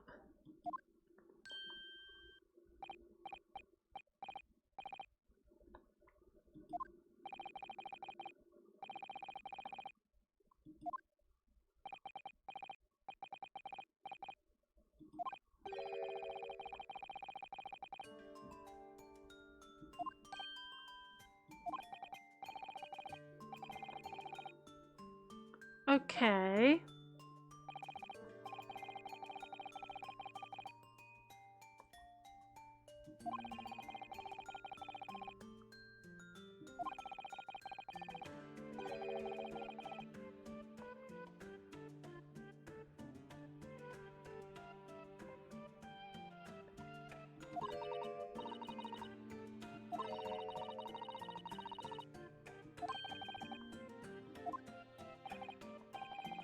So then she ends up talking about the bouquet.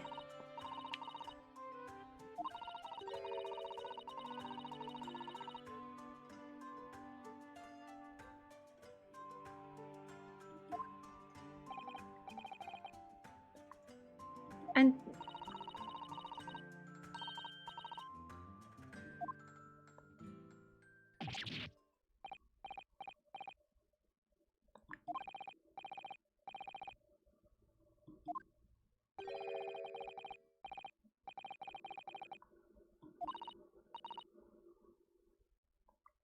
why no talking about the bouquet?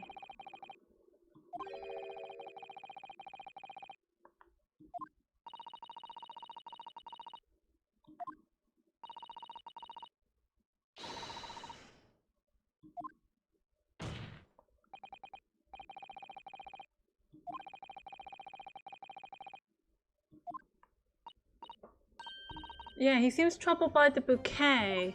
Maybe the bouquet was around the place where the knife and book is.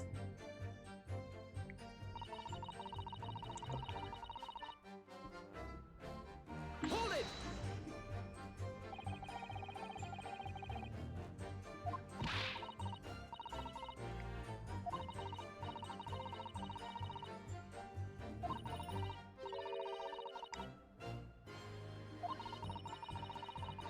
He was in a dark spot where the street lights weren't casting any light, so I didn't notice at first.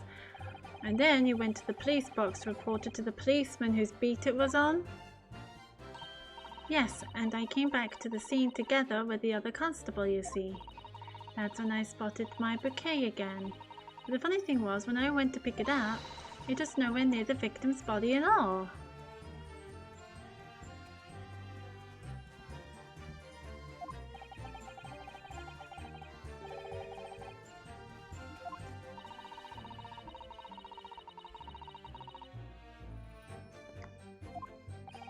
Your husband, presumably? So something must have moved the bouquet!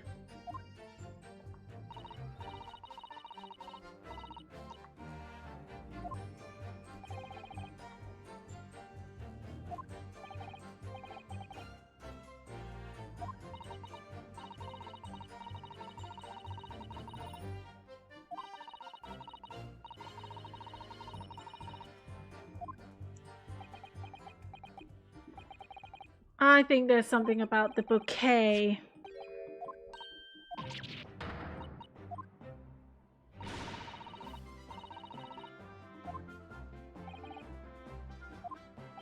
So this is a rose.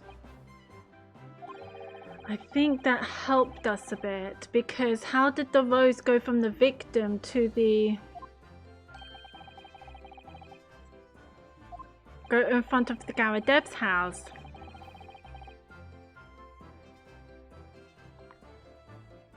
Cast no light.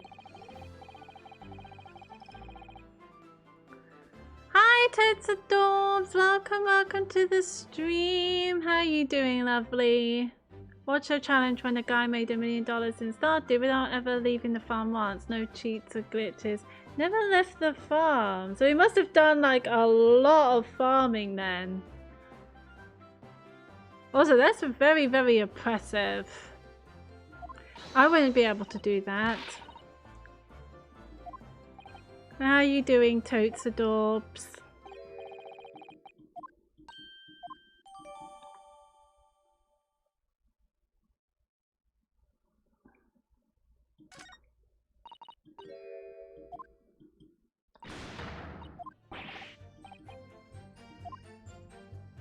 We tried to figure this testimony out.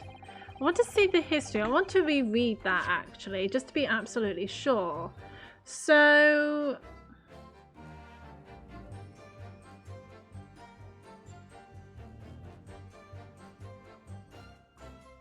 the bouquet you mentioned, I'd like you to add details.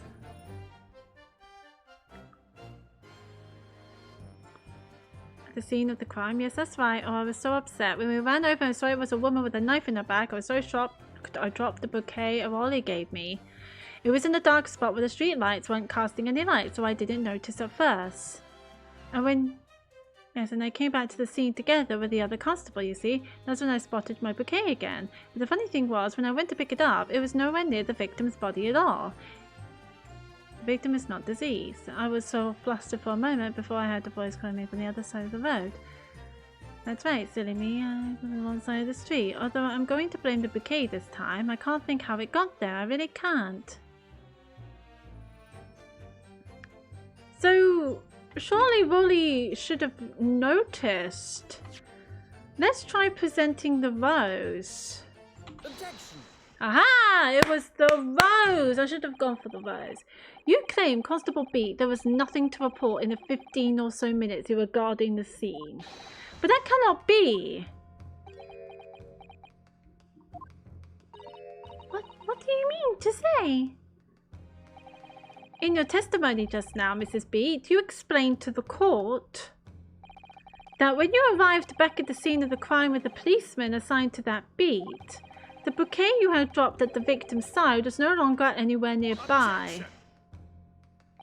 Yes, on the opposite side of Briar Road to where the victim was attacked. But considering the size of that mega bouquet, if a single sorry bloom can be so described, no doubt it was blown in a wind across the street back into the gutter where it belongs. Mega? Objection! Objection! But if that were the case, why did Constable Beat not testify to that fact? Ah. No one else approached the scene and nothing was removed from it. Constable Beat swore to that on Scotland Yard's honour. But the bouquet belonged to me. It has nothing to do with the case. That's why Rolly didn't mention it, I'm sure. No, because sadly it's not only your bouquet we're talking about here. More than one thing in this case is mysteriously the wrong way round. Ah! So, outside of Garadeb's house, there should be a knife and a burnt book. And on the victim, it should be the bouquet. But somehow it's the other way round. Ah! That was the connection. He rushed the levels to unlock Seedmaker and chanced himself Ancient Fruit, then got his last 200k that way he needed, but made most of his money through tree syrup, random oil juices, and wine from Fruitback Cave, and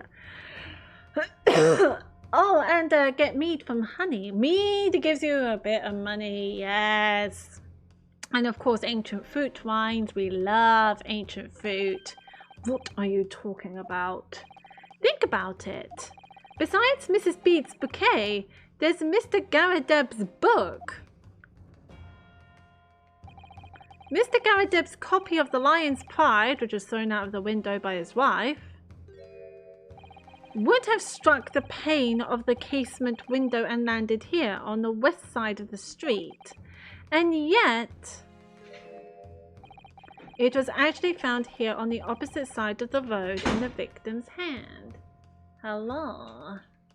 When you're done with the stream, Yeah. you come let me know and we'll go to Tesco. Cool, that sounds good. How much longer do you think you're gonna be? Hopefully not too long. I feel like we're at the end of the trial. Okay. But I'll try to finish up at like around 6-ish. And then I'll get changed. Okay.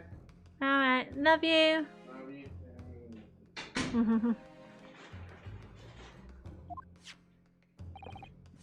Meanwhile, according to the testimony we've heard, Mrs. Beat's bouquet should have been dropped here at the scene of the crime on the east side of the street. But in fact, It was actually found here on the opposite side of the road in front of Mr. and Mrs. Garadeb's house. Hi, hello, welcome to the stream. Let me give you a shout out. How you doing, lovely? You're streaming Coral Island. How's that going?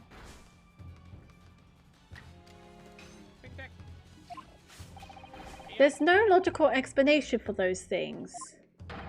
Unless somebody deliberately moved them.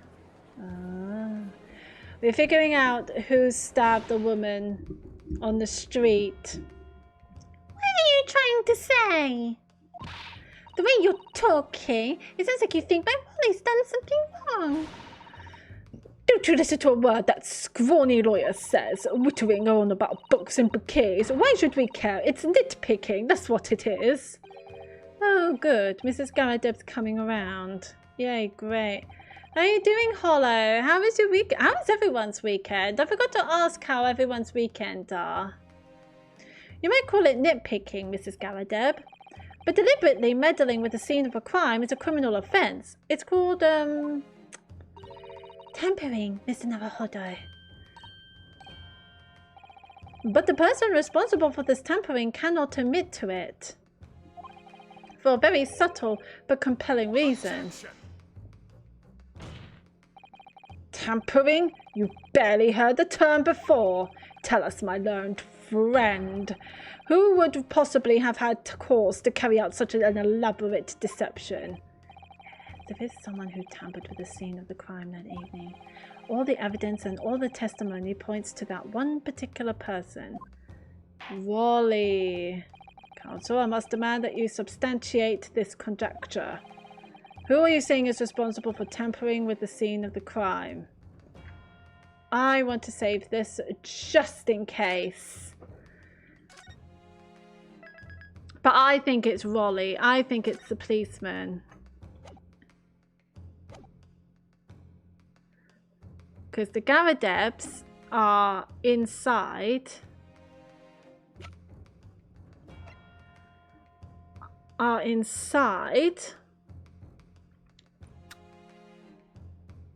it's only the defendant ran. He just ran, and there's all of this left is Rolly, and she just went out. So Rolly. Obviously, there's only one person it could have been. Constable Rolly Beat. It was you. What? A policeman? A member of Scotland Yard? Nonsense, why would my Rolly do something like that? There's no one straighter than my husband. No Bobby works more tirelessly for the people of London. Mrs. Beat, you said in your testimony that your husband asked you to go to a nearby police box to fetch the officer on duty. The 15 minutes that you were absent from the scene is the only opportunity anyone had to tamper with it. You're making it up. It's all nonsense. It's all lies. What about that Japanese man with the whiskers? I bet it was him. He did it. If that was true, Constable Beat would have seen him do it. Oh. And forgive me for pointing it out, but when you dropped your bouquet, Mrs. Beat, it was after the defendant had fled the scene. Objection! Objection! First you make accusations about the landlord and his wife, and now you incriminate a policeman as well. But your accusations lack one very important thing. Evidence. You claim the crime scene was tampered with, but there is only one reason anyone would commit such a reckless crime. To hide something. That's right, he's right. But my husband and I just happened to be there, that's all. So why would we have anything to hide? It doesn't make sense. You've offered no motive for this alleged tampering, and until you do, your accusations are nothing but empty threats.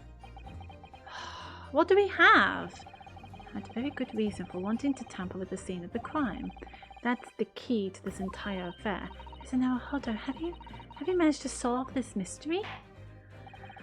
Someone should. I haven't. Counsel, you have made a very serious accusation against a London police officer. If you are mistaken, I'm sure I need not point out that your reputation as a lawyer will be irrevocably damaged.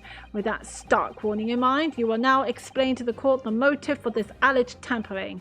Yes, my lord. Oh, he's confident, he's confident. Constable Beat's motive for tampering with the crime scene was to hide.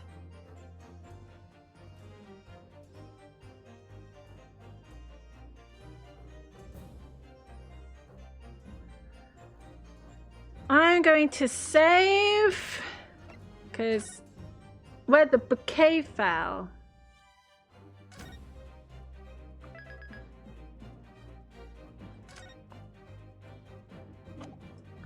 He went very odd when his wife mentioned about the bouquet.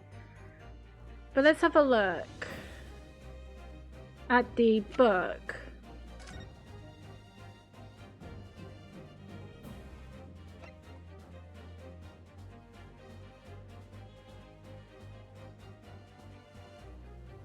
I think it's where the bouquet fell.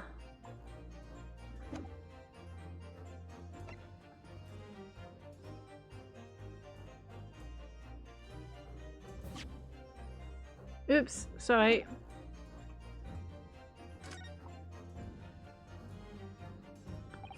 Where the bouquet fell to the ground. That's what he had to cover up at all costs. And why exactly? Huh? Oh, well, of course. The reason is, do you have something to hide, my learned friend? For it seems you're unwilling to share the reason with the court. Or could it be perhaps that no reason exists? Yeah. So it wasn't the bouquet. So it's where the victim fell.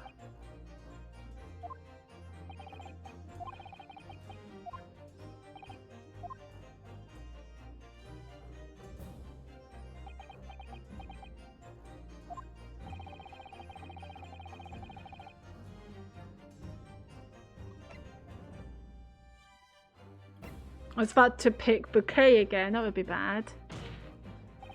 Where the victim fell to the ground. That is what this Bobby had to cover up at all costs. What? Where the victim fell? You mean where she was attacked? What are you talking about? We told you at the very start, didn't we? On the pavement of Briarwood. We saw it happen, remember? It was right here, as if anyone didn't know already know. That's certainly what everybody has been led to believe. But in fact, that isn't where the victim was stabbed at all. What? What?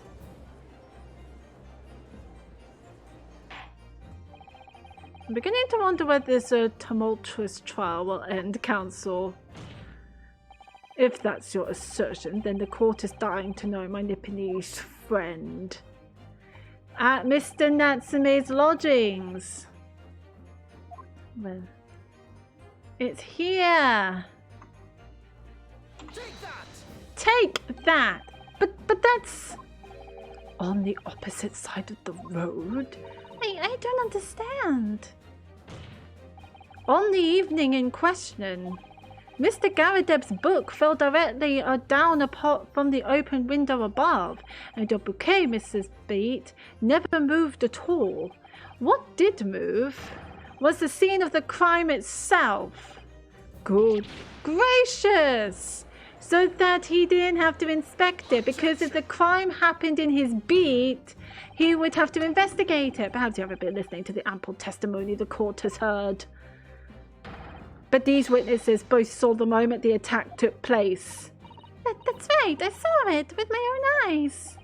It was 5 o'clock in the evening and already dark. There was the typical London fog on the ground. When you saw the incident unfold and ran to the victim's aid, that was actually on the west side of Briarwood. No, that's not true. It can't have been. Constable Beat then arranged for you to be absent for a while by sending you for help.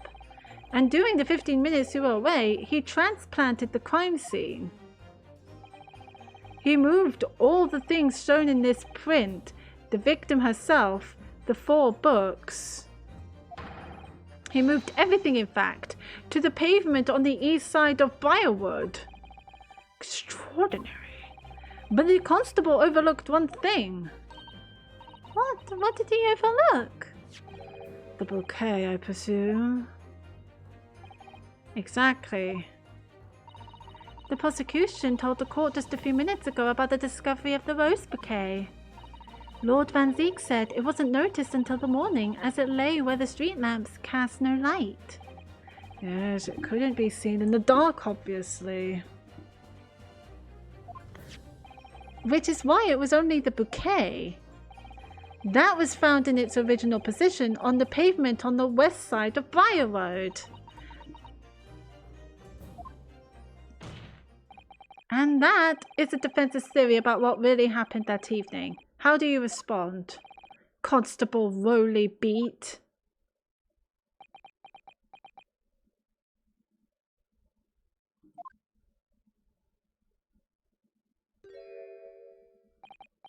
Well, I'm very sorry. I didn't mean to nod off again, but I haven't slept properly in a month. Did I miss anything important? Oh, Rolly. It isn't true, is it? What that lawyer said is all lies, isn't it? I know it is, because you're the most upstanding righteous man I know.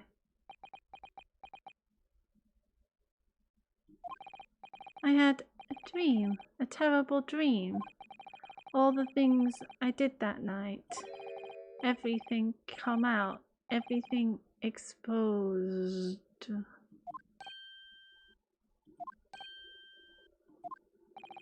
Only it seems it wasn't a dream at all. Good golly! He did it! He moved the crime scene! Order, order, order! What on earth is the meaning of all this?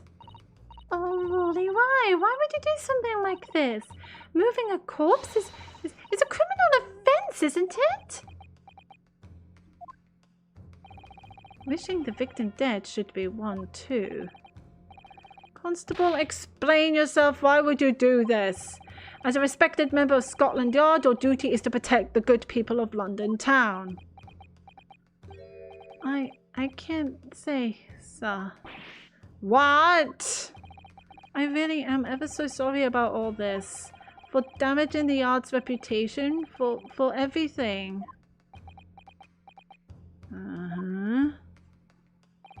I have a possible explanation. So have I. For why, on that particular evening, Constable Beat felt compelled to move the scene of the crime. I can think of one reason. What? How could you possibly know? You, a foreigner, are presuming to understand the mind of a Scotland Yard policeman? And yet, Lord Van Zeek, it is this foreigner who has uncovered the startling truth of the matter thus far. I believe it would be beneficial to the court to hear this extraordinary young lawyer's theory. Counsel for the defence, if you please.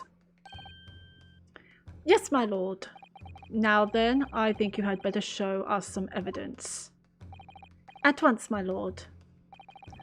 England, Japan, it makes no difference where you come from. Human emotions are the same. And I think I have a fairly good idea of the feelings behind this man's actions. What gives away the motive for Constable Beat's unthinkable actions? His book. So if you go to his book, when a crime is discovered on his beat, a policeman must assist with initial investigations and help detectives. He doesn't want that to happen in his and his wife's first wedding anniversary. So it's got to be this. I realise that I'm a foreigner in this land, and I have only just arrived from Japan, which is why all this information about London's so-called bobbies is completely new to me. I've learnt that through honourable patrolling the beat is the most demanding work in the world, for example. Keeping the peace, looking after the citizens on his beat in all kinds of ways. There's no doubt that the young Bobby is charged with a great deal to do each day, certainly. But for Constable Beat, the day in question was special. Special? How? On account of this bouquet, my lord. Oh yes, it was our very first wedding anniversary. Constable Beat had worked so hard to be able to afford this simple gift for his wife, and was so looking forward to taking her out for a celebratory meal. When he and Mrs. Beat stumbled upon a crime all along Briar Road. When he saw that shadowy figure through the fog collapse on the pavement ahead of them, what must have gone through the man's mind? But sir, just on that one particular day, I was looking forward to celebrating my wedding anniversary. Mrs. Beat so puts up with a lot being married to a bobby like me. I wanted to show my dear wife how much I care.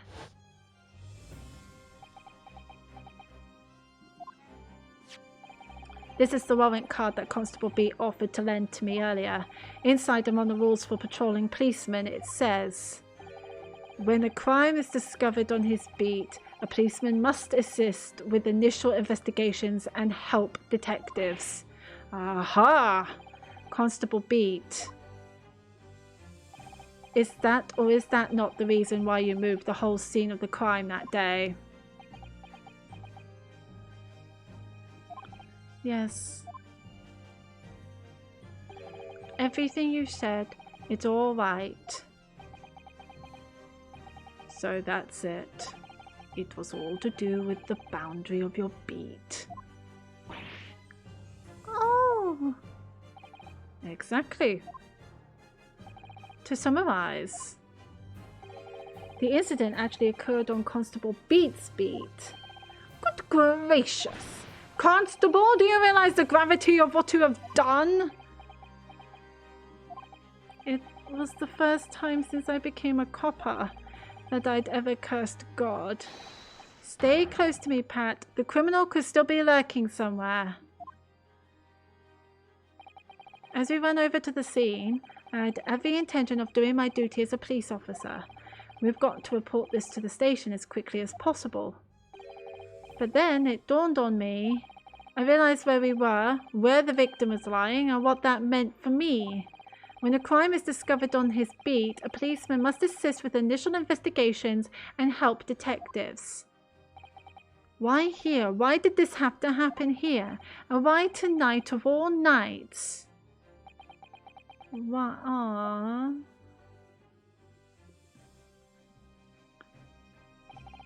It's a copper's job to guard the scene of the crime, so I told Pat she'd have to go to the nearest police box and fetch whoever was on duty there. It was then, when I opened my mouth to speak, it just came out.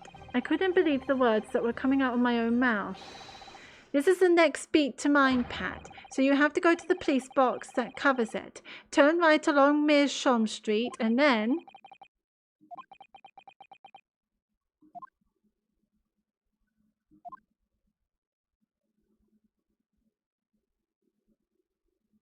Oh, she's almost in tears. Well, shit.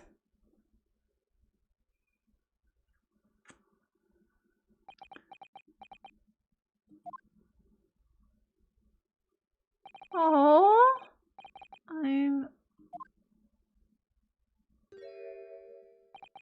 I'm sorry.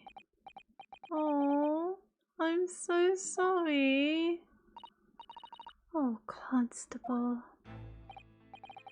I just wanted just that one night to take my Patricia out for dinner. Oh, Molly, just that one night. You knew that if the incident was on your beat, your evening of celebration would be ruined, and so you decided to move the entire crime scene outside your jurisdiction, just across the street to the east pavement of Briar Road, which falls under the neighbouring beat's care. You see, I thought... Oh, I was sure the victim was dead, you see? I beg your pardon? Oh, of course he did. Otherwise, my brother would never have left the poor woman on the freezing cold pavement. Ah, I see your meaning now. But God got me back for my sins, didn't he? That's why... That's why I missed the rose I bought for Pat. Oh no, Rolly, that was all my fault. I should never have dropped it in such a dark place. I'm so sorry, Rolly.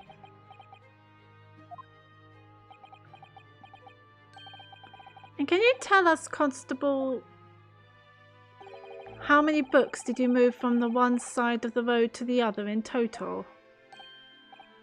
Oh, 4 it was. Yes, sir, definitely, 4. 3 of them dropped by Mr. Natsume, and the 4th being the one that fell from the window upstairs in the Garadeb household, of course. But what made you place that book in the victim's hand? When all the others were scattered haphazardly around, I mean. Oh, well, sir, that's because that's how I found it. How you found it? What do you mean? When we first ran over to the scene, the victim was already holding the book. So when I moved everything, I made sure it was still in her hand. You sure it was this book, The Lion's Pride, that the victim was holding? Oh yes, sir. No doubt about it, sir. Interesting. I wonder if it was dropped in front of her, and then when she bent down to pick it up, that's when the knife hits her on the back. First run over to see what had happened. Interesting. I thought it was an open and shut case at the time, you see. There were only the 2 people at the scene, and Pat and me both saw it happen. However, which way you looked at it, it had to be the fellow who ran off who'd done it, I thought. I couldn't see the harm, really. I didn't think moving it all over the road would make a jot of difference. I suppose this is it for me now. I've had it. Mrs. Garadeb, do you have something to say? My lord. Yes, Lord Van Zeeks. I believe that concludes the cross-examination of the witnesses. Constable, you may withdraw. Yes, sir! Mr. Prosecutor, sir, what will become of my Rolly? What will happen to him? It's a very good question. For now, you are free to go home. The police will contact you in due course. Please, don't punish my husband. This was all my fault. It's because I'm always moaning at him for coming home late. Leave it now, Pat. Let's go home. I'm tired. All right then, my love. One last thing, Constable. Sir? Let this be a lesson to you. In a criminal investigation, every detail matters, however insignificant it may seem to you. Yes, sir. Carve that lesson in your mind. And never again make the mistake of tampering with the scene of a crime. Huh? Never again, sir? You mean to say? Leave now. This trial is not yet over. Well, sir!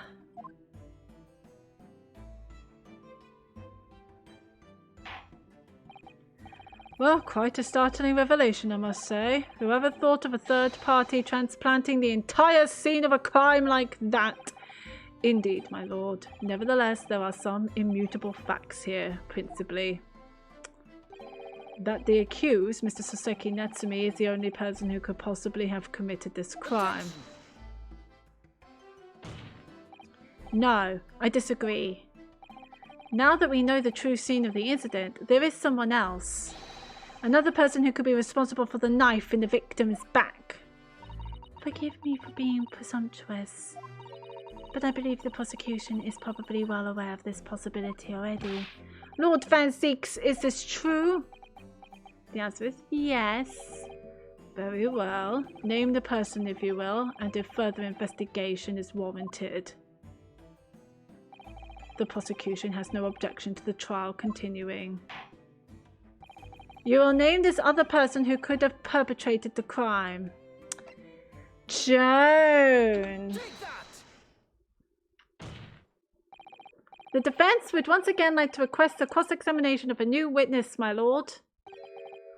Once again? My assistant made the same request earlier.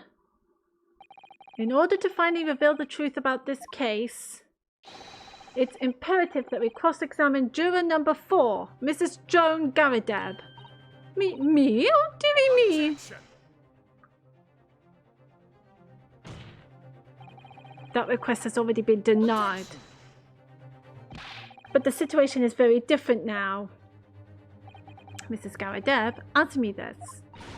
What do you want now, you little toad? At the time of the incident, you were engaged in a violent argument with your husband, Mr. John Garadeb. In the course of the argument, a minor house fire was ignited, and to clear the smoke from the room, your husband opened a window that looks out over Briar Road. Well, what of it? You threw this book at your husband when he was cornered with his back against the window.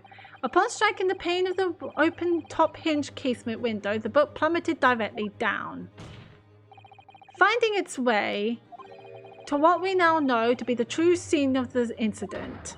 Yes, and as I said, what of it? During the argument, you were beside yourself with a rage. As such, you threw not just books, but anything you could lay your hands on. So, let me ask you one more time, Mrs. Garadeb. This knife, the one removed from the victim's back, have you really never laid eyes on it before? Oh.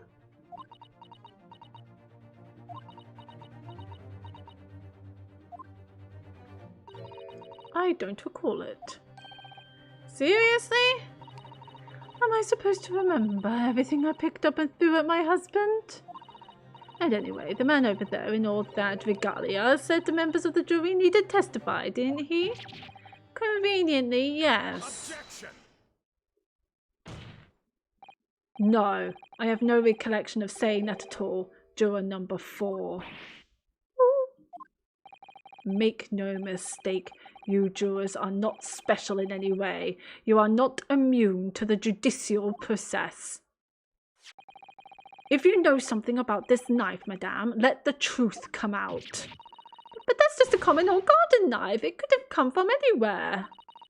We have several like that at home, if one went missing. How would you expect me to know? What's that? Are you joking? What are you saying, please, Mrs. Garadeb? Oh, the jurors are onto her now. Now you listen to me. I refuse to believe all this nonsense. I couldn't bear the thought that I injured someone. Do you hear? I couldn't bear it. Oh, the poor woman. So, yes, I want evidence. I want to see hard evidence if you're going to insist on this being my fault.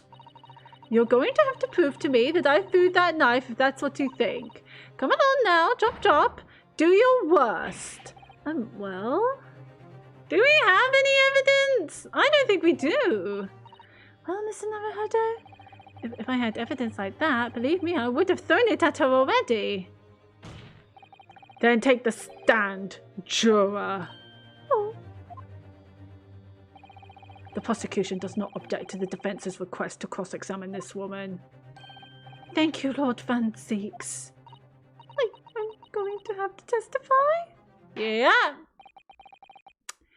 Juror number 4, as I'm sure you will appreciate having observed it with your own eyes today, witness testimony can lead to the most extraordinary truths being unearthed, truths of which the witnesses themselves may not even have been aware.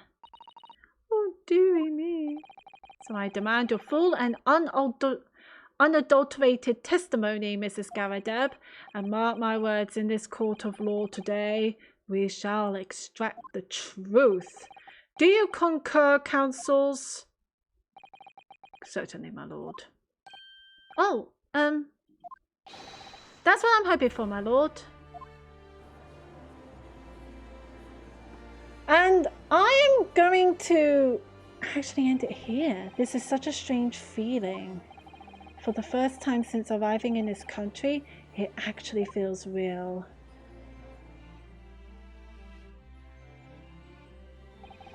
I'm here in the Old Bailey, and I'm a lawyer. Wait, is that the break? No. I am actually going to leave it here.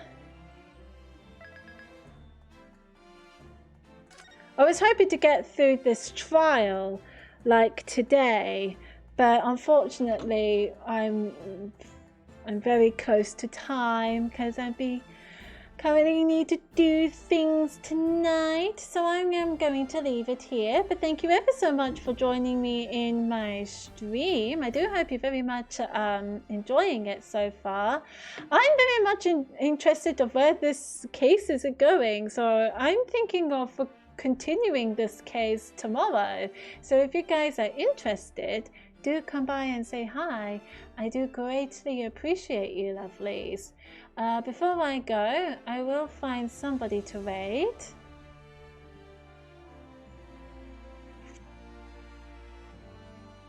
Yes. I don't know who is available to raid.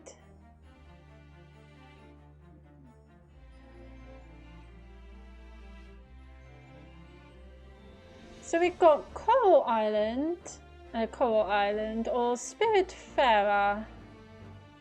I'm thinking Spiritfarer. We haven't seen Spiritfarer for a while. So I'm going to raid Sweet Vedi and Mai.